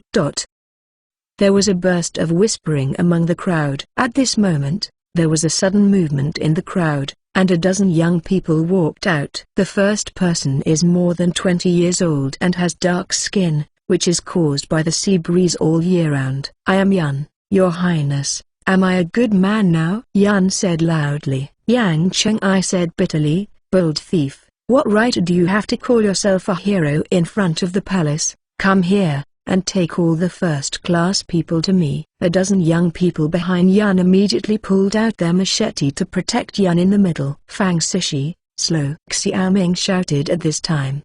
He walked up to Yun and said, "So you are the private salt vendor in Dengzhou?" "Your Highness, there are many private salt vendors, and I am just one of them." "Why sell illegal salt? You can't fish at sea. You can only sell private salt to make a living. What's more, this sea salt is born from heaven and earth, and it can be used by all people. Why is it only sold by the government and not allowed by our people?" Yun said confidently. "As you said, then this king asks you, how many tons of silver did you Yun have contributed to the military rations, forged artillery, and shells used in the Battle of Kangzhou?" Xiaoming said with a smile. "But this salt transport, however, she fills the mansion treasury with 10,000 tons of silver every month. If the people of the world have an idea with you, where does the ration come from? Where does the artillery come from? Who'll resist the barbarians? And also, the private salt you sell by Yun is for nothing." The people. Just now Xiaoming had only used a few aggressive skills.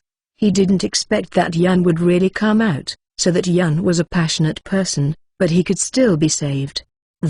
Yun was speechless for a while, and he was silent for a while. He suddenly said angrily, "Yes, I have nothing to say about the Battle of Kangzhou. His Royal Highness protects the peace of Luzhu, but your Royal Highness has ever thought about our people in Dengzhou? We have been fishing at sea for generations, but now we have been slaughtered by Japanese pirates, and we have lost our ancestors' business of eating and don't sell illegal salt. How can we survive?" "Nonsense. Didn't the government give you the farmland? You don't think about farming, but blame your Royal Highness." Yang Cheng'ai has always had a headache for these private salt dealers. At this time, he just wanted to bring these people to justice. Yun said, "Our hands are used to row boats and cast nets, not for farming. How can we grow the fields? Besides, these acres are so far away from the village, how do we get there?" Yang Cheng'ai also rebuked Yun. Xiaoming stopped him at this time, and said, "You said this king does not care about the life and death of your people in Dengzhou. That's good. Now this king gives you a chance to give you a place to fish. Take it back. Would you like to?" "Taking the fishing place back?" Yun smiled bitterly. "His Royal Highness, You may not have seen these Japanese pirates. Their boats are taller than ours, and they have more sophisticated weapons and equipment. We rely on a dozen of us. How to drive them away? If this king gives you a big boat, and then summon thousands of young people from Dengzhou fishing village, and then equip you?" Xiaoming asked. Yan looked at Xiaoming suspiciously and said, "Your Highness is serious about this?" "Really?" Xiaoming said. "Has your Highness not healed us? If you are willing to join this king's navy, this king will save you from your guilt." Xiaoming said. If the law could not be out of favor, and he only mentioned the Battle of Kangzhou, this Yan and others dared to show up, indicating that they were not insidious and cunning. This time it was just to save the villagers, and it seemed that Yan was also justified. What he lacks most now is the manpower. As a feudal king, he must have the mind of recruiting talents, and he must not be confined to trivial matters. "Then from now on, our life is your Highness." Selling illegal salt is a capital offense, but Xiaoming now offers extra gratitude. He had heard of King Chi Dai when he sold his private salt to the people, and now he has seen it in person and surrendered in his heart. To be continued. Enable new URL. Chapter 229 Traces of the Japanese pirates. The assembled people gradually dispersed, and the people of Utai village in the prison came out one by one. Seeing Yan, an old woman suddenly knelt on the ground and said to Yang Cheng-I, "Master Sishi, this matter of selling private salt has nothing to do with Yan. I instructed him to do it." The people in the village are old and young. People who joined the army were killed when they went to sea to fish. Those of us who are still immortal could not farm at all. We all depended on selling illegal salt to get some food. "Mother, what are you doing? Your Highness has already spared our sin." Yan was rather embarrassed. "What?" The old woman looked at the three people outside, two of whom he didn't know, and Yang Cheng-I smiled bitterly. Seeing the old woman looking at him, Yang Cheng-I smiled bitterly and said, "Yan is right. This is His Royal Highness King Chi. If you want to thank your Highness." The old woman turned to Xiaoming with excitement and bowed her head in salute. At this time, Xiaoming helped the old woman up and said, "You don't have to pay this big gift. You can't live your life. This is the king's fault. This time I came to Dengzhou to solve the Japanese pirate incident." The old woman was even more excited when she heard this. "Is what your Highness said is true?" Xiaoming nodded. At this time Pang Yukun said, "His Royal Highness, this is not a place to speak. Let's go back to the government office." The complexity of Dengzhou is not worse than that of Kangzhou. Yang Cheng-I came back to his senses immediately and said, "His Royal Highness, Pang Qingxi is right. There are often pirates in Dengzhou city, so let's go back and talk about it." "Let the other villagers go back first." Xiaoming took Yan and the old woman to the government office. The group sat down again, and Xiaoming asked, "You are all from Dengzhou. Now tell the king about the situation in the waters near Dengzhou." "Let me talk about it," Yan said eagerly. Not only was he pardoned of his guilt, but he was also joining the army. He was excited and wanted to show something. "When my grandfather was fishing at sea, there were no Japanese pirates in this area. It's so rampant, but by the time of the generation of Komin's father, there were more Japanese pirates in the nearby waters. Later, when we went to sea, we often encountered Japanese pirate boats. As long as we were hit by them, we would not die. We would be arrested and used as coolies. His Royal Highness, according to the time, it's almost the same." The killing of the envoy from the kingdom of Diau to Goryeo happened more than 20 years ago. Pang Yukun said. Xiaoming nodded and asked, "What are these Japanese pirates like?" "What about the boats they're on?" "These Japanese pirates are wearing wooden clogs, their hair stands up, their foreheads are bald, and their clothes are different from those of Diau country," Yan said. Xiaoming drew the appearance of the kimono with a pen and paper, and said, "Is it this way?" "Yes, it's this kind of clothes." Yan pointed and said, "As for their boats, we all call them Anzhai boats. This kind of boat seems to have put on the house." "Anzhai boat?" The name Xiaoming knows that there is record of this Anzhai ship in the data of the Science and Technology Library, which looks the same as Yan said. After Yan finished speaking, Yang Cheng-I said, "His Royal Highness, these Japanese pirates not only kill people and looted goods at sea, but also often go ashore to looting. Dengzi has also found traces of Japanese pirates several times, but the number is not large. But the wealthy South is said to have a large number of Japanese pirates. This is all because Dengzi is poor, otherwise how could these Japanese pirates let Dengzi go? Yan gritted his teeth and said. Then, the three of them wanted to Xiaoming to talk about some things on the sea. Xiaoming also asked some fishermen about the types of fish they caught. Because of the limitation of fishing level, fishermen could only catch some small fish, such as the offshore waters such as scallops. There is also abalone, but because abalone needs to be caught by diving, the output is very small. In modern times, this generation of Dengzi is rich in abalone, because it is difficult to transport and store. This abalone is definitely a luxury item, and because of this fisherman can make a living by fishing.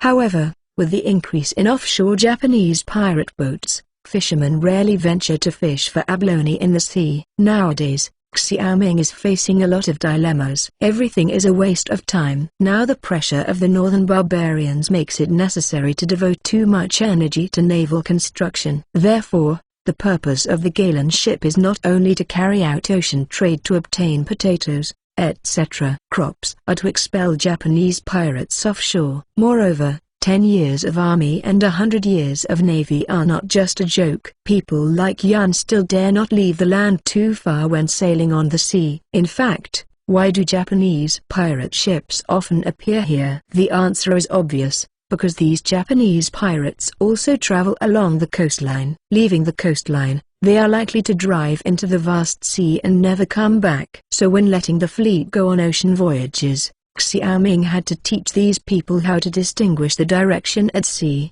and this is a deep knowledge. After briefly understanding the situation in Dengzhou and the sea, Xiaoming said to Yan, "This fishing village in Dengzhou is more familiar than the governor. You should cooperate with Fang governor to recruit crew members." "Yes, Your Highness, this question is just what if they don't want it? After all, they could be terrified by the Japanese pirates," Yan said. Xiaoming smiled faintly. "This is a good thing. This king will not force you to join this king's navy, but you can take them to King's Zoo with this king. If they see the battleship and leave, this king will also just do them. What do you think?" "Well, this is no problem," Yan said excitedly. Speaking of recruiting seafarers, Xiaoming thought of Luluo. He said to Luluo behind him, "By the way, Luluo, which village are you from?" When he looked back, he saw Luluo crying. Luluo heard the words and said, "His Royal Highness, I am from Utai village, aunt. Do you remember me? I am Meng Heikyu." Only then did the old woman return to her country to look at Luluo, and said, "What did you say?" Luluo came to the old woman this time and said, "Auntie, I am Meng Heikyu, Menkuo's daughter." Upon hearing this, Yan looked incredulously and said, "Are you Kua?" Luluo nodded and said, "Brother Yan, I am Kua." The old woman gradually became excited. She said, "Are you really Kua?" Luluo nodded again, and she said, "It's me, Auntie. Brother Yan, where is my brother?" "Dead." Yan's expression suddenly became gloomy when he mentioned this. The old woman looked at Luluo, as if she could see Luluo's appearance when she was a child. He angered Yan. "Don't talk nonsense, Kua, your brother." Speaking of this, she seemed to be unable to speak. Yan said angrily, "It's better to die. Your brother has become a Japanese pirate, and now he is the leader of the pirate. Ungrateful bastard. You have the right to treat him as dead." To be continued. Enable new URL. Chapter 230 Team. How is it possible? My brother hates the Japanese pirates the most. How could he be a Japanese pirate? You are talking nonsense, Luluo shouted. Seeing Luluo's sad look, Yan's tone softened. He suddenly tore his chest open, and a long scar spread from his chest to his abdomen.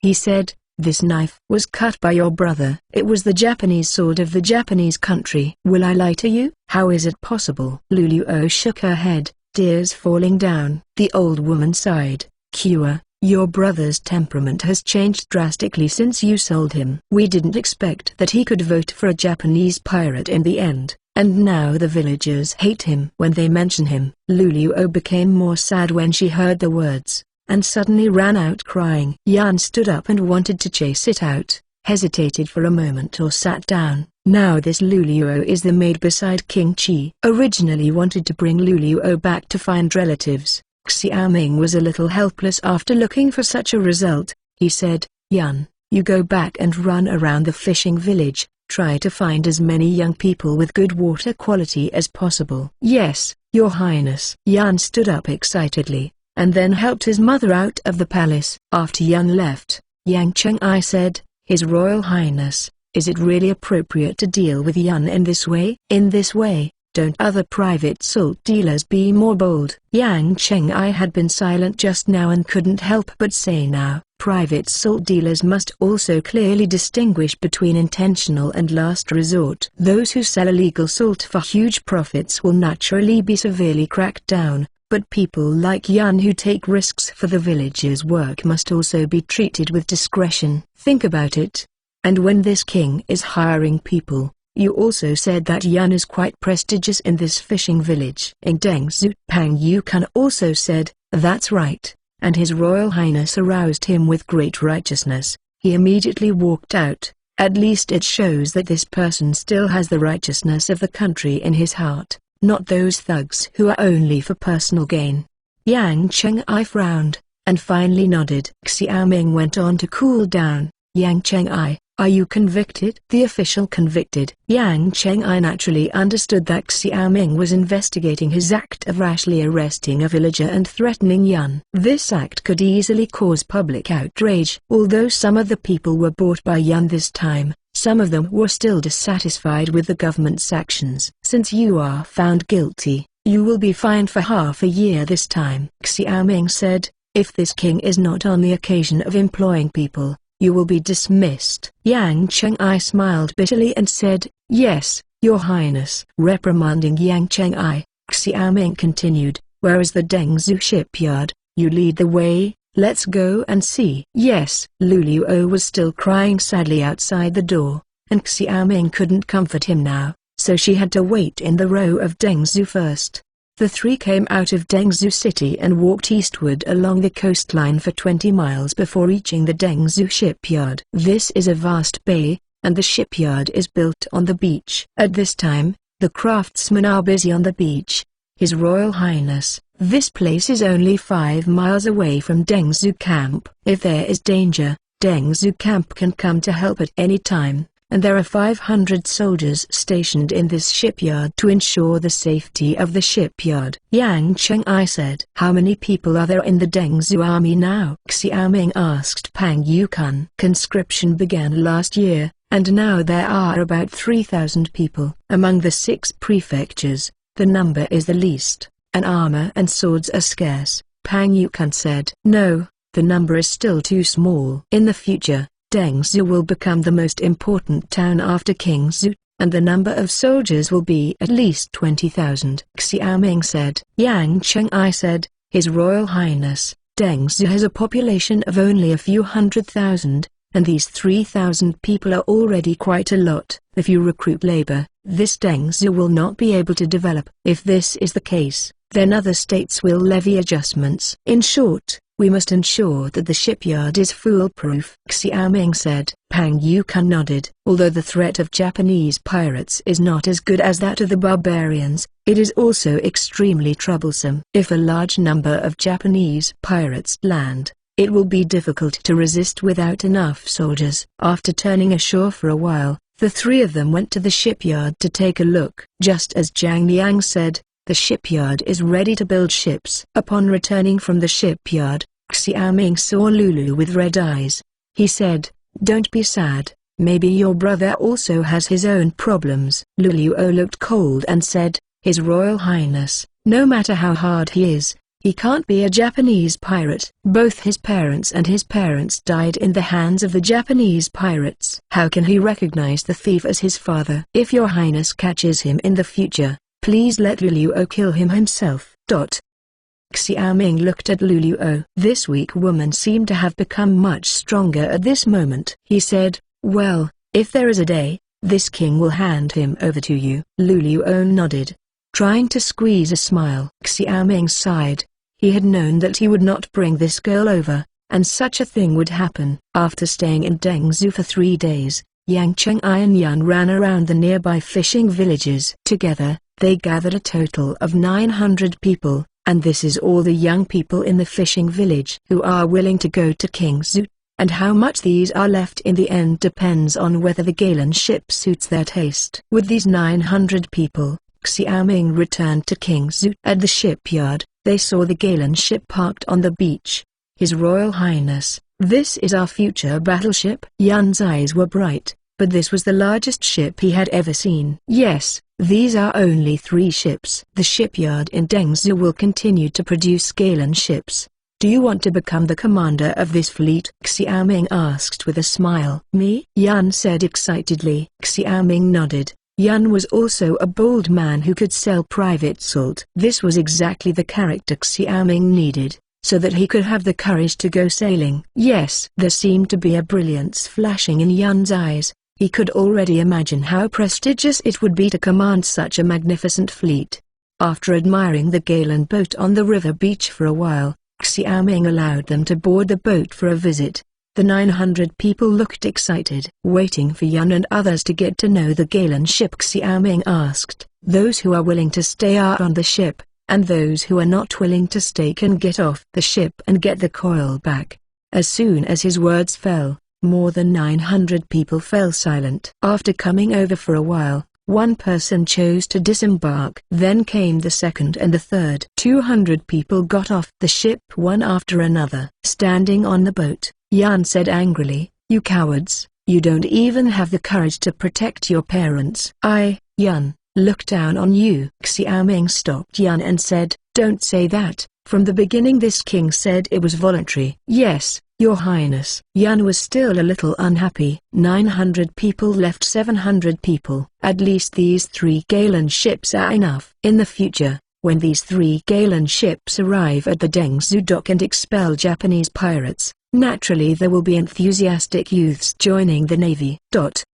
As he was thinking, Pang Yukan's voice suddenly sounded under the ship, and he said, "Your Highness, the envoy of King Zhao has arrived." To be continued. Enable new URL. Chapter 231. The Lion Has a Big Mouth. The Messenger of King Zhao? Pang Yukan nodded and said to Xiaoming, "Yes, this person claims to be the eldest son of King Zhao, Zhao Yuanliang." "Is it him?" Xiaoming groaned. Then he said to Yan, "You continue to follow Zhang Liang to understand the structure of the Galen ship and how to manipulate the Galen ship. After that, someone will arrange board and lodging for you, and you will learn this sailing skill at Bowen Academy in the future."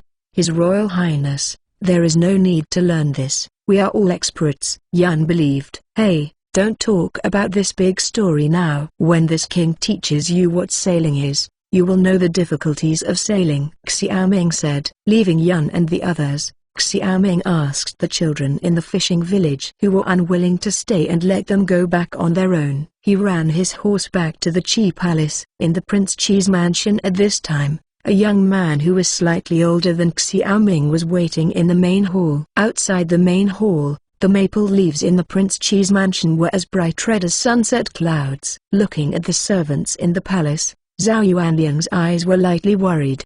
"His Royal Highness, this Prince Qi Palace is much shabby compared to our Liangzhu Prince Palace, and this Kingzhou is nothing but a terrible. I think there are more people in the city than the people in Liangzhu." Next to Zhao Yuanliang was a scribe in a grey gown and a square-top scarf.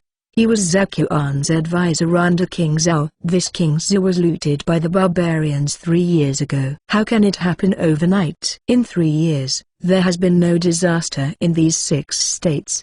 He also eliminated the local tycoons. It can be said that this Xiaoming is extremely difficult. This time, the father specifically explained that we should not neglect him. "After all, we have to ask for him this time," Zhao Yuanliang said. "Yes."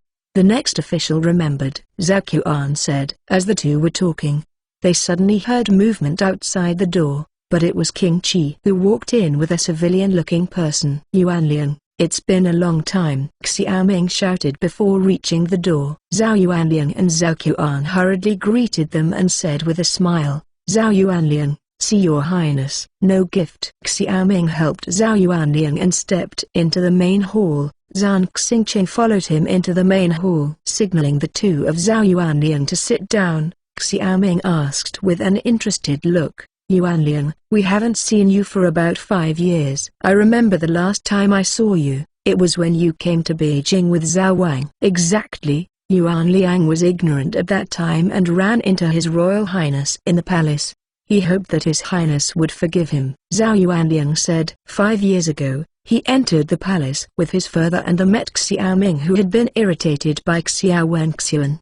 He accidentally touched Xiaoming and was scolded by Xiaoming. At that time, both young and energetic, the two naturally refused to give up to each other, so they fought in the palace. Later, Xiaoming was pulled out by Xiao Wenxian to make a board. If it wasn't for the artillery matter this time, his father would not send him to King's in order to show his importance. After all, the two are still celebrating the festival, but now, seeing Xiaoming's appearance, it seems that he doesn't care. "It's okay." At that time, this king was not sensible. But Yuan Liang laughed. Xiaoming said, knowing the purpose of Zhao Yuanliang's visit, he directly asked after greeting, "This time Yuan Liang is going to King's Zoo." "I don't know why," Zhao Yuanliang said, "His Royal Highness, it is for the artillery matter." On the court, the father promised that all the northern kings can purchase artillery from His Royal Highness to resist the barbarians. Like His Royal Highness, Zhaodi is now facing the threat of the barbarians, and Zhaodi is a barrier to the north of Great Yu. I hope that His Highness can take care of the safety of Great Yu and sell the artillery to us. The purchase of this artillery was originally planned by Xiaoming, but the artillery of the Forbidden Army had not yet been found. How could it be sold to King Zhao artillery now? He said, "Father and the Emperor said this, I should naturally follow the artillery matter, but now my king is producing artillery for the Imperial Army. I am afraid there is no extra artillery for sale." Zhao Yuanliang smiled and said, "His Royal Highness, what is the difficulty? If your Highness does not have enough manpower, why not sell me the artillery technology and return to Zhaodi to produce it ourselves?" When he came this time, Zhao Yuanliang naturally negotiated with Xiaoming for the artillery, naturally holding several sets of methods in his hand. Yuanliang made a joke. At the meeting, the father said very clearly that this artillery technology can only be in my hands. "I don't believe you. But now the barbarians are meticulous and seamless. If this artillery falls into the hands of the barbarians, I am afraid that Zhaodi will not even have the advantage of defending the city." Zhao Yuanliang rolled his eyes. Although he knew this was impossible, he still wanted to try, and continued, "His Royal Highness, if you sell the artillery technology to us, we will naturally try to keep it secret," and the father promised to take 5,000 of good horses, 5 million taels of silver in exchange. I have to say that this price makes Xiaoming quite tempted, but it is impossible for him to hand over the artillery casting technology. Although he knew that without high-quality steel, he couldn't forge artillery of the same level, but once the technology spreads, the quantity is enough to make up the quality gap. "Yuan Liang, it's because my king disagrees, but if this artillery technology leaks, my father will really kill me." Xiaoming shook his head. "Let's talk about something else." Xiaoming refused again. This method seemed to be unworkable. Zhao Yuanliang continued, "In this case, your Royal Highness can provide artillery for the Imperial Army and Zhaodi at the same time. Your Highness does not know. Since His Highness repelled the barbarians, now the barbarians seem to want to find face in Zhaodi. Recently, the barbarian cavalry has been active outside the city frequently. My father and I are quite nervous." This Xiaoming pretended to hesitate. Now that the iron mold casting technology is mature, the military workshop also has a group of professional artisans. Whether the production can be increased depends on whether the materials are sufficient.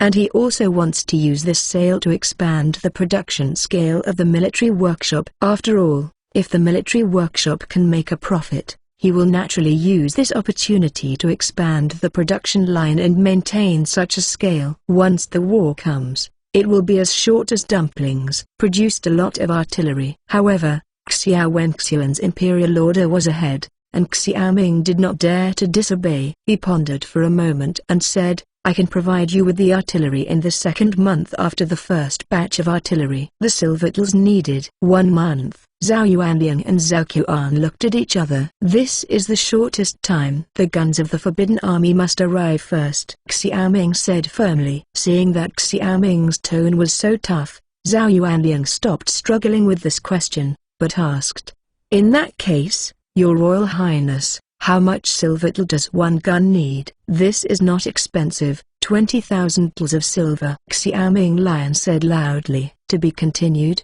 Enable new URL. Chapter 232 Disagree. Puff. Zhao Qian, who was drinking water, immediately spit out all the tea in his mouth. 20,000 tals of silver is enough to form a black armored cavalry with 400 people. Zhao Qian blurted out. Zhao Yuanliang also frowned. His Royal Highness, the price of this artillery is too high. I'm afraid we can't afford it. When talking to Xiao Wenxuan about the price of the artillery, Xiaoming specifically told Xiao Wenxuan that the 8,000 tals were for the court, and the external price would not be the same as the court, and also said euphemistically that Xiao Wenxuan should not say the price. Xiao Wenxuan agreed at the time. Therefore, apart from Xiao Wenxuan, no one knows the price of the artillery casting of Xiaoming, but he also knows that Zhao Wang is not stupid, and he must be concerned about the price of artillery.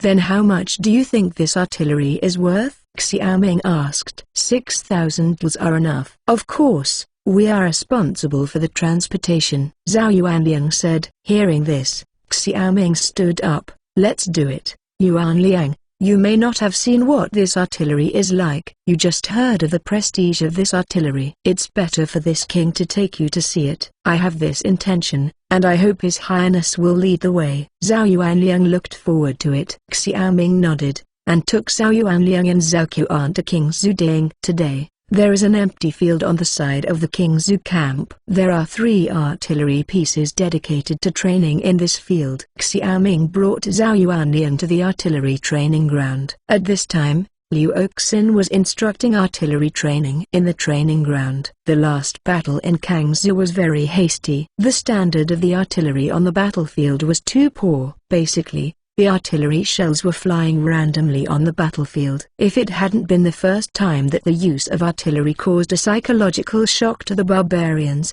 the effect of this artillery was really not satisfactory. So after the Battle of Kangzhou, Xiaoming asked Liu Oxin to train soldiers how to aim, how to adjust the angle, how to play vibrating eggs, to maximize the power of the artillery. "Your Highness." Seeing Xiaoming coming, Liu Oxin and the soldiers on the training ground immediately saluted him, and the armor on his body made a sound of metal rubbing. Zhao Yuanliang and Zhao Qian glanced at the armor on the soldiers, and a strange color flashed in their eyes. According to their understanding, this time the Kangzhou battle, although their artillery contributed a lot, but in their opinion, the Kingzhou army's whole body armor was also credited. At the gate of the city, they were inconvenient to observe the armor of the soldiers guarding the city, and now they looked carefully at this special armor. "Isn't this your Royal Highness?" Liu Oxin looked at Zhao Yuanliang after saluting. Liu Oxin. Zhao Yuanliang has seen Liu Oxin more times than Xiaoming. Xiaoming said, "Since we all know each other, this matter is simple, Liu Oxin. This time the sun came here for artillery matters. Now you let the soldiers shoot a cannonball for the sun to see." "Yes, Your Highness," Liu Oxin answered. Normally, Xiaoming is the highest general in the army. He must obey orders as a subordinate, because Xiaoming is ruthless on the issue of military discipline. Even Liu has been dealt with by military law many times, and now he is honest. Zhao Yuanliang looked at the artillery in front of him at this time, with a slight expectation in his heart, and Zhao Qian's eyes were bright.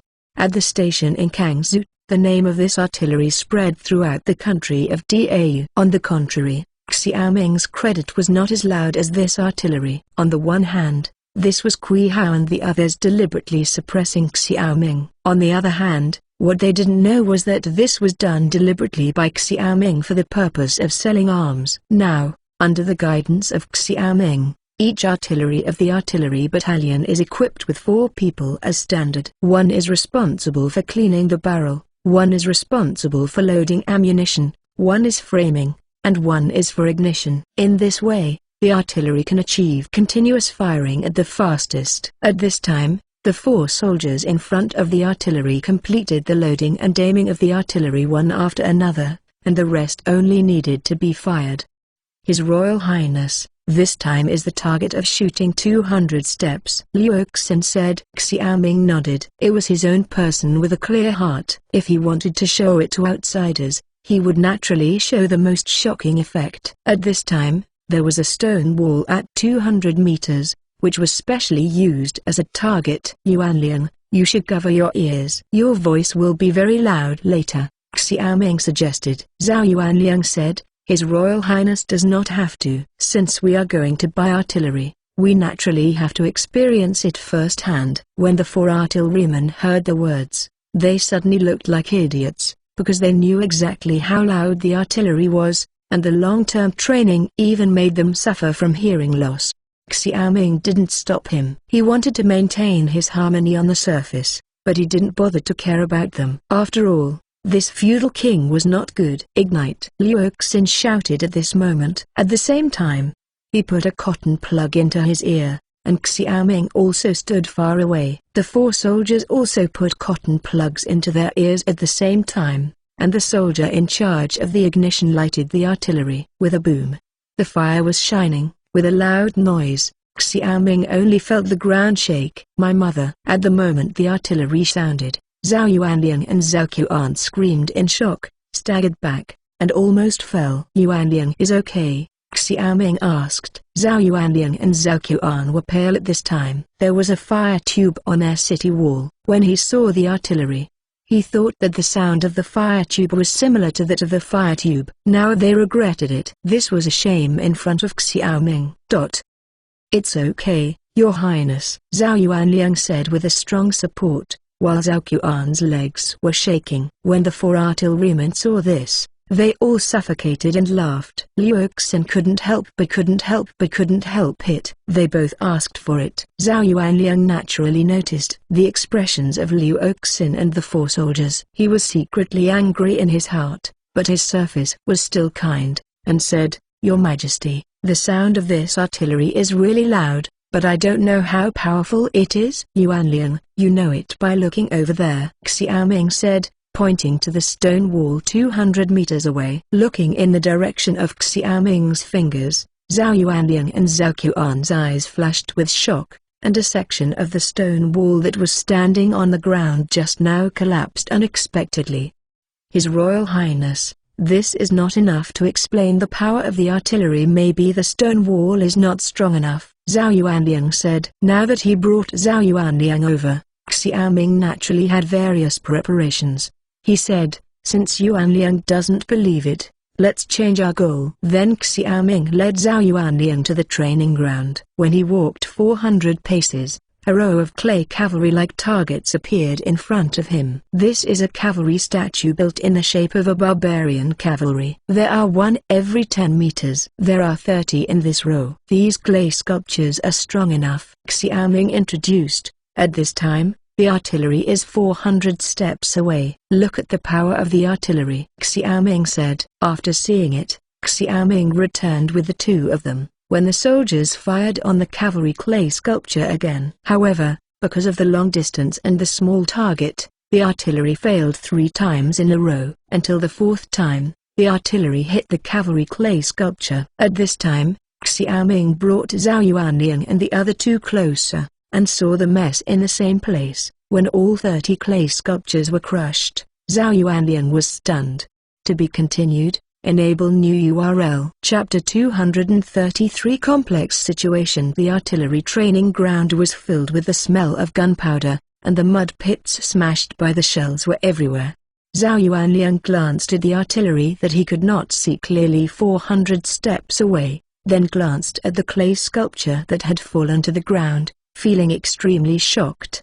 He could already imagine how this extremely powerful artillery killed dozens of cavalry soldiers in one shot in the Battle of Kangzhou. Yuanliang, You've also seen this effect. It's worth 20,000 tals of silver. You should know better than me. It's not that this king is laughing at the black armored cavalry. The 400 cavalry is really not as good as this king's artillery. Xiaoming intentionally stimulate Zhao Yuanliang. Zhao Yuanliang was silent for a while, and said, His Royal Highness, this artillery is really unprovoked, but the price of this artillery is too high. Can it be less? I can't do anything about it. Xiaoming shook his head with a firm attitude. This king can never do business at a loss, not to mention that this artillery was originally unwilling to give to the court, let alone other vassals. Knowing that you have prevented your father from sending troops to support King Zhu, it is right for me to sell artillery to you today. To do business is to raise the price first and then slowly lower the price. As the saying goes, buying is not as good as selling. This is the reason buyers never know where the bottom line of the seller's profit is. Xiaoming suddenly changed his face, which embarrassed Zhao Yuanliang's face. He coughed and said, His Royal Highness has misunderstood. We really have nothing to do with this matter. It is all those courtiers who made trouble. The purpose of bringing up the old account was to raise the price, and Xiaoming hated the people like King Zhao in his heart. He said, The king has the right and believes in Yuanliang, and the price is low. I don't know how much you want to purchase this time. Zhao Yuanliang looked at Zhao Qian at this time, and saw Zhao Qian secretly stretch out 2 fingers. He said, 20 guns. So little? Xiaoming frowned. He looked at Zhao Yuanliang and Zhao Qian, only to see that they looked a little strange. He sneered secretly in his heart. He understood, this King Zhao might have the idea of imitating artillery. Otherwise he would not only purchase 20 artillery. For the Liangzhu front line, at least 300 artillery would be needed.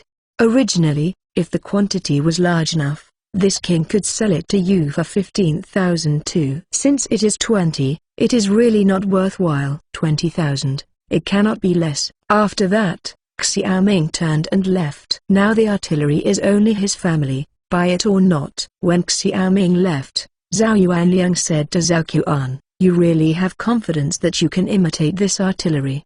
His Royal Highness, I was originally not sure, but now I have seen the appearance of the artillery, and I have a certain degree of confidence in my heart. We have already mastered the technology of producing the artillery tube. This artillery is only thicker and longer. When the batch of artillery arrives, we can let the craftsman produce it in this way. Zhao Qian said. Well, okay. What about this armor? Zhao Yuanliang asked. The reason why he brought Zhao Qian this time was because Zhao Qian had an excellent memory and remembered things very quickly.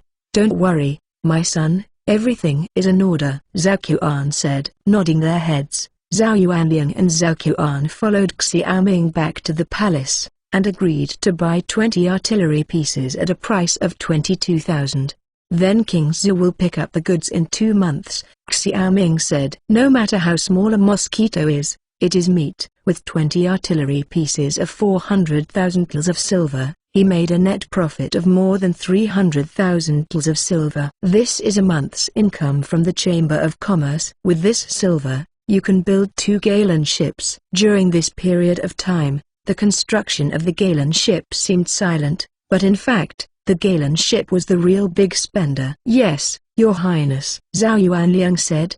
In that case, we won't bother Your Highness. After all, Zhao Yuanliang and Zhao Qian turned and left the main hall. Looking at the back of the 2 of them, Xiaoming showed a contemplative expression, and then he sent someone to call Li San over. Li San, you sent someone to stare at Zhao Yuanliang and Zhao Qian. This king suspects that they have bad intentions, especially the equipment department and the military workshop. They must be stared at. In addition, who he has contacted in Kingzhou City also report to me in detail. Yes, Your Highness, Li San said solemnly. There has been a sudden increase in the number of businessmen going to and from Kingzhou during this period. I have kept the guards on guard and found that some people are just under the guise of business, but actually prying. It seems that this artillery technology has been targeted by many people. It's weird that these people don't use some tricks behind them. If they can get the artillery technology in vain, why should they spend money to purchase artillery from this king? Xiaoming said. After the artillery became famous in Chang'an, He knew that there would be many more spies in Kingsu City. One purpose of these spies was for artillery technology and the other was to monitor him. Among them,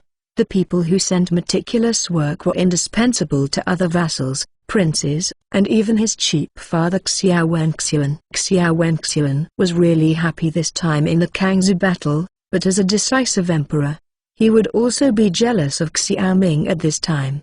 Li San nodded. His Royal Highness, if that's the case, it's better to arrest all the sneaky people. No, Xiao Ming said.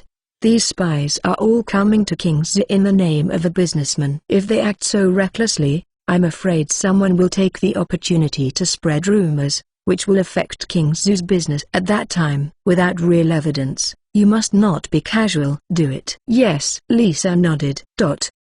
In the Waijia restaurant in Kingzhou City, Zhao Yuanliang and Zhao Qian went upstairs after asking for 2 rooms. The guards who followed them guarded the door of the room. Entering the room, reading www.yuukanzu.com. Zhao Yuanliang suddenly slapped the table. This king of Qi is so deceiving. Auntie heard the news that the emperor accidentally said that the artillery was sold to the Forbidden Army but only 8,002, but he was 20,000 sell one to us. When we are fools. His Royal Highness calms down his anger. This is King Qi's territory. It is said that King Qi's eyes and ears are not allowed in this inn. Zhao Qian said. Zhao Yuanliang snorted coldly. This time the emperor told us that we will do everything possible to obtain artillery technology. What do you say?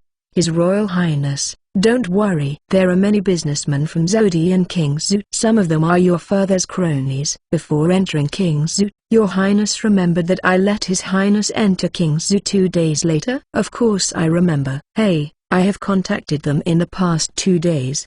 They will prepare a workshop for us outside the city. Then the craftsmen from Zodi will come over and imitate artillery in Kingzhou secretly. At the same time, our people will try to buy the craftsmen of the Kingzhou apparatus division. If they succeed, they will try to produce them in the workshop. If they succeed, these craftsmen will return to Zodi. Your Highness, what do you think? To be continued. Enable new URL. Chapter 234. Secret guard outside the Waijia restaurant is the East City of Kingzhou. With the influx of businessmen, the East City became more lively than ever. After the last harvest, the people in Kingzhou also had surplus money in their hands, and the market became more and more noisy.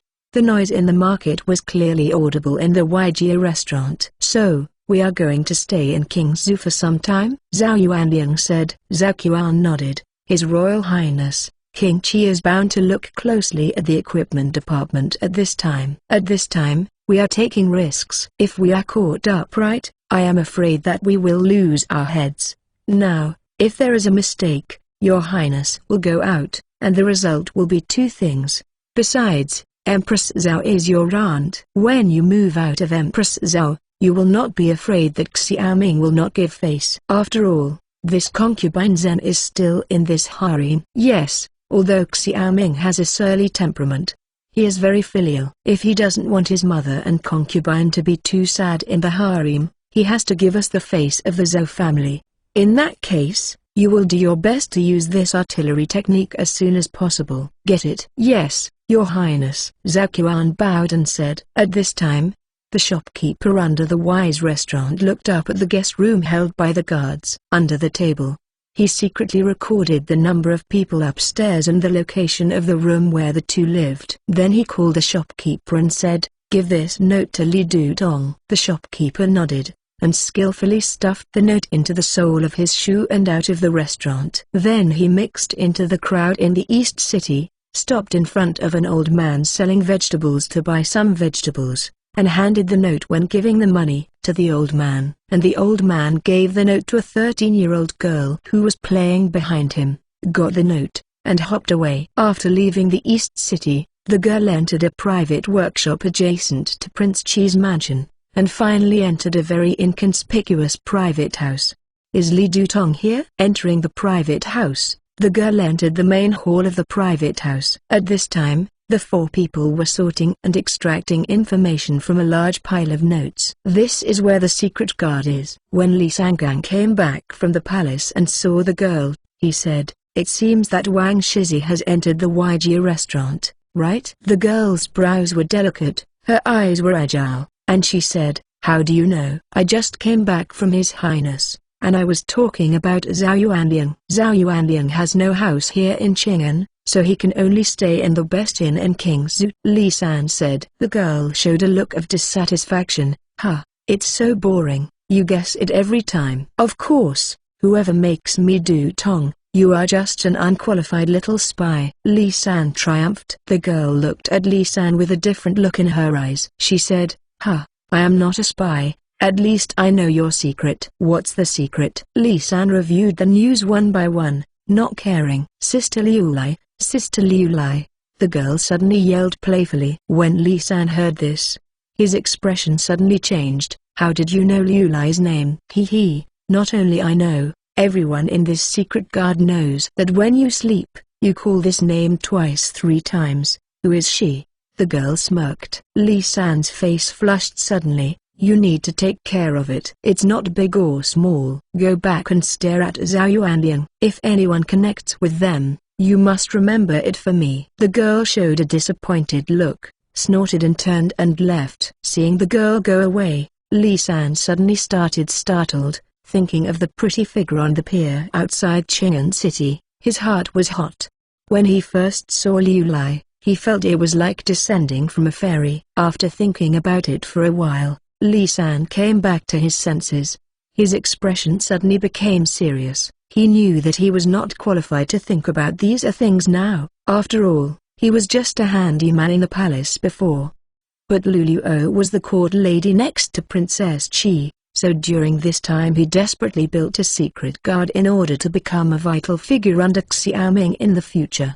At that time, he might be eligible to ask King Qi for Liu Lai from concubine Zhen. Thinking of this, Li San's expression became resolute. He looked at the information in his hand, which was written with information about unidentified businessmen. Several of the businessmen came from Zhaodi, which caught his attention. According to King Qi, this Zhao Yuanliang's mission to Kingzhou is naturally seeking artillery technology. For this, he must contact a businessman familiar with Kingzhou. These businessmen have been in Kingzhou for nearly a year and are the most suitable candidates. Thinking of this, he immediately summoned the secret guards to assign tasks. The task that King Qi gave him was to stare at the equipment department. Now the craftsmen of the equipment department basically live in the equipment department and can only go out once a month. When the craftsmen rest, he must keep an eye on these craftsmen. At the same time, he is also planning to use phishing methods to attract businessmen who spy on the news. Xiaoming taught him this method. Xiaoming said this is called phishing law enforcement. According to this method, he will deliberately let a craftsman act as the bait, and the craftsman will come up with a set of fake artillery casting techniques, and when the formal transaction is completed, he will catch them again to eliminate these fine works mixed into Kingzhou one by one. Bowen Academy. After Li San left, Xiaoming arrived here directly, and at this time Yan and the others arrived after visiting the Galen ship. In order to popularize knowledge, Bowen Academy has been preparing. Now some students have already studied in Bowen Academy, and some students are waiting for notification to report. During this period of time, the number of scholars applying for the Bowen Academy is increasing, and the school Xiaoming originally set up seems to be insufficient. His Royal Highness, what are you doing here? Yan asked, looking at the scholars in and out of Bowen Academy. This is the place to learn knowledge, Xiaoming said. What is knowledge? Yan was puzzled. Xiaoming smiled. For example, the sailing you are about to learn, this is sailing knowledge. In general, knowledge is the accumulation of previous experience. Nodded, his eyes full of curiosity about this place. The two were talking, and saw Liu Oxin approaching with people from the artillery battalion. He said to Xiaoming, Your Highness, are you looking for me? Yes, some of these people will act as gunners. You have to teach them, Xiaoming said. Liu Oxin smiled bitterly, Your Highness, I haven't learned yet. How can I teach them? That's why I asked you to come over. Look at the artillery you fired today. It's almost the same as before. It seems that you must teach you how to aim the artillery. Can an aiming method? Liu Xin said excitedly. Xiaoming nodded. Yes, it just so happens that you are all here. I said it all at once. To be continued. Enable new URL. Chapter 235 Difficult Teaching in a Vacant School in Bowen College. Liu Xin and Yan took all of their people to take their seats. Xiaoming was standing on the podium at this time. He looked at the people below and thought that he might have the same life as the teacher in the future. For him, it is his advantage to spread scientific knowledge as much as possible now. This academy will be the Academy of the Naval Academy from now on. If you inform you to take classes in the future, you will gather here. Xiaoming said to Yan and the others. Yes, Your Highness. Yan and the others looked excited, and their answers were particularly loud. How could they, the children of fishermen who were fishing on the sea, ever think that they were qualified to take classes in a school? When they were young, they envied those who were able to study in private schools, because once they were able to study, it meant that they would hope to be a high official in the future, but not being able to study meant that their fate would only be the same as that of their ancestors and generations. Is a fisherman Navy Academy? Your Highness, shouldn't our artillery also have an artillery academy? Liu Xin roared. Xiaoming smiled and said, of course, the vacant room next door is the Artillery Academy's academy. After the king gives you the artillery aiming method, you will be responsible for giving lectures to the artillery. Really? Liu Xin laughed. This Bowen Academy is a very mysterious place to outsiders, because as an academy, it is guarded by guards and it is as tightly guarded as a barracks. And unlike a small house in a private school, Bowen College has a large area, and there are many vacant classrooms in the college, and some of them are under construction. When they passed by a school just now, they saw Lu Tong speaking in a school. He was surprised by some weird knowledge and a group of scholars sitting below. Xiaoming nodded. For convenience, Xiaoming plans to build Bowen College into a comprehensive academy. This is also for the convenience of class. Otherwise it would be enough for him to just run back and forth. And even though many scholars were admitted to the Bowen Academy, based on the base of King's scholars, this number is not more than 1,000. In addition, technical personnel such as Lu Tong, the Department of Equipment, Mines, and Military Workshops, as well as the Navy and Army in the future, will only have more than 2,000 people. In modern times, it is basically the size of a middle school. Therefore, now basically a person with only one school major. After designating this school as the Naval Academy's school, Xiaoming said, Yan, you said sailing is very simple, so this king asks you, how do you sail on the sea? Of course it's walking along the place where you can see the land. Yan looked like he took it for granted. His expression was a little smug, and he felt that Xiaoming had something he didn't understand. Xiaoming sneered. This school is a brick concrete structure, that is, a modern tiled house. He specially asked to leave a blackboard in front of the school. Basically, this school is not much different from modern teachers. At the beginning, the craftsman didn't understand what a blackboard is. Xiaoming also came here to instruct the craftsman. The blackboard in the school is actually very simple. It is just a smooth cement board, and just paint the cement board with black paint. At this time, in front of Xiaoming, he had chalk. The chalk materials were limestone and plaster. In order to facilitate teaching in the classroom, he deliberately used limestone and gypsum to make modern chalk. After all, this is not a complicated process. The cement is produced by the way. Picking up the chalk, Xiaoming drew a large oval on the blackboard of the school, and then outlined it with a pen. 20 minutes later, an accurate world map appeared in front of everyone. His Royal Highness, what is this? A map? A map of what place? Liu Xin saw that this was a map, but couldn't tell where it was. This is a map of the world. This hole is called the Earth. Now we are living on the Earth. Let me ask one more question. Do you think that the sky is right? Liu Xin grew up in a Confucian academic atmosphere. He said, His Royal Highness, you are a joke. According to Confucian records, in the Great Dai Li, Zheng Zitan Yuan, The singularly asked Zheng Zitanyuan. As for the place, it is true that Zheng Zi said, the sky is round and the place is not covered by the four corners. It can be seen that the sky is a round place. At this time, Yan was silent. He had not received Confucian education. The people in the fishing village were illiterate and no one talked about it. He suddenly said, His Royal Highness, Cow Minutes doesn't know what Jingxizichi, but every time he sees a fishing boat coming back at times, we always see the sails first, and then the hull. If the ground is square, how could this be? Xiaoming smiled and nodded. Liu Oxin's thoughts were deeply ingrained, and Yan would be suspicious because he didn't study. The reason you see such a scene is because the place where we live is round, Xiaoming concluded. Liu Oxin burst into laughter when he heard this, as if he heard a big joke. His Royal Highness, I believe you all else. This is something that is rude to Liu Oxin and passed down from the ancestors. Your Highness can't just talk nonsense. When he uttered this theory, Xiaoming knew that he would encounter a lot of resistance. Changing the thinking of an era was much more difficult than establishing an industrial system. Therefore, he never thought of expanding the popularization of this kind of knowledge, just spread the advanced knowledge in the Bowen Academy first. However, looking at Liu Oxin's appearance, he basically understood what happened to him. Liu Oxin was only a military attaché. If he told those pedantic scholars, wouldn't they want to fry the pot directly? With a secret sigh in his heart, Xiaoming said that this popularization of scientific knowledge has a long way to go. He must be patient and also withstand the pressure.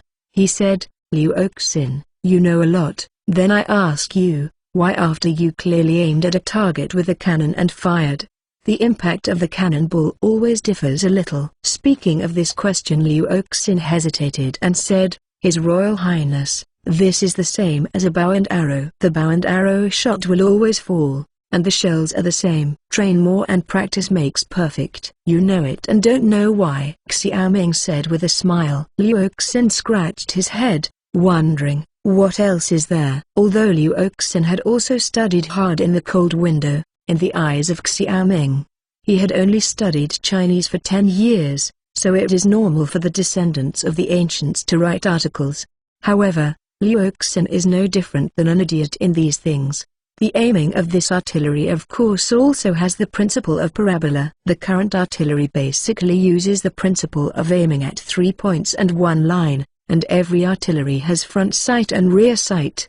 But these front sights were just for emergency at the time, and the aim was not accurate. The reason why he called Liu Oxin to come here was to teach him to calculate the parabola and adjust the front sight, so that in the future the front sight will aim at the point where the sight is calculated by the parabola, so you can hit it directly. Up. To be continued. Enable new URL. Chapter 236. Saltpeter and lead or in the school. Everyone looked at Xiaoming, and Liu Oxin was also full of expectations. King Zu's artillery is now a smoothbore gun, which is a direct fire gun.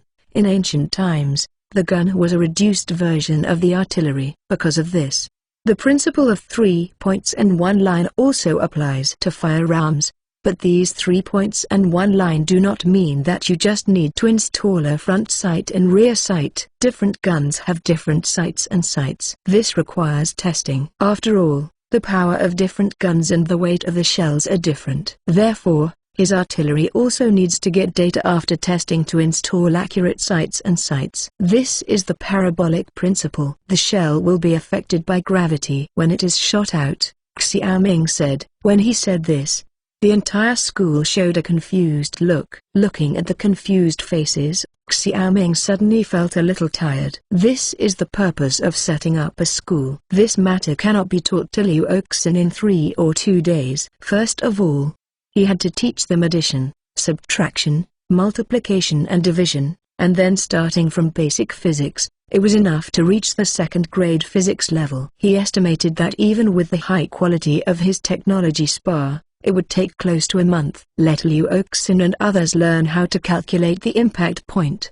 and complete the test of front sight and sight. Of course, he would not sell the sights and guns with the rear sight, but keep them for his own use. Once he had the sights and sights, it would be a technological upgrade. When the two armies confront each other, The advantage of this artillery will immediately become apparent. His Royal Highness, we don't understand what you said. Liu Oxin is a military commander after all, and he has a headache for this knowledge. You'll understand after you learn it. Xiaoming ignored Liu Oxin. He didn't plan to talk to Liu Oxin about this day and the place. Anyway, this guy walked on land. After learning, it's not very useful. This must be said, fortunately, Yanru can teach much better than Liu Oxin. Then he began to talk about basic mathematics and wrote the basic Arabic numerals on the blackboard. In future sailing, Yan will also need to perform mathematical calculations to determine the position, so he also has to learn this knowledge. The rest of the day, Xiaoming basically spent in the school, from simple Arabic several times to addition and subtraction within 10, to more complex calculation methods. Because they are all adults and have the initiative to learn, the effect of this afternoon's course is good, and because of the effect of the technology spa, they remember most of the content. In the evening, Xiaoming asked Lutong to arrange food and lodging for Yan and others, and ordered Liu Oxin to come and listen to the lecture every afternoon before returning to the palace. At this time, the sky was already a little dim, and he was about to go back, when he suddenly saw a person hurriedly approaching from the entrance of Bowen Academy. Big Rich. Xiaoming looked at this person clearly and said in surprise. The visitor was Qian Defu. When he saw Xiaoming, Qian Defu immediately said, His Royal Highness, the saltpeter mine has finally been found, and we also found the lead mine. What, really? Xiaoming was overjoyed. Yes, Your Highness, we finally found it. Qian Defu was a fat man before, but now he is dark and thin, and his expression is excited. Xiaoming was equally excited. He said, Great, Rich. You made a great contribution. As long as you don't delay the affairs of Your Highness, the old slave will be happy. As for the credit, the old slave really doesn't care. Qian Defu said with a smile. Xiaoming was moved in his heart. This Qian Defu was someone he completely believed in, so he gave him the heavy task of mining. What he lacks now is resources. Go back to the palace. I will let the kitchen prepare a big meal for you. Xiaoming laughed. When he returned to the palace, Xiaoming asked the kitchen to prepare food, and went to the main hall with Qian Defu and asked about the saltpeter mine. His Royal Highness, this mine is really hard to find. We searched the place where His Highness roughly said, but found nothing. Does Your Highness know how to find it later? Qian Defu said. Xiaoming shook his head. At that time, we were too far from the nearest village to go back, and we ran out of food. Several soldiers discussed going into the mountains to hunt. Unexpectedly, when chasing a hare, the hare suddenly got into a cave in the woods. In the middle, a few soldiers went in and suddenly found that there was saltpeter in this cave. Qian Defu was excited. What Qian Defu said was very simple, but Xiaoming could appreciate the hardship of this mining search. At this time the saltpeter mine has made progress, and neither the Shu King nor the court can use this to blackmail him. It seems that this king would like to thank this rabbit. Xiaoming looked happy and said, Where is this lead mine? Qian Defu drank the water and said, The lead mine is a little far away from Kingzhou, near Yazoo. Yazoo is about 200 miles away from Kingzhou, which is indeed a little far away. He said, It's far, it's better than nothing, but is there still no progress in this tungsten mine? Qian Defu shook his head and said regretfully, I haven't found any tungsten mine yet. It's just Your Highness. Why are you looking for this tungsten mine? Because the smelting of tungsten ore and wrought iron can make the material harder. If there is tungsten ore, this king can try to produce tungsten alloy, so that the manual lathe has qualified tools, and then this king can make it's a kind of magical machine. Xiaoming said. The mysterious machine in his mouth is naturally a steam engine. Kingzhou's population is too small. Once the steam engine is available, he can replace the lack of manpower with steam engine power. More importantly, this can greatly increase the steel-making capacity of the steel mill. Qian Defu didn't seem to understand. He smiled. In this case, the old slave will focus on finding tungsten mines. The saltpeter mine solved the problem of gunpowder, and the lead mine solved the problem of artillery shells and future firearms bullets. Xiaoming had a big heart, But next he wanted to prepare for the next technological upgrade, and this is it. Let the lathe play a real role. No hurry. This time you take a rest and then leave. This king doesn't want to tire you out anyway, Xiaoming said. The two spoke for a while, when Luluo walked in and said, Your Highness, the food is ready. Let's go, eat. This king asked Pao Ding to prepare your favorite smoked trotters. Xiaoming smiled. When he mentioned this,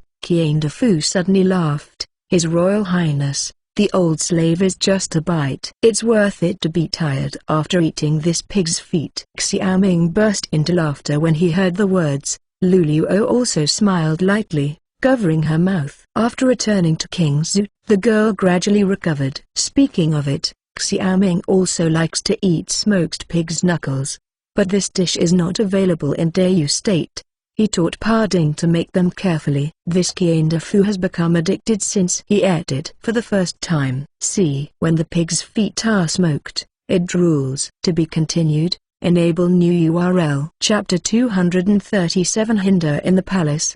The smell of smoked pig's feet floated throughout the courtyard. Xiaoming sat in the main seat, and Qian Defu sat at his bottom. A low table was placed in front of each of them. This was a table dedicated to meals in Dayugo, and they usually sat on the floor when eating. Seeing the rich dishes on the table, Qian Defu's eyes suddenly lighted up. He has really suffered enough in the past few months. But before the two moved their chopsticks, the servant suddenly came to inform him that it was Nu Ben, Luf and others had arrived, and Pang Yukan and Chen Wenlong were among them. His Royal Highness, did you call them over? Qian Defu asked strangely. Xiaoming said helplessly, how is it possible? They must have known the news of your return, and they can find an excuse to come over and eat. Because Xiaoming seldom held banquets at intervals like other princes, Luf and others from Nu Ben are now really looking for any excuses to come to him. There is quite a taste of big eaters. Ha ha ha, that's the case. But it's also lively. The old slave will go out for 3 months, and it will probably take another few months for the old slave to leave. I am afraid that this time will be unfamiliar, Qian Defu said. Xiaoming nodded to the servant and motioned him to let Nu Ben and others come in. On weekdays, it is rare for so many people to get together.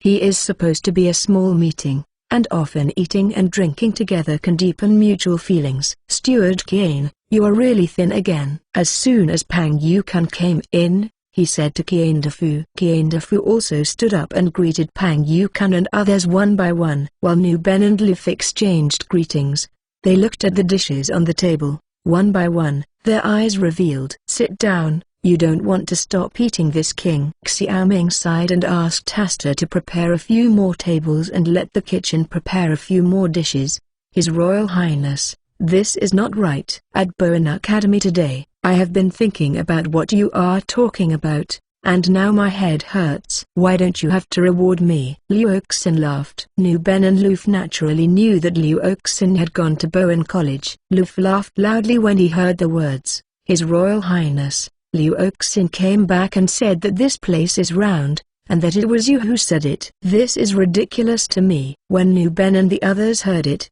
they burst into laughter. Only Chen Qi's expression remained unchanged, because Xiaoming had already told him about it. Luf was smiling, and when he saw Xiaoming staring at him, he closed his mouth and swallowed. Xiaoming felt helpless, and it seemed that he had become a joke in everyone's eyes. If this was spread to Chang'an, I would not know how many people would laugh at him. He said, just spread this word among you, and outsiders don't say it for the time being, so as not to cause trouble to the king. Everyone nodded. In their opinion, if this matter spreads out, it will indeed affect Xiaoming's reputation.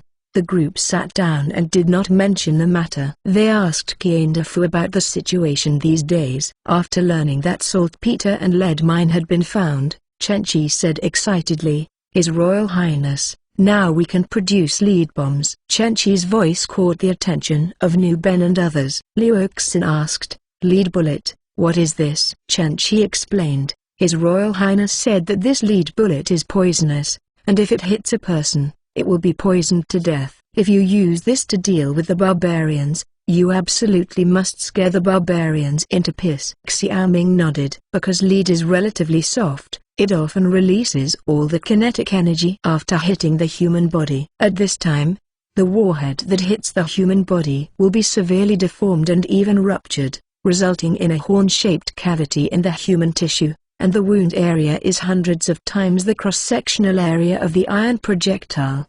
Secondly, the lead bomb will instantly cause huge pressure on the blood circulatory system of the human body to cause damage, which is unimaginable. And the suffering of the wounded is not only here. If all the fragments of the projectile are not taken out from the wound, the lead will cause lead poisoning to the human body. Even if there are few fragments by chance, if they are taken out, the projectile will leave some clothes fragments after being injected into the human body, brought into the wound, causing infection. At this moment, even if Huachuo was alive, he couldn't save him, and the process of death will be very painful. In addition, according to statistics, 90% of people who are directly hit by a lead shot on the head at a distance of 100 meters will die, and 20% of people who hit the limbs will die, and the rest can only be amputated. A hit near the heart will basically cause 100% death. Therefore, in modern times, lead bombs are very disgusting and threatening, whether they are destructive, lethal or due to humanitarian considerations. They are almost the same as the infamous bacterial weapons. Rival. Once, the British used a large number of lead bullets in the Crimean War and the battlefield in Afghanistan, which still leaves a shadow in the hearts of local people. Therefore, the Hague International Convention explicitly prohibits the use of lead bullets. Poisonous. Liu Xin's expression was a little strange. His Royal Highness, really? Xiaoming nodded. Modern people know that lead is poisonous. His purpose in finding lead mines this time is to produce lead cannonballs as the third type of bullets after grape bullets. Moreover, this lead bullet will be specially used to hit barbaric generals, not to mention direct hits. As long as it is concentrated by the fragments of the lead bullet, it is basically not far from death. At the same time, this lead bullet is also the bullet that the King's army will use after it is equipped with firearms, because it is much cheaper to use lead bullets than steel balls. But the main purpose is to deal with the barbarians. He has been staring at the rich land in Yaosu. If he really drives away the barbarians, not only will the barbarians be blocked by Shanhai Aiguan, but there are more land and population. This is the main thing. Nu Ben said at this time.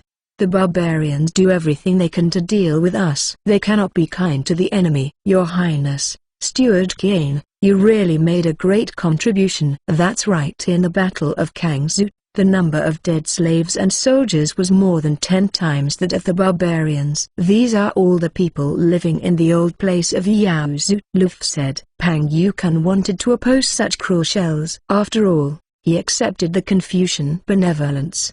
It was just that Nu Ben and other military generals were against the same enemy. He finally did not say, because he felt that what Nu Ben and others said might be right. Don't mention this. Today is to reward the rich and rich. Come on, eat together. Xiaoming noticed Pang Yukun's look. At this time Pang Yukun did not object, but he was relieved. In today's school, he gradually felt the influence of Confucianism's deep-rooted feudal ideology on him. He admitted that sons and fathers, emperors and ministers, are very beneficial to his rule.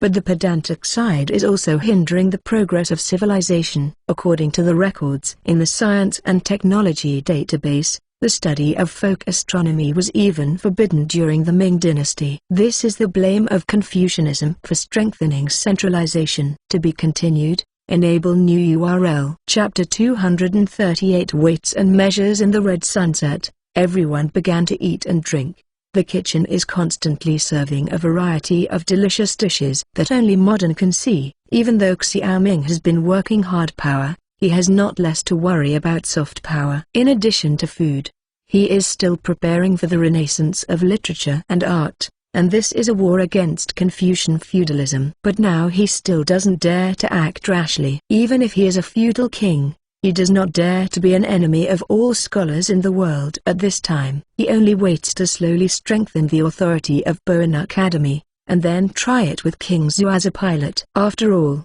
most scholars nowadays still aim to become an official in their life, which greatly affects his cultivation of talents. While eating, a few people still kept talking. Pang Yukun said, "His Royal Highness, the sales of this fine wine, soap, and perfume are now slowing down." "Your Royal Highness, haven't you considered new products during this time?" Pang Yukun's problem is the key point. This drunk king's soap and perfume have been tossing for a year now, and this freshness has passed.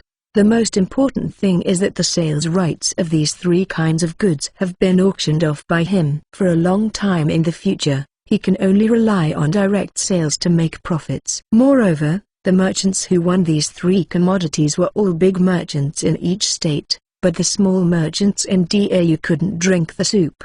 At that time, Xiaoming was trying to make money to promote the rapid development of King Zhu, but when he passed this period smoothly, the problem emerged. The monopoly of the big businessman made the business still inactive. Therefore, he has been considering launching new products to provide people in the fief with business opportunities. And now he has confirmed the new product. He said, "I already have it." In the past few days, I ordered the workshop to produce one or two. This time I will not auction the right to sell this product, but let all merchants buy it. Pang Yukun was overjoyed. During this period of time, the Chamber of Commerce was a little lifeless and few new merchants joined. If a new product is launched, it will certainly stimulate business again. As soon as Pang Yukun's words fell, Luf said, "His Royal Highness, there is one thing the last general has to say. Liu Xin's artillery has a special school. Should we other soldiers also have one, or the soldiers will not accept it?" In the Battle of Kangzhou, they played a much larger role than artillery. He had already thought about this question during the day. He said to Nu Ben, "This king has left a school for you, old general. Don't know how much do you know about semaphore?" "His Royal Highness, I am proficient in this semaphore." "Do you mean to select some soldiers as semaphore players?" Nu Ben said. "More than that, there are drummers and trumpeters," Xiaoming said. "Drummer, trumpeter?" Nu Ben stopped the wine in his hand and looked at Xiaoming. Xiaoming explained, "This drummer is trained for the future, and this trumpeter can issue various commands by blowing his trumpets during wartime, such as the charge number, the wake-up number, the exit number, the collection number, the assembly number, and the emergency assembly number, rest number, open meal number, etc. Can be said to be no worse than semaphore, but you may not understand what a bugle is. When the equipment department produces it, this king will show it to you." Nu Ben nodded when he heard the words. It seemed that the normalization of the army had to go one step further. Now that the banquet has become a small understanding, Xiaoming simply said, "There is one more thing. This matter involves everyone. This is the unified weights and measures." Xiaoming said this to Pang Yukun. Pang Yukun said in surprise, "His Royal Highness, this weight and measurement has been unified since Qin Shi Huang unified the 6 countries." "This is," Xiaoming said, "it is true, but this king is talking about another set of weights and measures. This king will write a special textbook. As the industry gradually pursues refinement, this reform of weights and measures is inevitable. Whether it is chemical or industrial, a set of scientific weights and measures is needed." At this banquet, Xiaoming just reminded them that these things will be handled one by one in the future. The banquet lasted for an hour, and all the people left in full. When Xiaoming returned to his bedroom, he formally compiled teaching materials. The first was the military semaphore, bugle, drummer operation, etc., and the second was the unit of weights and measures. However, Xiaoming was a little bit difficult when he wrote about the units of weights and measures. These units are easy to write, but what is really difficult is the tools of weights and measures. For example, he has to find a way to accurately produce things like rulers. After a busy night, Xiaoming fell asleep, and Li San arrived at the palace early the next morning. He said, "His Royal Highness, Zhao Yuanliang has been living in the Weijia restaurant since he left the palace and has not left, and the man named Zhao Qian who followed him has also contacted the Zodi merchant in the city, and he doesn't know what he is planning." Xiaoming was washing his face while listening to Li San's report. He asked Li San to report the incident to him every day. Definitely not planning any good things. In this case, We will put a long line to catch the big fish. Ha! This Zhao Yuanliang must rely on Empress Zhao to be his aunt and not afraid of this king, but I can't let him come to King Zhu, Xiaoming said.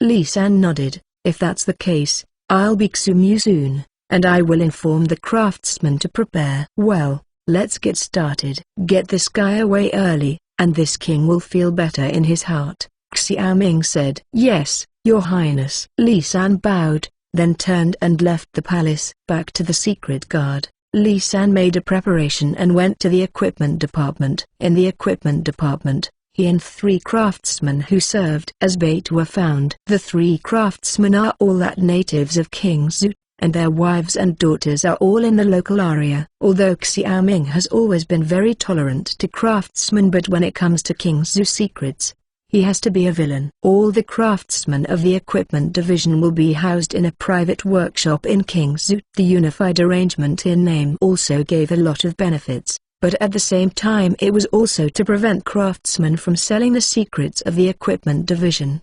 The craftsmen were discerning in their hearts, but they didn't say it, because it seemed to them to be normal. They used to live more strict days than this. If someone comes to you, you will pretend to sell them artillery technology, and the secret guard will always follow you, but you must also be vigilant to prevent any accidents. Li San said. Yes, I would like to follow Li Dutong's words, the craftsmen said, and they were still grateful to Xiaoming from their hearts. The craftsmen were very low in Dayu, and Xiaoming gave them dignity and a generous salary. At the same time, their children can also enter the school for free. They now have nothing else to ask for. Li San nodded.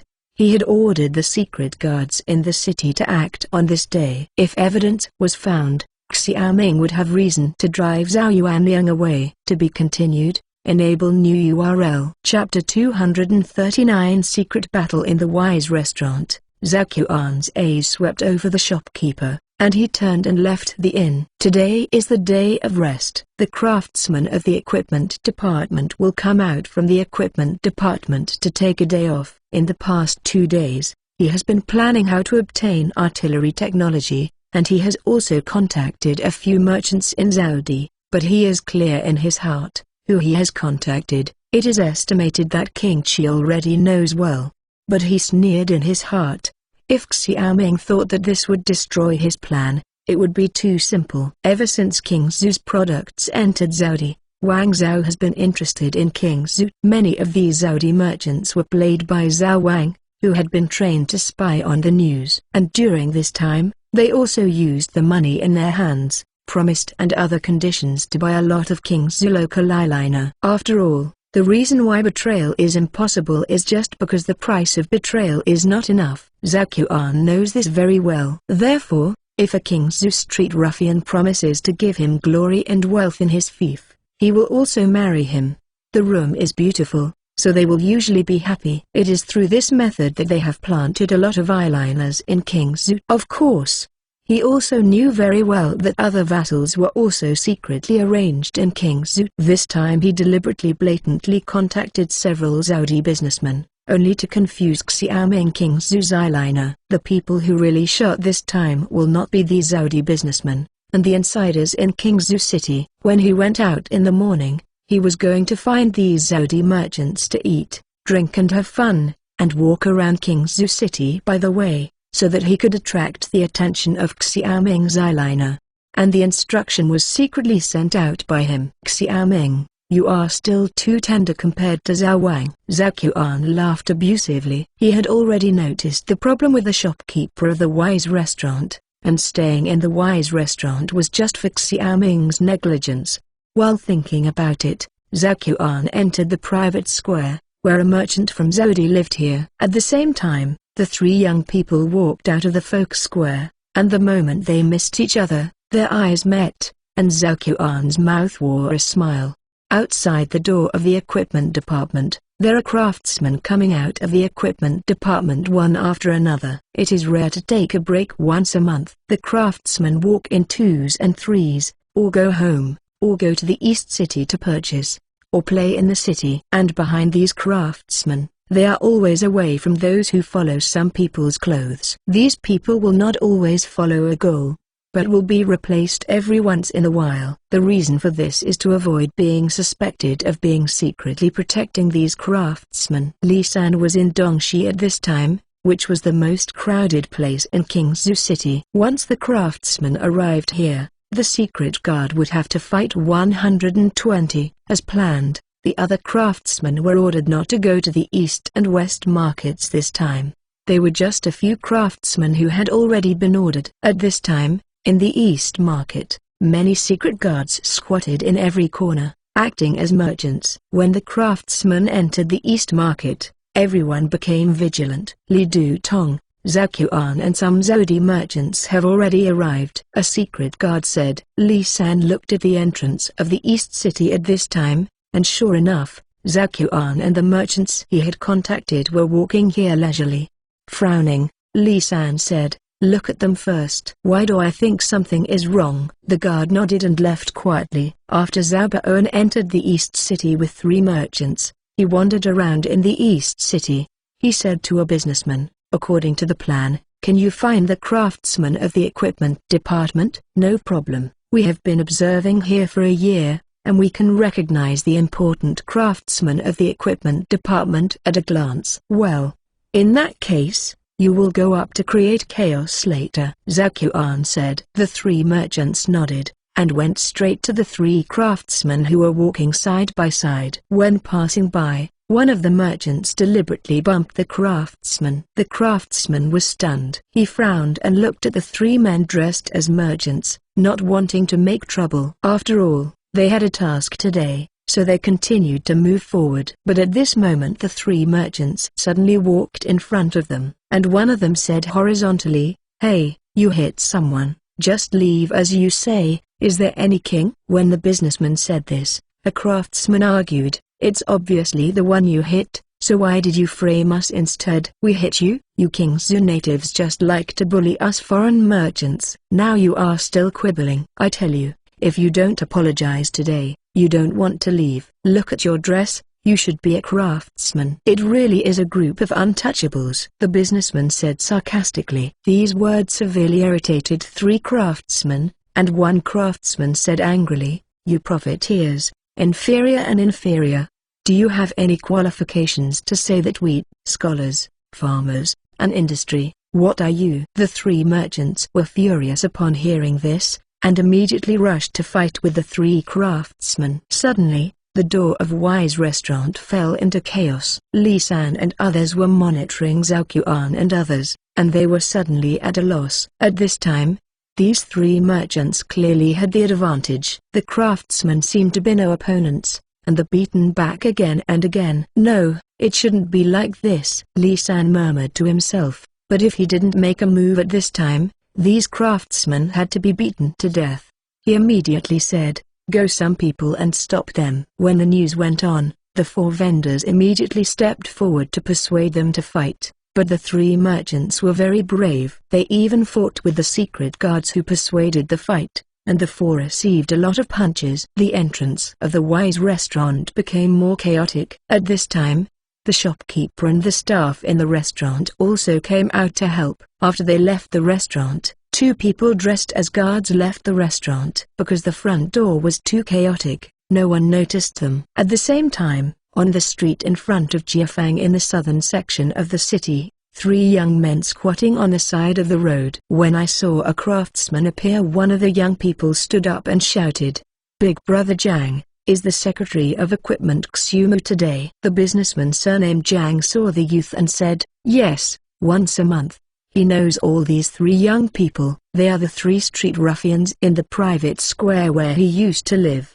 They usually do not farm the land or do business, but only hang out on the streets. After saying hello, the craftsman continued to walk home. Thinking of how the 3 of them were here flashed in his mind, but he just thought about it and didn't care. It's just that when he turned around, he suddenly felt a sharp pain in his head, and then became confused. 3 young men stunned the businessman surnamed Jiang. They had figured out this location a long time ago. During this time, the Fang Ding of Jiafang was handing over and would not patrol here, and the businessman surnamed Jiang would basically return to Juan Jiafang every time he took a break.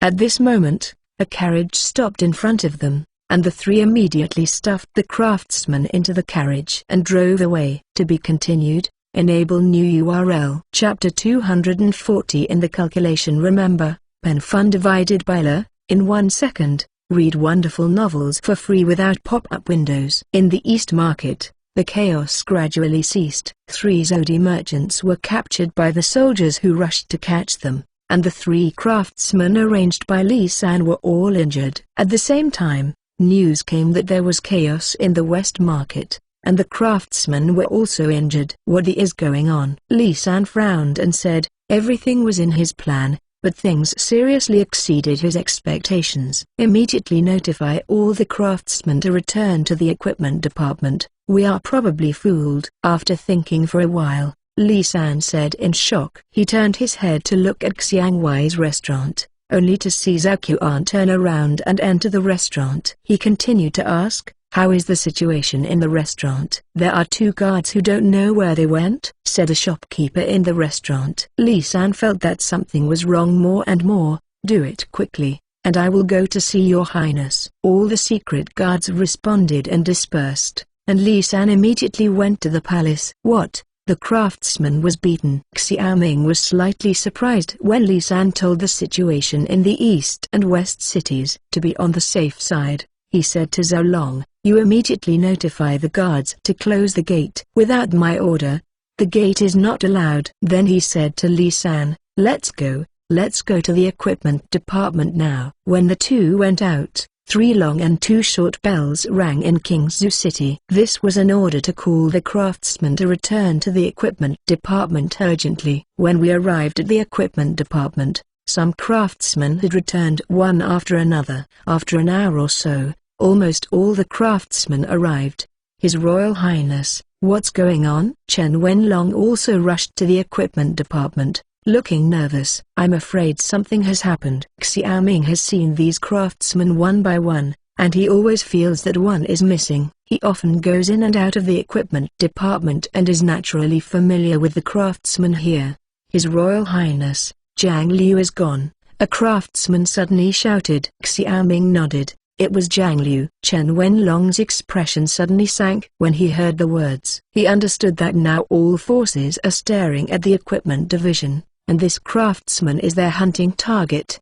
His Royal Highness, is it? Chen Wenlong hesitated. I am afraid that Zhang Liu will be taken away. This king really underestimated the courage of these people. Originally thought that they would only use the method of bribery, but he didn't expect them to take them away directly. Xiaoming said in a loud voice. Li San's face flushed, and he said angrily, who followed Zhang Liu? Li Du Tong. I was with Zhang Liu. I saw Zhang Liu entering the street in front of Juan Jiafang and stopped following. After all, we used to follow this way. A secret guard said fearfully. Why would Zhang Liu get caught in Juan Jiafang? Li San asked in confusion. A craftsman said, unless the workshops meet at that time, there will be no patrols on the street in front of Juan Jiafang at that time. It's a meticulous plan. It seems that they have not planned for this matter in a day or 2. Xiaoming smiled bitterly. Speaking of the establishment of the secret guards, not long,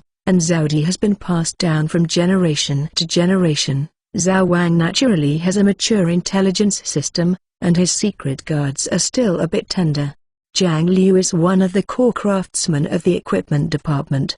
He is not only involved in the refining of steel, but also the core personnel in the production of artillery. He also participated in the production of hydraulic forging machines. If Zhang Liu was taken away, it would mean that all the crafts Zhang Liu mastered might be acquired by others, and this would lead to serious consequences. Find it for me. Even if you turn Qingzhou City out of the sky, you will find people for me. Xiaoming said. Li San said angrily, His Royal Highness, it is better to arrest Zhao Qian directly and interrogate him strictly. Do you have any evidence? Which force has Zhang Liu taken away? Are you sure? Xiaoming asked. Li San looked ashamed and shook his head. Xiaoming said, the work of the secret guard is still not rigorous enough. You are responsible for Li San. Li San knelt down and said, Please also Your Highness to punish you. Punishment or punishment depends on whether you can commit a crime or not. Zhang Liu must not leave the king's fief. Xiaoming said. Yes, Your Highness, I'll do it right now. Li San was annoyed in his heart. He was tricked this time, which was a provocation to him. When he got up, he looked at the secret guard who had lost Zhang Liu and said, "What are you doing in a daze? Tell all the secret guards immediately and use all your eyeliners to look for Zhang Liu." "Your Royal Highness chopped off my head, and I chopped your head." The secret guard shivered with fright, and immediately left the equipment department. Li San also turned and left. Chen Wenlong sighed at this time. His Royal Highness, there are so many craftsmen, and the manpower of the secret guard is limited. It is impossible for everyone to watch so carefully. Now King Zhu has a lot of meticulous work and it is impossible to prevent it. I must think of a safe method. Xiaoming nodded. You are right, it's just too difficult. Since ancient times, this spy has been a very difficult group of people to guard against. The most effective way to deal with spies is spies, that is, the secret guards headed by Li San and Wang Xuan. In addition, regardless of the Department of Equipment military workshop or other workshops, craftsmen who have core secrets will sign a confidentiality contract. The contract stipulates clearly that anyone who leaks King Zhu's secrets will be punished harshly. This is to guard against being bought by spies from the craftsman level. But this time neither he nor Li San expected that this meticulous work was so bold that they would take people away directly.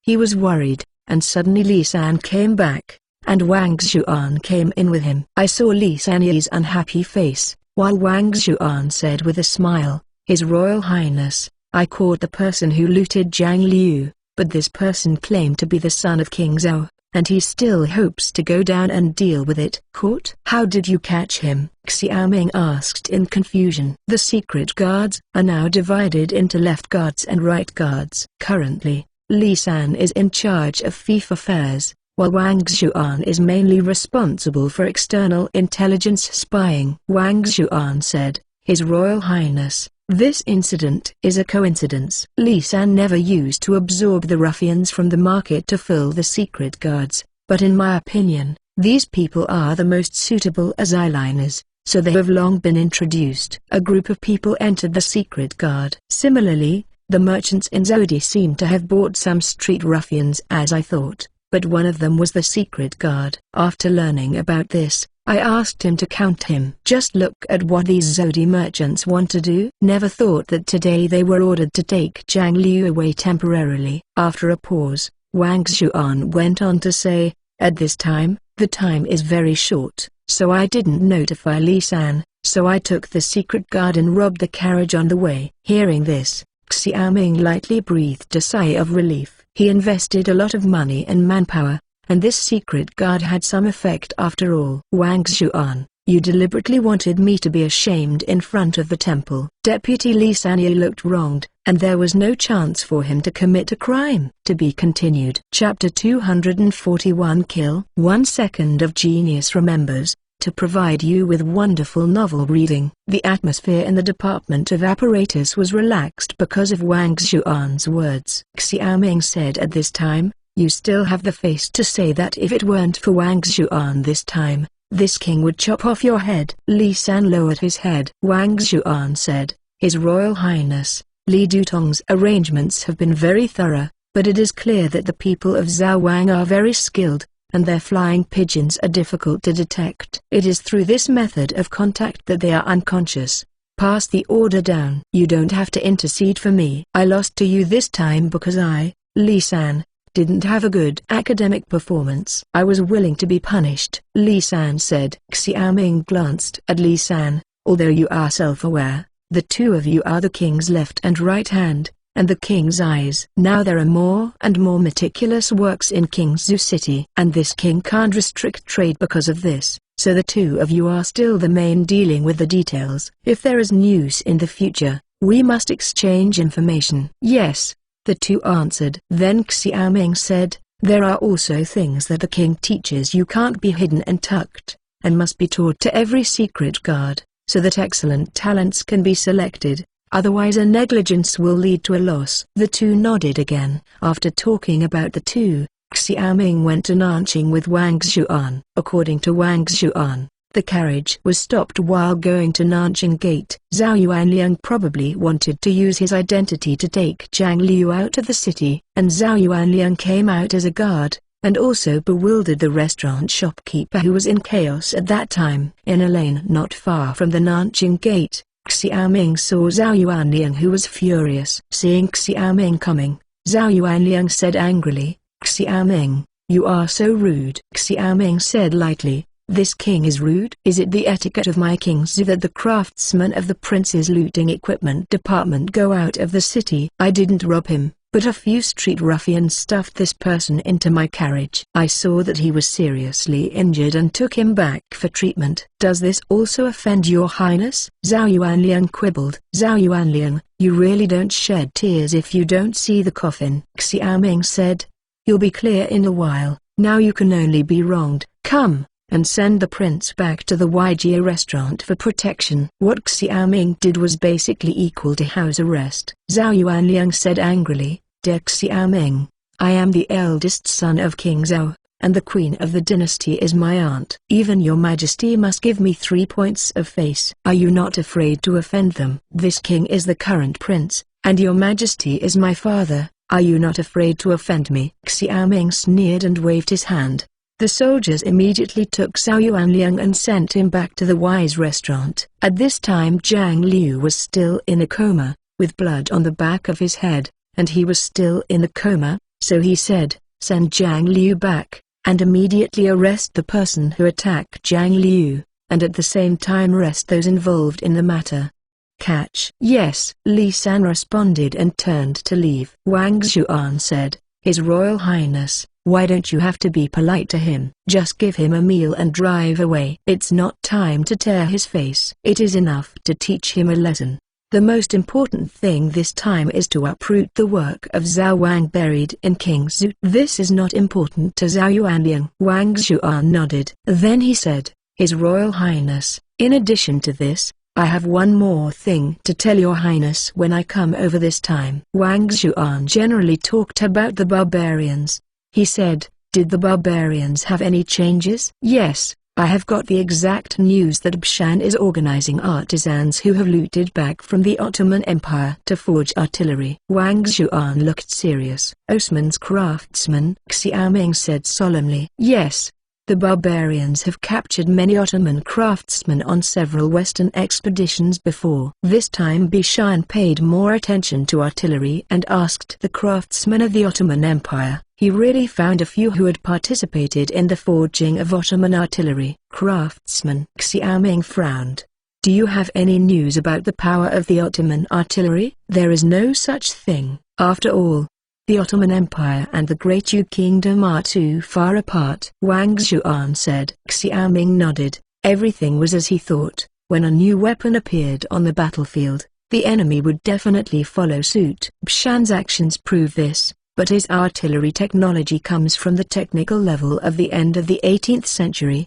He is not too worried. Now with the sights and the upgrade of gunpowder, I believe that even if the barbarians produce artillery, it is not him. Artillery equal opponent. But even so, this will cause great difficulties for his war with the barbarians. Wang Xuan continued, "Furthermore, I also got news that Bshan said in Chengdu that if the artillery is developed, he will attack Guangzhou again to prove the power of the artillery." Xiaoming frowned. This Bshan had to say that he was a very flexible guy. He said, "This king is waiting for him, and he will give him a taste of the lead bullet when the time comes," and continued to stare at the movement of the barbarians. "If there is anything change, tell me immediately." Wang Xuan nodded, turned and left. This time there is no danger, thanks to Wang Xuan's carefulness. This is better than Li San. At noon, Li San found him with a look. "His Royal Highness."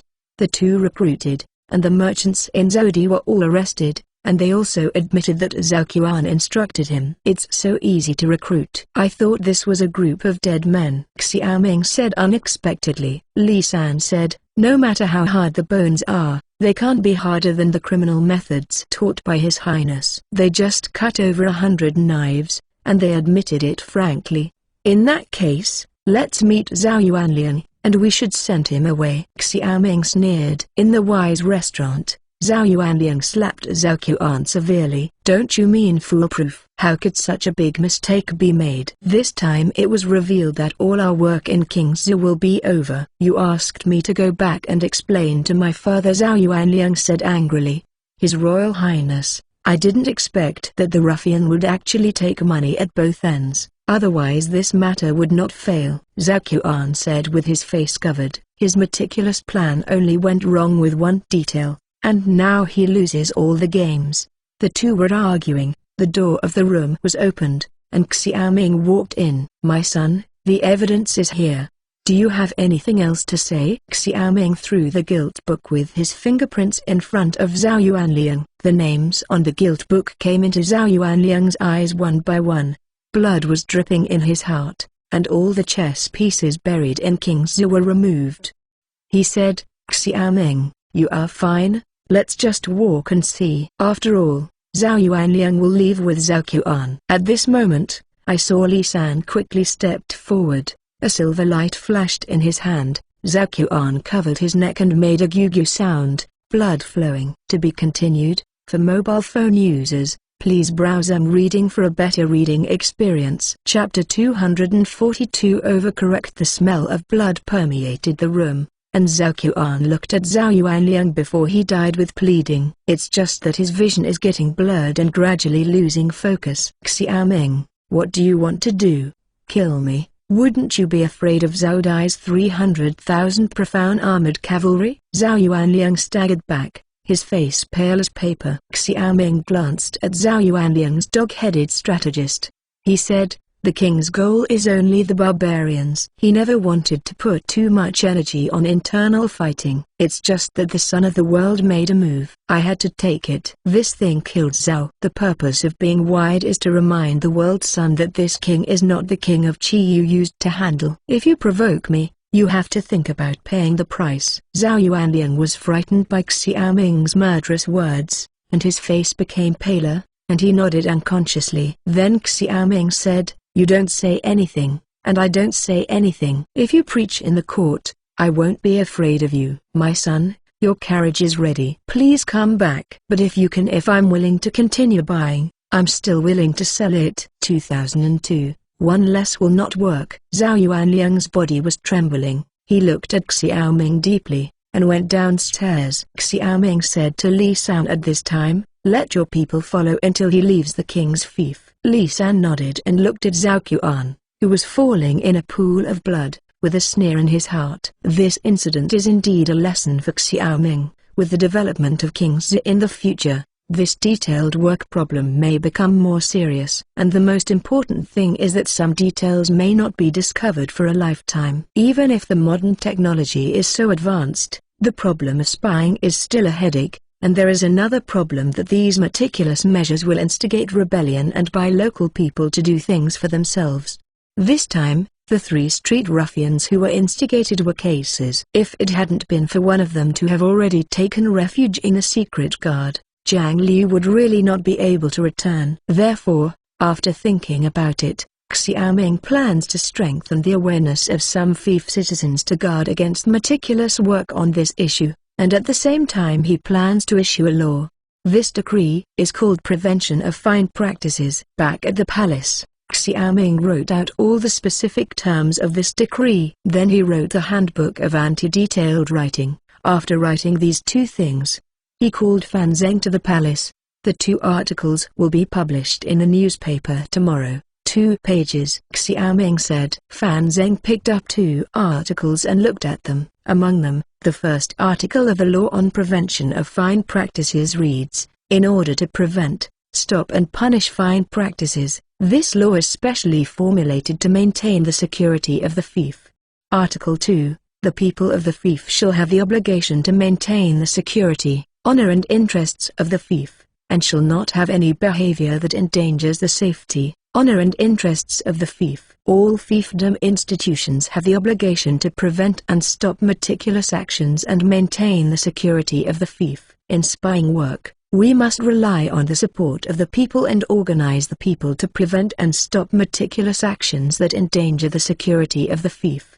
Article 3. Any institution, organization, or individual outside the fiefdom implements, instigates, or subsidizes others to implement it, or colludes with institutions, organizations, or individuals outside the fiefdom to commit acts that endanger the security of the fiefdom. The people who have been subjected to harsh punishments will be protected for supporting and assisting in anti-detail work, and those who have made great contributions will be rewarded. Then there are many detailed specific rules below. Strict work. Fan Zheng was the first time he came into contact with this term, and he suddenly felt a bit cold behind his back. He said, "His Royal Highness, should the newspaper also prevent meticulous work?" "Of course, meticulous work is pervasive. After you go back, you have to talk about this law in the newspaper, and make some meticulous actions against each other." Careful behavior. What is careful behavior? Fan Zheng wondered. Xiaoming made a slurred gesture and motioned to the handbook of anti-detailed writing, and Fan Zheng looked up again. This handbook of anti-critical work first puts forward 5 general guidelines. 1. What do you do with meticulous work? 2nd. Who will become meticulous? 3rd. The performance of instigating rebellion and spreading rumors in life. 4th. Implementing meticulous work in the name of preaching fake priests. 5. The initial identification of the initiation of the introductory work. Then for the first article, Xiaoming wrote that the detailed work mainly involves spying on intelligence, analyzing intelligence, bribing important personnel, spreading rumors, and transmitting information.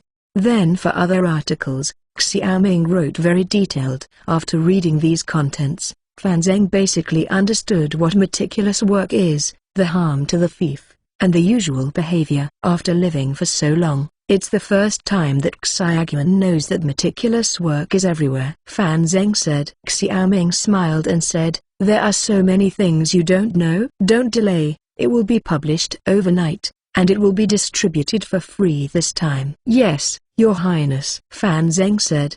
The next day, the peaceful King Zhu was once again ignited by the contents of the newspaper. At the same time, the government ordered that the militias of the villages should cooperate with the government to carry out countermeasures. At the same time, the equipment department and workshops have set off an upsurge of counter-work. According to the content of the newspaper, their eyes began to focus on people who behaved abnormally. For a time, many people who were suspected of being meticulous were twisted and sent to the government, and the name of folk meticulous was reduced to the object of insults by the people. "Kill him, kill him. It's so shameless to betray him." On Kingsu Street, 2 ground ruffians were paraded in a jail car. The people kept smashing them with rotten vegetables, mud and stones. A scream of cursing came out of the people's mouth, the voice filled with anger. The newspaper said very clearly that the 2 men's meticulous actions seriously endangered the security of the fief and endangered the security of Dayu. The people are naturally unhappy, and now the good days have just begun. Some people betray the benefits of the fief, and they want to kill them alive. A father said to his son, seeing that this is the end of the meticulous work, "Don't be a meticulous man, or your father won't recognize you as a son. You are going to be a fine writer, and I don't recognize your dad either," the young man said with a serious face. In the crowd, there were also some businessmen and servants. The people looked a little weird. In the corner, a businessman said to another businessman, "Don't move rashly during this period, lest you be exposed." This king of Qi is really ruthless. How did he come up with this idea? I just asked a little bit about King Zhu on the road, and one of the people asked me if I did it carefully. "You just came to King Zhu, and you are lucky." Most of the people who came before were twisted and sent to the government office. Another businessman said. The 2 sighed at the same time and left slowly. The publication of the newspaper caused a vigorous anti-industry craze among the people of the 6 states. For Xiaoming, this matter continued for a period of time to purify the fief environment. Sometimes it must be overcorrected. To be continued. Enable new URL. Chapter 243 Cotton King's Equipment Department. The promulgation of the anti-cooking decree and the popularization of the people's knowledge of culinary work made the various forces hidden in Kingzhou suddenly unable to raise their heads. At the same time, in order to further prevent Kingzhou's technology from being stolen, Xiaoming plans to refine various types of technical work. For example, in the production of artillery, steel refining, iron mold manufacturing, post casting, and shell production are completely independent. In each process, the types of work are divided in detail. Each craftsman is only responsible for some of the processes, and the others are not involved at all. In this way, this will greatly reduce the risk of technology theft. On this day, Xiaoming handed over the carefully designed process to Chen Wenlong, and asked him to rectify the equipment department in accordance with the process to prevent the slightest failure. After receiving the thick booklet, Chen Wenlong admired Xiaoming more and more. During this time, various books entered the Department of Equipment, Military Workshop, and Bowen Academy from the Prince Chi's mansion. These were all written by Xiaoming, and let the newspaper published books. In Dayu, books have always been extremely precious, but in Kingzhou, the cost of books has been greatly reduced. Handing over the process manual to Chen Wenlong, Xiaoming asked, "Can the Huangdopo loom be delivered now?" "His Royal Highness, it's okay. The next official is about to tell you about this." Chen Wenlong led Xiaoming to the backyard of the Department of Equipment, where 100 sets of looms were placed here. This is the famous Huangdopo loom, a loom that transforms single thread into multi-thread weaving. Once this loom is put into use, the efficiency of the textile industry in Kingzhou will increase more than 10 times. Xiaoming is now waiting for the loom, and the textile workshops of Asta and Luluo are waiting to be used. Once the loom is put into use, his sailing warship will not have a headache because of sails. "Take it all away, this king will use it now," Xiaoming said to Chen Wenlong with joy in his heart. With all the looms, Xiaoming returned to the palace. Seeing the loom arrived, Zixuan and Luluo ran out of the palace excitedly. "His Royal Highness, this is the Huangdopo loom you are talking about?" Asta said excitedly. Luluo and Asta are both proficient in women's weaving. The two of them are with Zenf and often make some female red with Zenf. Luluo touched Zixu and said, "Sister, this loom can spin 10 threads at the same time. Look at this shuttle." Seeing Asta, he laughed suddenly. "His Royal Highness, transport these looms to the workshop. The servants can't wait to try them." Kingzhou City is very large, and heavy industries such as iron and steel have been moved out of the city by Xiaoming, but this weaving belongs to light industry, so the workshop is in the city. This is also Xiaoming's future industrial planning, with heavy industry outside and light industry inside. Moreover, in order to make it convenient for Asta and Luluo to supervise the textile workshop, the location of this workshop is not far away. It is only 2 private buildings from the palace. There is a large yard in this private building with 5 rows of long brick houses. When he arrived at the textile workshop, Xiaoming asked someone to move the loom in. "This textile workshop will depend on you in the future." "Are the soldiers of the Kingzhou army waiting for your uniforms?" Now that the equipment in the textile workshop is complete, Xiaoming said with a smile. Asta said generously, "His Royal Highness, if this loom is really as magical as you said, this is still very simple for us." "Don't talk big words. This king has always looked at actual work." Xiaoming smiled. Asta stuck out his tongue, and took Luluo to sit in front of a zodiac loom and tried to manipulate it. After getting acquainted with Huangdopo's loom, Zixuan said, "His Royal Highness, in this case, we have called people here, but what about cotton?" "Li Kaiyuan and I will try our best to provide enough cotton. You only need to be responsible for weaving." Xiaoming frowned. Asta and Luluo nodded their heads, and the two discussed and divided the work to prepare the textile workshop to start. Xiaoming went to the Dudu's mansion and called Li Kaiyuan over. "His Royal Highness, if we want to promote cotton planting, we must start now, otherwise it will be too late after winter." Pang Yukan said to Xiaoming, "Once the textile workshop is established, This is the beginning of King Zhu's textile industry. Later, once the steam engine comes out, he will have the opportunity to produce the Jenny textile machine. At that time, the textile industry will need more cotton. After all, he wants to monopolize the textile industry. Li Kaiyuan, did you hear that? The cotton seeds depend on you, Xiaoming said to Li Kaiyuan. Li Kaiyuan smiled bitterly when he heard the words, His Royal Highness, this matter can be difficult to handle. Nowadays, the cotton planting in Dayu is mainly in the south. The main source of cotton is from the fief of the King of Chu. During this time, our chambers of commerce exchange in the kingdom of Greatu. There are many things that have been made difficult by the King of Chu. Now we are going to buy cotton and cotton seeds. Will the King of Chu agree? King Chu is also the mother of the three princes, and has always had great ambitions. Nanchuyan and Zholiang, the four kings of different surnames, are the most dangerous. The other three have always been honest and never liked troubles. Pang Yukan nodded. Li Kaiyuan's words are correct, but at this time King Chu must also ask His Royal Highness. Are you talking about artillery? Xiaoming asked. Pang Yukan nodded. This cotton has been planted in the south since it was introduced to the country of Dau, especially the King of Chu, who has always attached great importance to cotton planting. And the country of Chu is rich in cloth. This alone made the King of Chu a good income. Therefore, the King of Chu has always been very vigilant in purchasing cotton seeds from outsiders, and even if we introduce cotton, this cultivation and promotion will take some time. During this period, we can only buy cotton from Chu. Well, what you said makes sense, but the father is still hesitating whether to give King Y and King Chu artillery. If we agree with him, we can pinch him. If we disagree, we can only be pinched by King Chu. Xiaoming said. This cotton matter once again made Xiaoming feel the feeling of being bound. Cotton was introduced from Tanzhu Kingdom to Taiyu, so cotton was first promoted in the south, and there are few places to grow cotton in the north.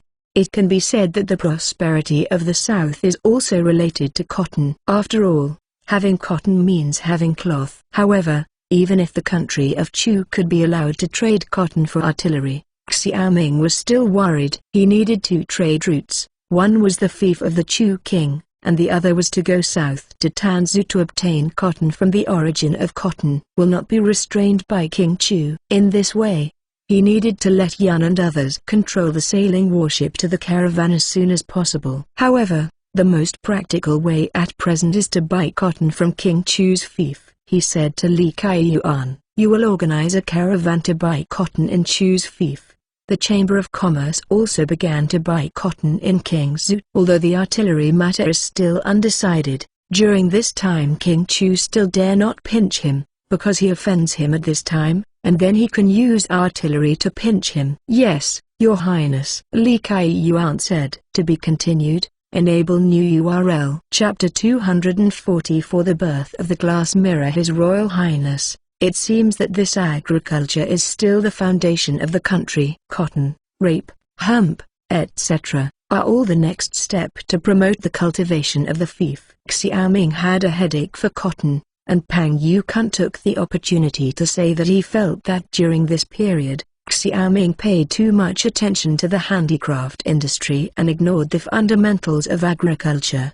You are right, but the food is still insufficient now. It may be difficult for the people to grow these things. After all, they have to bear the risk that they will not be able to sell them at that time. Then, let the production corps carry out partial planting and wait for the food production stabilize before continuing to promote. Xiaoming said. Pang Yukan nodded. During this time, he and Xiaoming had been planning the agriculture and industry in the 6 states, and these were all planned. In addition, Your Highness, what is this new commodity? At the last banquet, Xiaoming threw out another bait, but because of the detailed problem, everyone ignored it, and now Pang Yukan mentioned it again.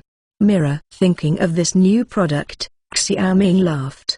The copper mirrors currently used in Dayago are still very blurry, and the details on the face cannot be seen clearly. The modern mirrors are glass mirrors, and the mirrors can clearly reflect people by plating aluminum behind the mirrors. However, it is impossible for Xiaoming to extract aluminum now, because the extraction of aluminum requires electrolysis, and the traditional silver mirror reaction requires nitric acid, ammonia, glucose and other things. He also cannot produce mirrors by electroless silver plating. After all, some industrial products cannot be produced at all without electricity. After thinking about it, he thinks that under the current conditions, only glass, tin foil, and mercury can be used to obtain a mirror. Mirrors? Bronze mirrors? There are so many in this great country. The lower officials thought there was nothing novel, Pang Yukan said. Xiaoming shook his head and said, "This king is going to produce glass mirrors this time. After 2 days, this king will show them to you." Li Kaiyuan looked excited. After waiting for so long, new products were finally available. He could already imagine that the merchants would fill up the Chamber of Commerce again. Thinking of this, he couldn't help but smirk. Seeing his wretched look, Xiaoming reminded, "The task now is to purchase cotton. If the sailing of the king's fleet is delayed, it depends on how I can clean you up." Li Kaiyuan struck a spirit. "Yes, Your Highness, I'll do it now, but Your Highness, this mirror must be hurry up." After speaking, he laughed wryly. "This king is going to the Bowen Academy to talk to Lu Tong about the silver mirror." As he said, Xiaoming stood up. After all, Xiaoming and Li Kaiyuan left the Dudu's mansion together. One went to the Chamber of Commerce and the other went to Bowen College. When Pang Yukan mentioned the new product a few days ago, Xiaoming talked to Lu Tong about preparing the mirror and asked him to prepare tin, mercury and other materials. Although Xiaoming did not find mineral deposits in the local area, tin is a very common metal in Dayu, and the alloy of copper and tin is bronze. This bronze has appeared in ancient times. The same is true for mercury.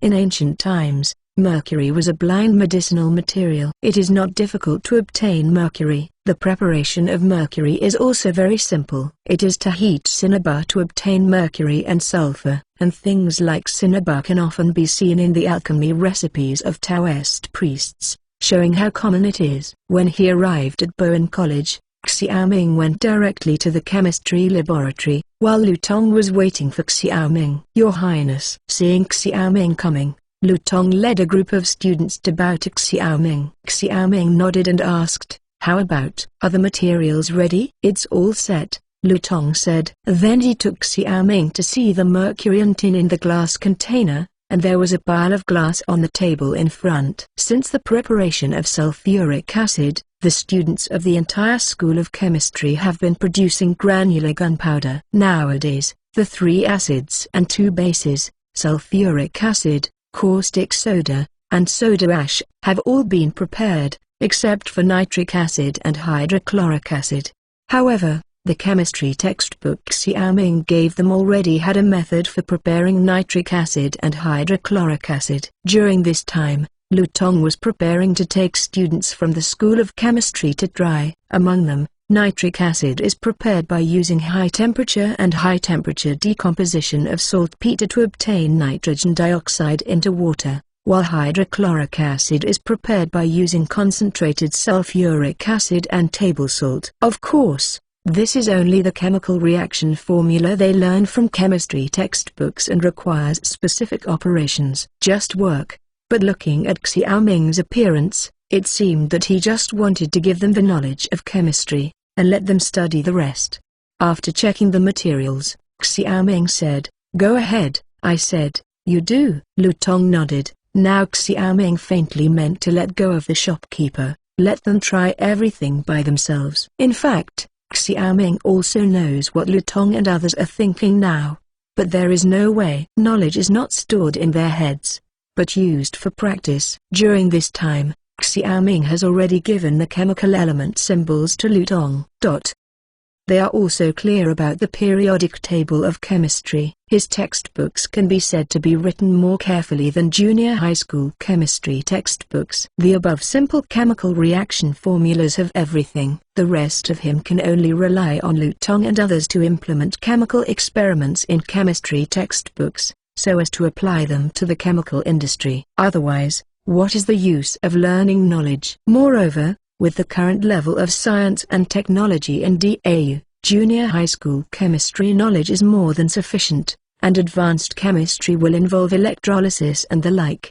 Without electricity, learning is useless. Taking a piece of glass, Lutong attached a piece of tin foil to the back of the glass. Because tin has a very low melting point, only more than 200 degrees Celsius, smelting tin foil is very simple. Just heat it slightly. Wrapped in the tin foil, Lutong took out the mercury and poured the mercury on the tin foil, spreading evenly. At this time, mercury and tin foil have undergone a chemical reaction to become a silver-white liquid. This is tin amalgam. Historical records. This kind of mercury and tin solution existed in the spring and autumn and warring states period, and although mercury is toxic, amalgam alloys are non-toxic. This silver-white liquid will adhere tightly to one side of the glass and will not fall off easily. The steps of producing the mirror were completed one by one, and Xiaoming and Lutong quietly waited for the moment when a miracle appeared.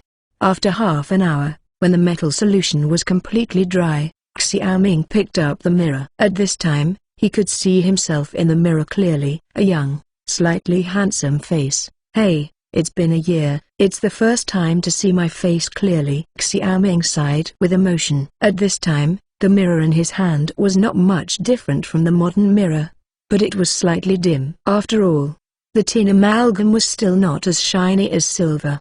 But even so, this mirror is probably amazing. To be continued. Enable new URL. Chapter 245 Shocking Effect. My mother, Your Highness, is this me? A voice came, and at the same time Lutong's somewhat dirty face was reflected in the mirror. Even the bronze mirror is a luxury in the country of Dau, because the bronze mirror needs to be polished repeatedly in order to be able to appreciate the beauty, and the price is naturally not affordable. Therefore, ordinary people basically can't look in the mirror, but can only use water to see what they look like. The effect is naturally not as shocking as this glass mirror. Who else can you be? Look, the nose is still hanging on your mouth, and you don't wipe it," Xiaoming said. Where? Lutong took the mirror and looked at himself. He buttoned his nose, then looked left and right in the mirror, staring at him from time to time, squeezing his eyebrows, and having fun. The students behind were already impatient with waiting, and said one after another, "Let me see, I also want to see." Lutong couldn't withstand the demands of so many people, and reluctantly handed the mirror to the students. Suddenly the students fry the pot. You scramble for me to grab them, and look in the mirror one by one. From time to time, you hear, "I am so handsome, you are so ugly, my face has not been cleaned yet," kind of discourse. Seeing the crowd roaring, Xiaoming was slightly proud. It seems that this mirror will become another sensational commodity in the country after soap, wine, and perfume. Lutong sighed and said to Xiaoming, "His Royal Highness, Xiao's slave really admires your highness." "How did your highness come up with these things?" When Xiaoming heard the words, he chuckled lightly. "These are nothing. These things are just a little trouble. In the future, the products that will shock the country will only be one after another." The students experienced the charm of the mirror one by one. At this time, Xiaoming said to Lutong, "I will give you the remaining glass." Lutong nodded and greeted the students. The students swarmed up and picked up materials in groups of 3 to produce mirrors. Xiaoming waited for them in the laboratory. When the 20 mirrors were produced, he had another person paint a layer of black paint on the surface of the tin amalgam. This black paint came from lacquered wood and was a natural paint. Xiaoming did this to protect the tin amalgam from damage. At the same time, these mirrors are also framed in wooden frames and have exquisite shapes. After all, goods also need packaging. The mirror was taken away from the chemical laboratory, and Xiaoming handed it to the woodworker to handle the mounting. These work continued for another 3 days before 20 exquisite glass mirrors were officially born. And when these exquisite glass mirrors were sent to Prince Chi's mansion, Asta and Luluo immediately took a fancy. "Ahem, I said you two. This has been taken for half an hour. Why is it not enough?" The mirrors sent this time vary in size. Among them was a full-length mirror customized by Xiaoming. The mirror was 2 meters high and 50 centimeters wide. This mirror was placed in Xiaoming's bedroom. When Asta and Luluo came back from the textile workshop and saw the mirror, They were immediately addicted to it. After asking what was happening at this time, the two of them stayed in his bedroom and kept stinking.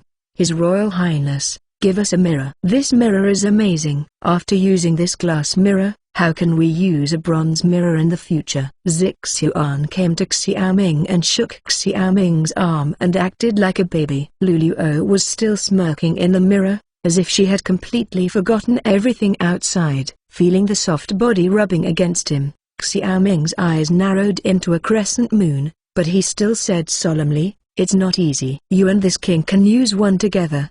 The cost of this mirror is not my king is very poor." As soon as the Aster saw this glass mirror, it was as if a bee had seen honey. There was no beauty in her daughter's house, especially the maids like Aster and Lulu. As a result, the Aster became more and more attached to Xiaoming's body, and his hot and bold personality was fully revealed. Xiaoming laughed more and more badly. This flirting with the two little maids was also a rare pleasure in his life. He took the opportunity to pull the Aster into his arms. This sudden attack made Zixuan scream. Her face flushed suddenly, and she pushed Xiaoming like a baby. "Your Highness, you are really bad." Luluo turned her head blankly and asked, "What's wrong with Sister Aster?" When he saw Aster Xiaoming's posture, he blushed, but compared to before, she seemed to be used to Xiaoming's small movements sometimes.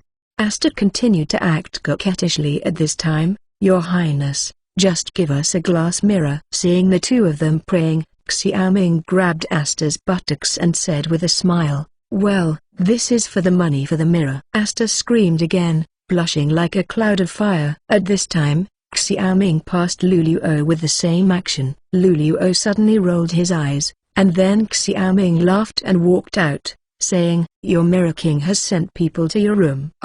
When Aster heard the words, he stomped his feet. This time Xiaoming teased again. Feeling the soft touch of his fingertips, Xiaoming left the palace and went directly to the Chamber of Commerce. Now that the mirror came out, it was time to use the mirror to ease the silver problem of King Zhu Fukuoka. This time he is very optimistic about the prospects of the mirror, because there is record of this in the Science and Technology Library. When the contemporary French Queen Marie de Médicis got married, the King of Venice gave her a small glass mirror as a gift, worth up to 150,000 francs. Because at that time only Venice could make this kind of glass mirrors, and the factory was located on the island of Milano. In order to obtain the secret of making mirrors, France secretly kidnapped several mirror technicians.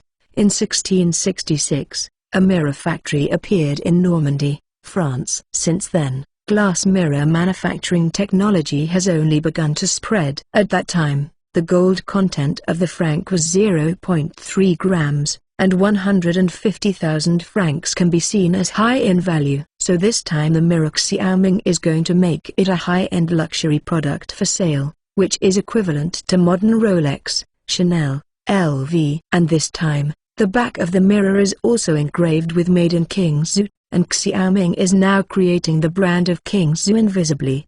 Bringing a mirror to the Chamber of Commerce, Li Kaiyuan came to Xiaoming like the wind.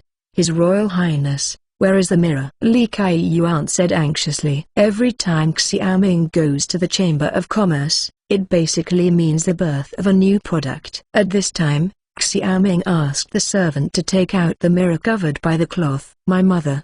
The moment Li Kaiyuan saw the mirror, he took a step back in fright. He thought there was a person in it. Upon closer inspection, he realized that this person was a little familiar. "Isn't this him?" Suddenly, Li Kaiyuan was shocked. He almost looked in the mirror and muttered, "Your Highness, this time we are going to be rich again." To be continued. Enable new URL. Chapter 246. Your Majesty, there are assassins. Have you heard? The Chamber of Commerce is holding a trade fair in the East City. I heard that there are new products coming out. Really? Then we don't want to go soon. It is said that this fair will last for 7 days. After this village, there will be no more shop. On the second day, the front page headlines of the Kingzhou newspaper roared with the words trade fair and mirror. The merchants in Kingzhou once again set off waves. In the first 3 commodities, many merchants missed the business opportunity. They still regret it. Now they will not miss this opportunity again. So when they saw the newspaper, they flocked to the East Market. At this time, many scholars also saw the contents of this newspaper, and were curious. They also went to the East City to join in the fun. This trade fair was naturally Xiaoming's idea. No matter how good the mirror is, it must show its true face and let others feel it. Therefore, this trade fair is very necessary. On the one hand, this can show the charm of the mirror, and on the other hand, it can also allow the merchants to spread the magic of the mirror from one to the other, and expand the influence of the mirror. At this time in the East City, a small area was surrounded by soldiers, and no one was allowed to come within 3 meters of the mirror. In a place surrounded by ropes, more than a dozen mirrors were displayed. The businessmen in front clearly saw themselves through the mirror. They looked excited and refused to leave before the mirror. "I said you have watched enough?" The businessman behind was already impatient. "You also let others take a look." The businessman in front was drunk looking in the mirror, and he didn't bother to pay attention. "I'll be there first. I want to watch as long as I want." "Fuck you." The businessman behind grabbed the front businessman directly and pushed it to the ground. Then he saw himself in the mirror with an obsessive look. Then the businessman behind him repeated the same process. For a time, the East Market was impenetrable and chaotic. From time to time, businessmen fought violently. They were all shocked by this magical mirror and just wanted to look at it for a while some businessmen with flexible reactions went directly to the Chamber of Commerce to find Li Kaiyuan. "Vice President Li, can you tell us what the mirror says in advance?" When a businessman was speaking, he pushed a banknote worth more than 1,000 tals to Li Kaiyuan. When Li Kaiyuan pushed back the silver ticket, he could learn Xiaoming's method. If he really collects the silver, he might be really jailed. Xiaoming has always been very strict with Lazu officials. At the meeting, Xiaoming made it very clear that the salary he gave to Lazu officials was 3 times that of the officials of Dayu State, and the lowest year was also 36 tals of silver. Therefore, with such a high salary, his tolerance for corruption and bribery is 0. Once the corruption is verified, it is not a problem of losing the official position. It is a light jail disaster, a heavy beheading, and there is no room for negotiation. Li Kaiyuan can be said to be a close minister by Xiaoming's side. He would get a lot of money as a reward for his contributions. It can be said that he is not short of money, and this made him even less likely to accept bribes. "You'd better take this back, otherwise I won't be able to talk to you about this matter today." Li Kaiyuan put away his usual smiling face and said sternly. The businessman stunned. This is a common practice in the country of Dau. There is no official who does not collect money. This makes his heart uneasy. He said, "Vice President Li, is it missing?" Li Kaiyuan said angrily, "Are you trying to kill me?" "Our King's government doesn't collect the money. Take it back. If you talk about it, you just go away." The businessman's complexion changed. At this time, he put away his money, and said with a smile, "In that case, someone just wants to ask Vice President Li how to sell this mirror." "When?" "How to sell?" Li Kaiyuan's expression improved a bit. He said, "His Royal Highness instructed that the agency will not be sold. The sales will be in these 2 days. As for how to sell, the Royal Highness said that it will be auctioned." "Auction?" The merchant hesitated. "Not auction sales rights?" "No, this auction of mirrors is fair and reasonable to everyone, and the craftsmanship of this mirror is very complicated and cannot be mass-produced, so this method can only be used." Li Kaiyuan said. This is what he and Xiaoming have planned. Since the mirror is a luxury item, of course it is the first time to make a fortune, and auctions are the fastest way to make money. While Li Kaiyuan's appetite was hanging from the businessman, Xiaoming also sent a mirror to Qing'an. This time there was only one mirror, and it was given to Xiaowen. This time Xiaoming was cruel. For the shocking effect of the mirror, his concubine Zhen didn't send it, but after this period of time, he sent it to concubine Zhen. The news of Li Kaiyuan's verbal release soon spread among the merchants, and many merchants immediately began to prepare silver to buy the mirror at this auction.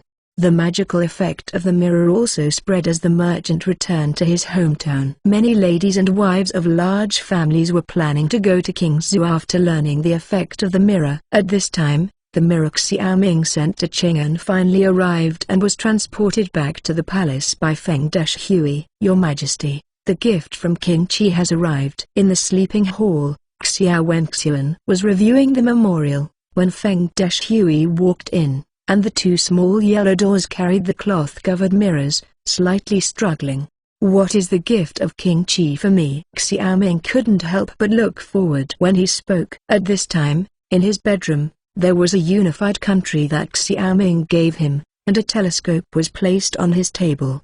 He loves both of these things. The old slave also wants to know what surprises His Majesty King Qi brought to Your Majesty this time. Feng Deshui smiled and gestured to Xiaohuangman. At this time, the little yellow goalkeeper Hebra came down. Suddenly a mirror with a height of 2 meters and a width of 50 centimeters, with a carved dragon and a hollowed-out pure gold frame appeared in front of Xiao Wenxian. Your Majesty, there are assassins. Feng Deshui immediately screamed when he saw that the person in the mirror had not yet reacted. Xiao Wenxian was also taken aback, but he was a person who had walked through a strong wind and waves, and he was not as awkward as Feng Deshui. Upon closer inspection, he cautiously moved his hands, and the person in the mirror also moved his hands. Then he patted Feng Deshui, and the person in the mirror also patted the people next to him. At this time Xiao Wenxian understood that the person in the mirror was the same as the person reflected in the bronze mirror, but because it was so clear, at first glance it looked like a real person was standing inside. No wonder Feng Deshui was so shocked. Guardian, escort. At this moment, many guards rushed in, and these guards came in front of Xiao Wenxian and saw the murderous soldier in armor in the mirror. The guards drew their swords and rushed to the mirror, shouting, "Bold rebels, die!" Xiao Wenxian recovered from the shock at this time.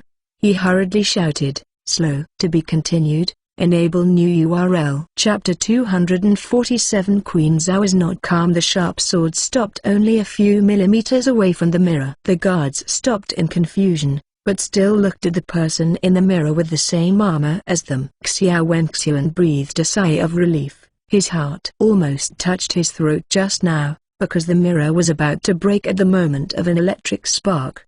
Retreat. Xiao Wenxian ordered the guards. Feng Deshui looked at the mirror seriously at this time, compared the person in the mirror again, and suddenly laughed blankly. Your Majesty, you see the old slave is really confused. How could His Royal Highness assassinate His Majesty? So this is a mirror. When the other guards heard this, they also looked at the person in the mirror at this time. In this contrast, they showed a look of error. How could the person in the mirror be the same as themselves? At this time, Xiao Wenxian strode to the mirror, and reached out his hand to touch the cold mirror surface. Feeling that his hand was blocked, a stone in his heart fell to the ground. It really was a mirror. Ha ha ha! Xiao Wenxian suddenly laughed happily, and this surprise suddenly showed the extraordinariness of this mirror. Feng Deshui also smiled and bloomed. He walked to the mirror and touched the smooth surface of the mirror. Rarely, he said, "Oh, Your Majesty, why is this mirror so made of glass?" "I'm afraid that is the case, but how did King Qi make this glass able to photograph people so clearly?" Xiao Wenxian smiled. "Your Majesty, don't you know King Qi? The ideas are one after another, but the mirror is only given to His Majesty this time, and it is probably very precious," Feng Deshui said. Xiao Wenxian became more happy. He said, "Really? This King Qi has become more and more aware of how to behave in the world. Well, my heart is so happy." "No, but Your Majesty, if this mirror is known to the ladies in the harem, you still don't know how to beg Your Majesty for this mirror?" Xiao Wenxian became more happy. Xiao Wenxian is also a human. As long as he is a human, there is a need to show off, especially to get such a shocking baby, and even want to share with others. This psychological need exists in childhood. For example, children always show off their new toys to others. If this is the case, let the queen and the others take a look. After all, it's not as good as the others. Ha ha ha! Xiao Wenxian laughed again. Feng Deshui bowed and said, "Yes, Your Majesty. I'll go and tell the ladies." After that, Feng Deshui smiled and walked out. while Xiao Wenxuan stood in front of the mirror and looked at himself repeatedly. The more he looked, the more he liked it. In a short while, a group of concubines arrived under the leadership of Empress Zhao. On the way, Feng Deshui had already told Empress Zhao about this magic mirror. Therefore, after entering the door, Empress Zhao and their concubine went directly to the mirror. When they saw themselves in the mirror, all the concubines suddenly appeared shocked, followed by excitement. Looking at the tiny details in the mirror, Empress Zhao's eyes didn't blink. She also has a bronze mirror in the palace, and she shines on the mirror when she washes every day. But how can the dim effect be compared with this glass mirror? At this time the person standing in the mirror is exactly the same as their real person. No wonder the guards didn't tell the truth from the false. Your Majesty, this is the mirror sent by King Qi, Empress Zhao said with a trace of desire in her eyes. Xiao Wenxuan smiled and said, exactly, Queen. What do you think of this mirror? It's a wonderful workmanship, great workmanship, Majesty. Give this mirror to my concubine. In front of many concubines, Empress Zhao begged Xiao Wenxuan for the first time with a slightly coquettish tone. The women in a harem are all struggling. Who doesn't want a mirror to dress up? And this mirror is too perfect, even she can't calm down at this time. When the other concubines heard the words, they were anxious and said eagerly, the Emperor, we too. Xiao Wenxuan was proud of his heart. He said, ahem, but there is only one mirror, and I also love it very much. Why don't I ask King Qi if I can send some more? At this time, surrounded by a group of concubines, some holding his arms, some piercing into his arms, and facing many people's resentful eyes, Xiao Wenxuan couldn't help but repeatedly agreed.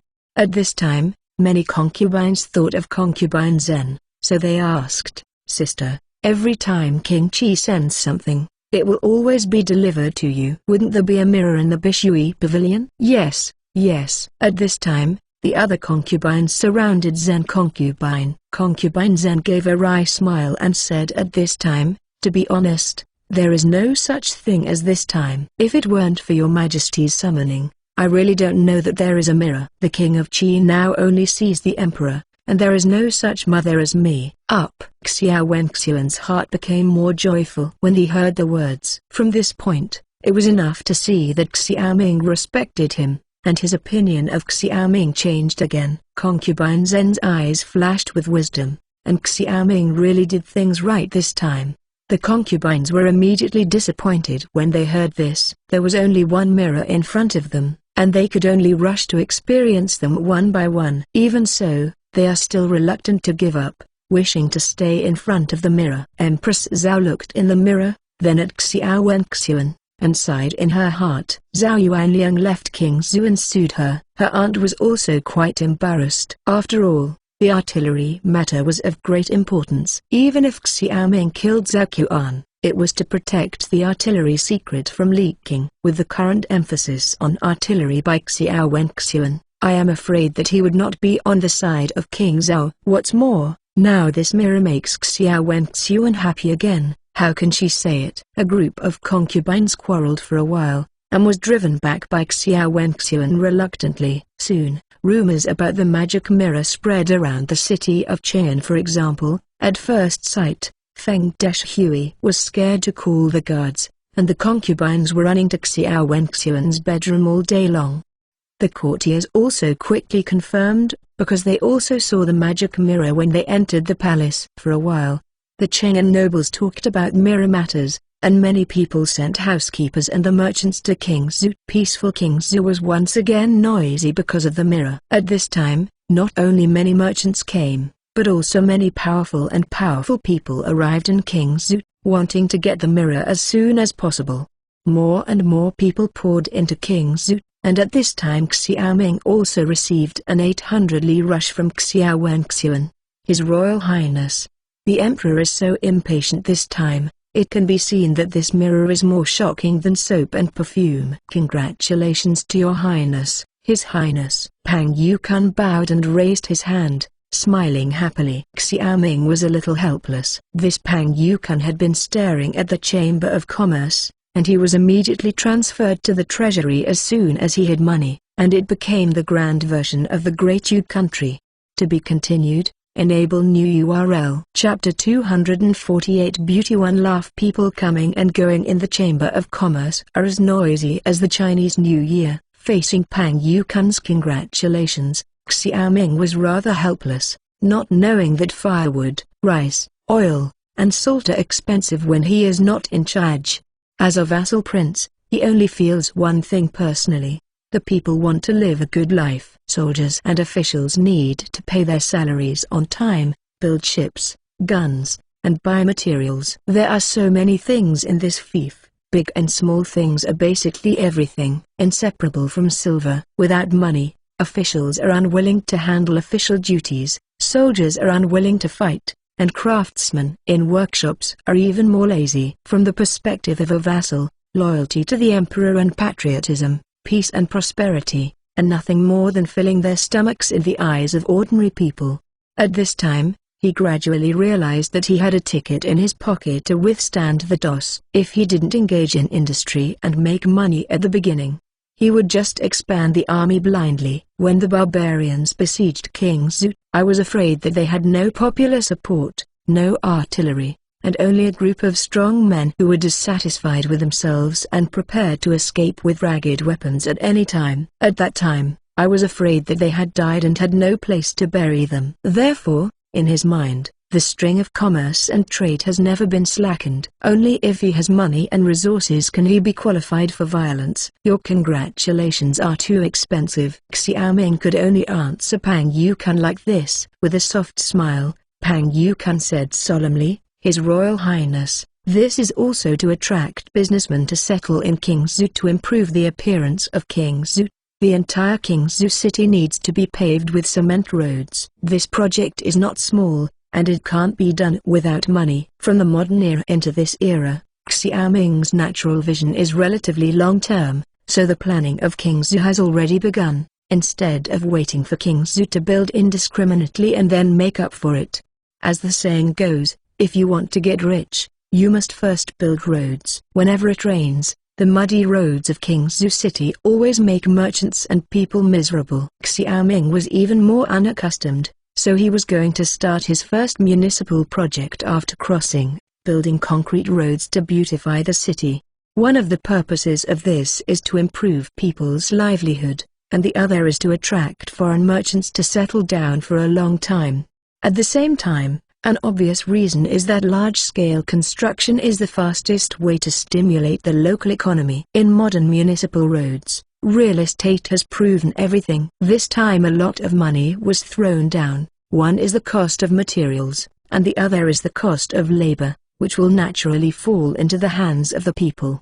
As the two were talking, Li Kaiyuan, sweating profusely, walked in from the door at this time. His clothes were a bit messy, as if being rubbed on the ground by someone. Oh, these vendors who killed 1,000 knives saw me like they saw a thief, and my clothes were almost pulled off. Li Kaiyuan complained while saying. Then he asked, His Royal Highness, now merchants are asking when the auction will start and how to answer them. No hurry, when is the time now? The real gold master hasn't come yet, Xiaoming said, and he hurriedly brightened Xiao Wenxuan's 800 miles. So, the mirror just spread in Chang'an City? Li Kaiyuan asked. Xiaoming nodded. Moreover, this king also wants to postpone a little bit, so that Lu Tong and the others can produce more mirrors. This subordinate agrees. Pang Yukan was following Xiaoming now, fascinated by his ears and eyes, and understood a lot. Li Kaiyuan nodded. Xiaoming continued,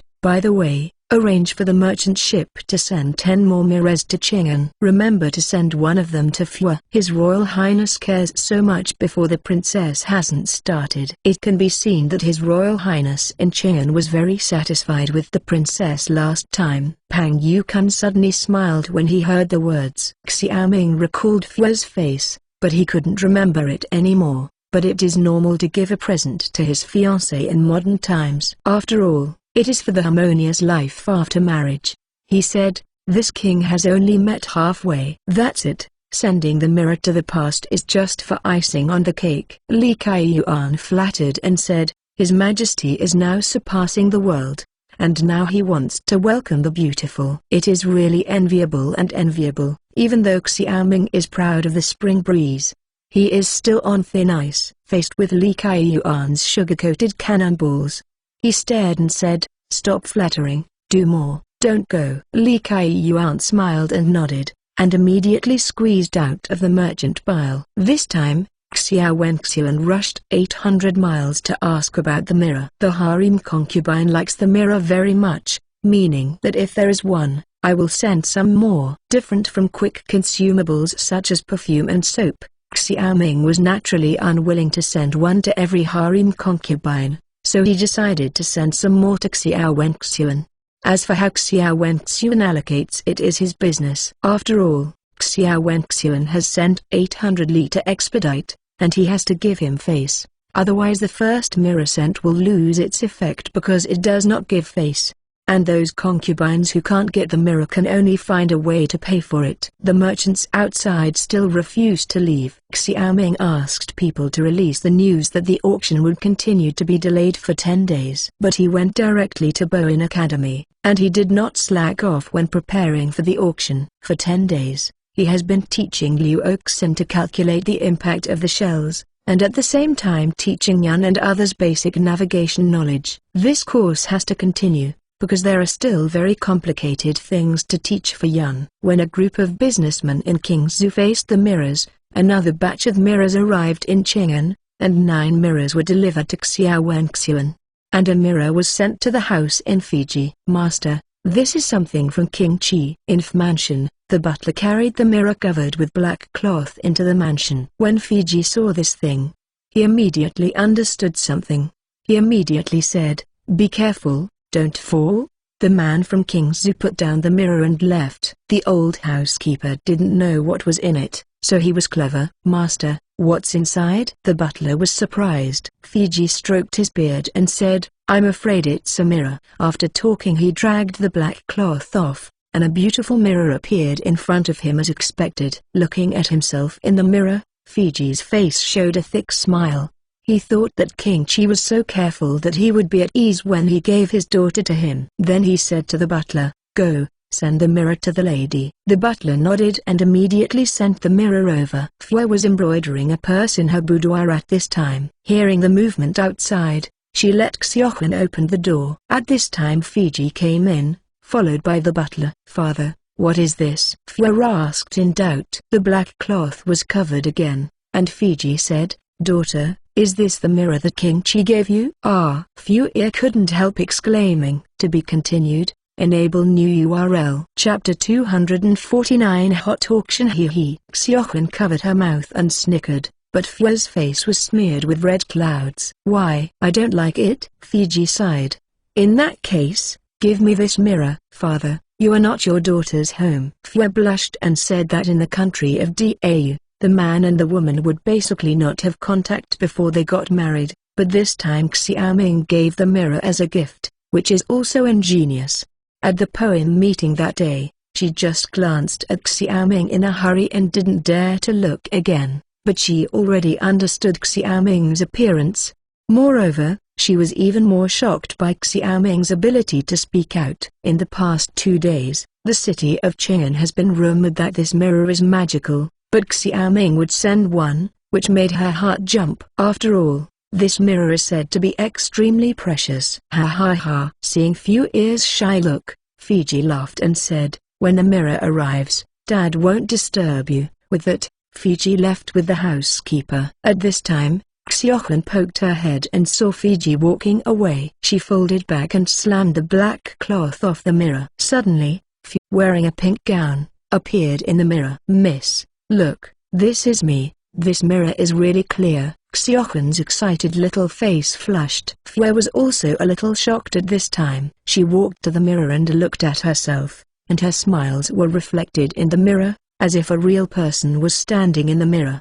She exclaimed, "This mirror really reacted differently. It's no wonder that it's so amazing in Chang'an." "The mirror is small." His Royal Highness Qi is true to the young lady. Xiaohan suddenly smiled. Fue said in embarrassment, "Dead ring. See if I will tear your mouth." The two immediately started fighting. King Qi gave Fue a mirror, and the news was inadvertently spread among the Chang'an nobles.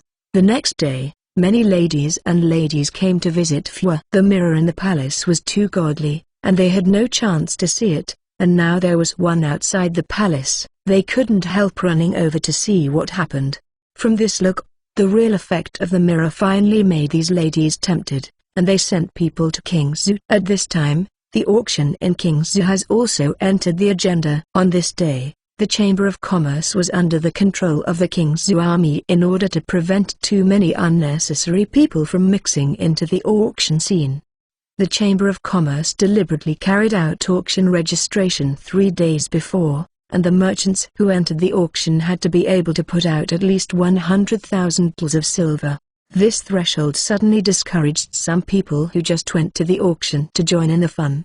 His Royal Highness, there are 3,000 people participating in the auction this time. The auction was about to begin, when Li Kaiyuan told him the number of people. 3,000 people? It's just that Chang'an has more powerful and powerful people. It seems that there are some people who haven't arrived. Let's start. Let's not wait, Xiaoming said. After preparing for the mirror for more than a month, he couldn't wait any longer. Li Kaiyuan nodded, then walked to the stage and began to tell the auctioneers the rules of the auction, and Xiaoming was hiding behind. He wanted to show up for such things. Pang Yukun seemed more nervous than Xiaoming at this time, because this would mean how much money the treasury could earn.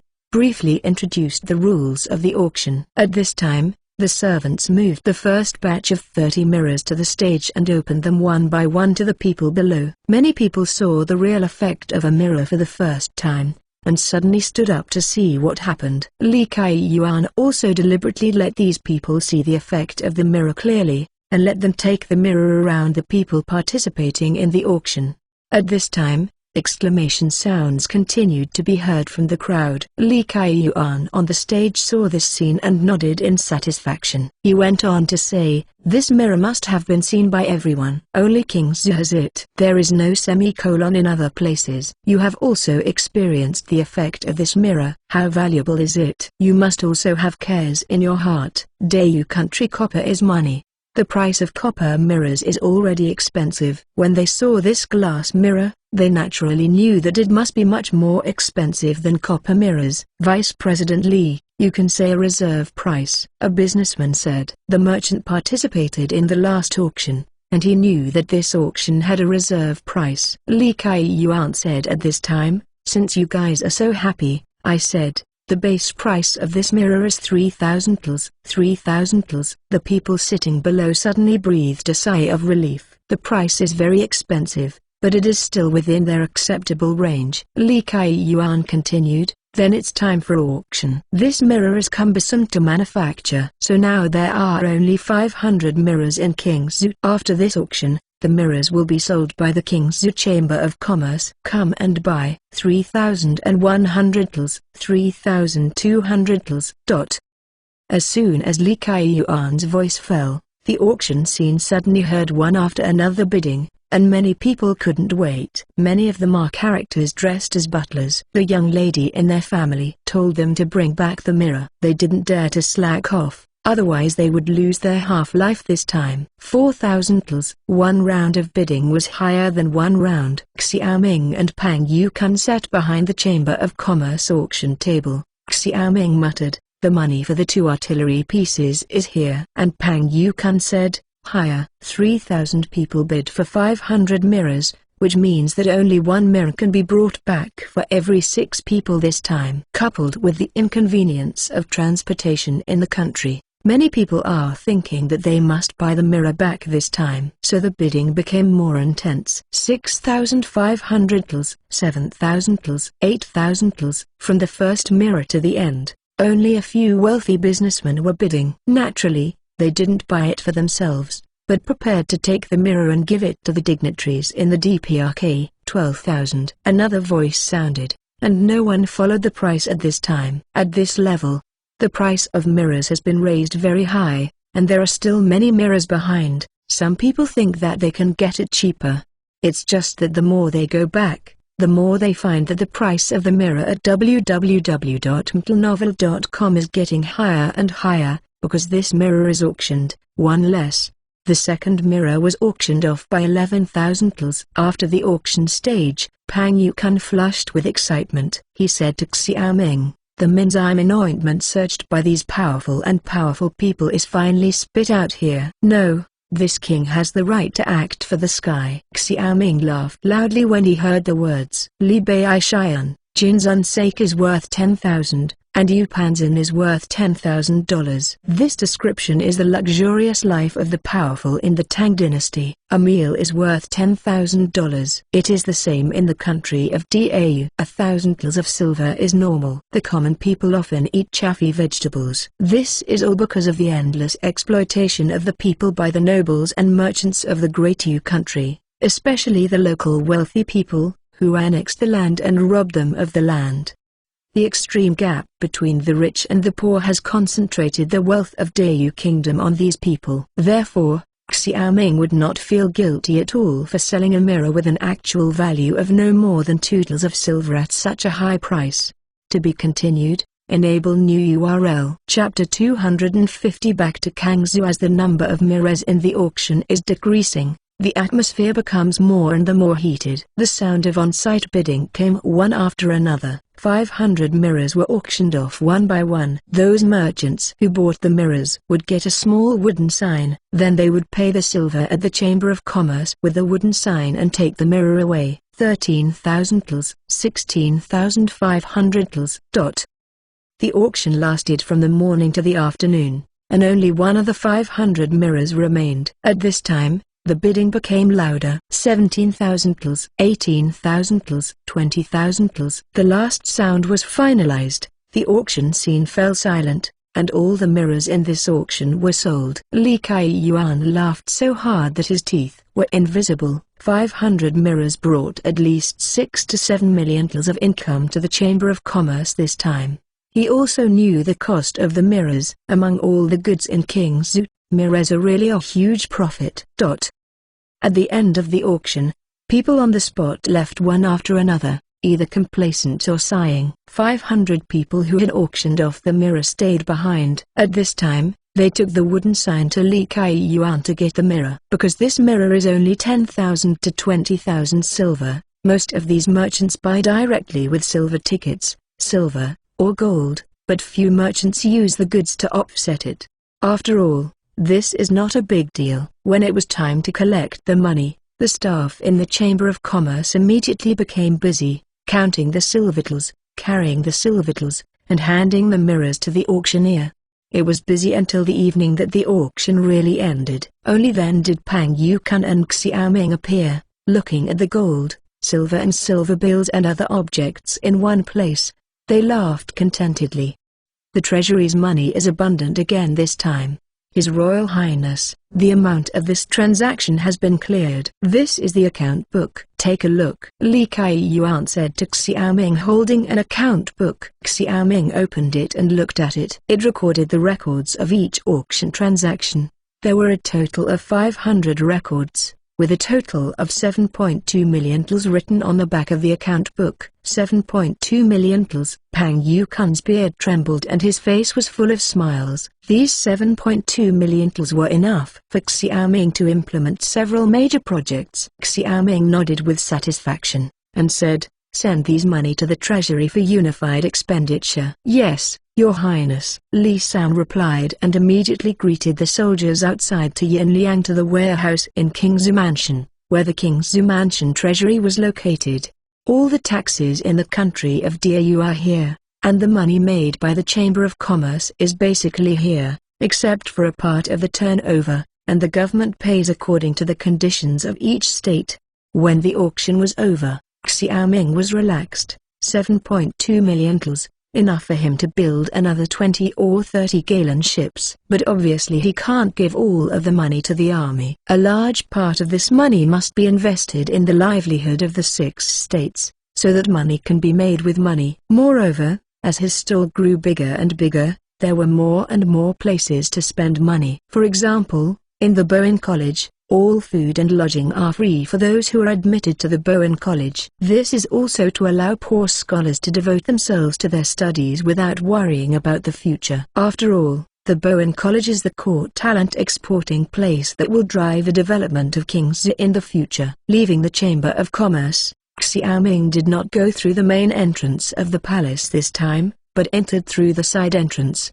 Because he knows that at this time, many people must be asking to see him outside the door to discuss the mirror matter with him. However, he made up his mind that this mirror would not sell the right to sell like perfume soap. He made a lot of money at that time, but for his monopolistic business, it was a loss. It took another 10 days for the mirrors to fade away in King's. When the Chamber of Commerce officially began to sell mirrors, the merchants staying in King's immediately flocked to the Chamber of Commerce, but many were blocked by the door. Members of the Chamber of Commerce have priority. Li Kaiyuan explained to a group of businessmen. The membership system of the Chamber of Commerce has been running. Now the number of members in the Chamber of Commerce has reached thousands. These people will get preferential prices for goods in King's. Moreover, some members of the Chamber of Commerce have already considered the issue of settling in King's. After all, they bought members with a huge amount of silver, and only when they settled in King's can they always get information from the Chamber of Commerce.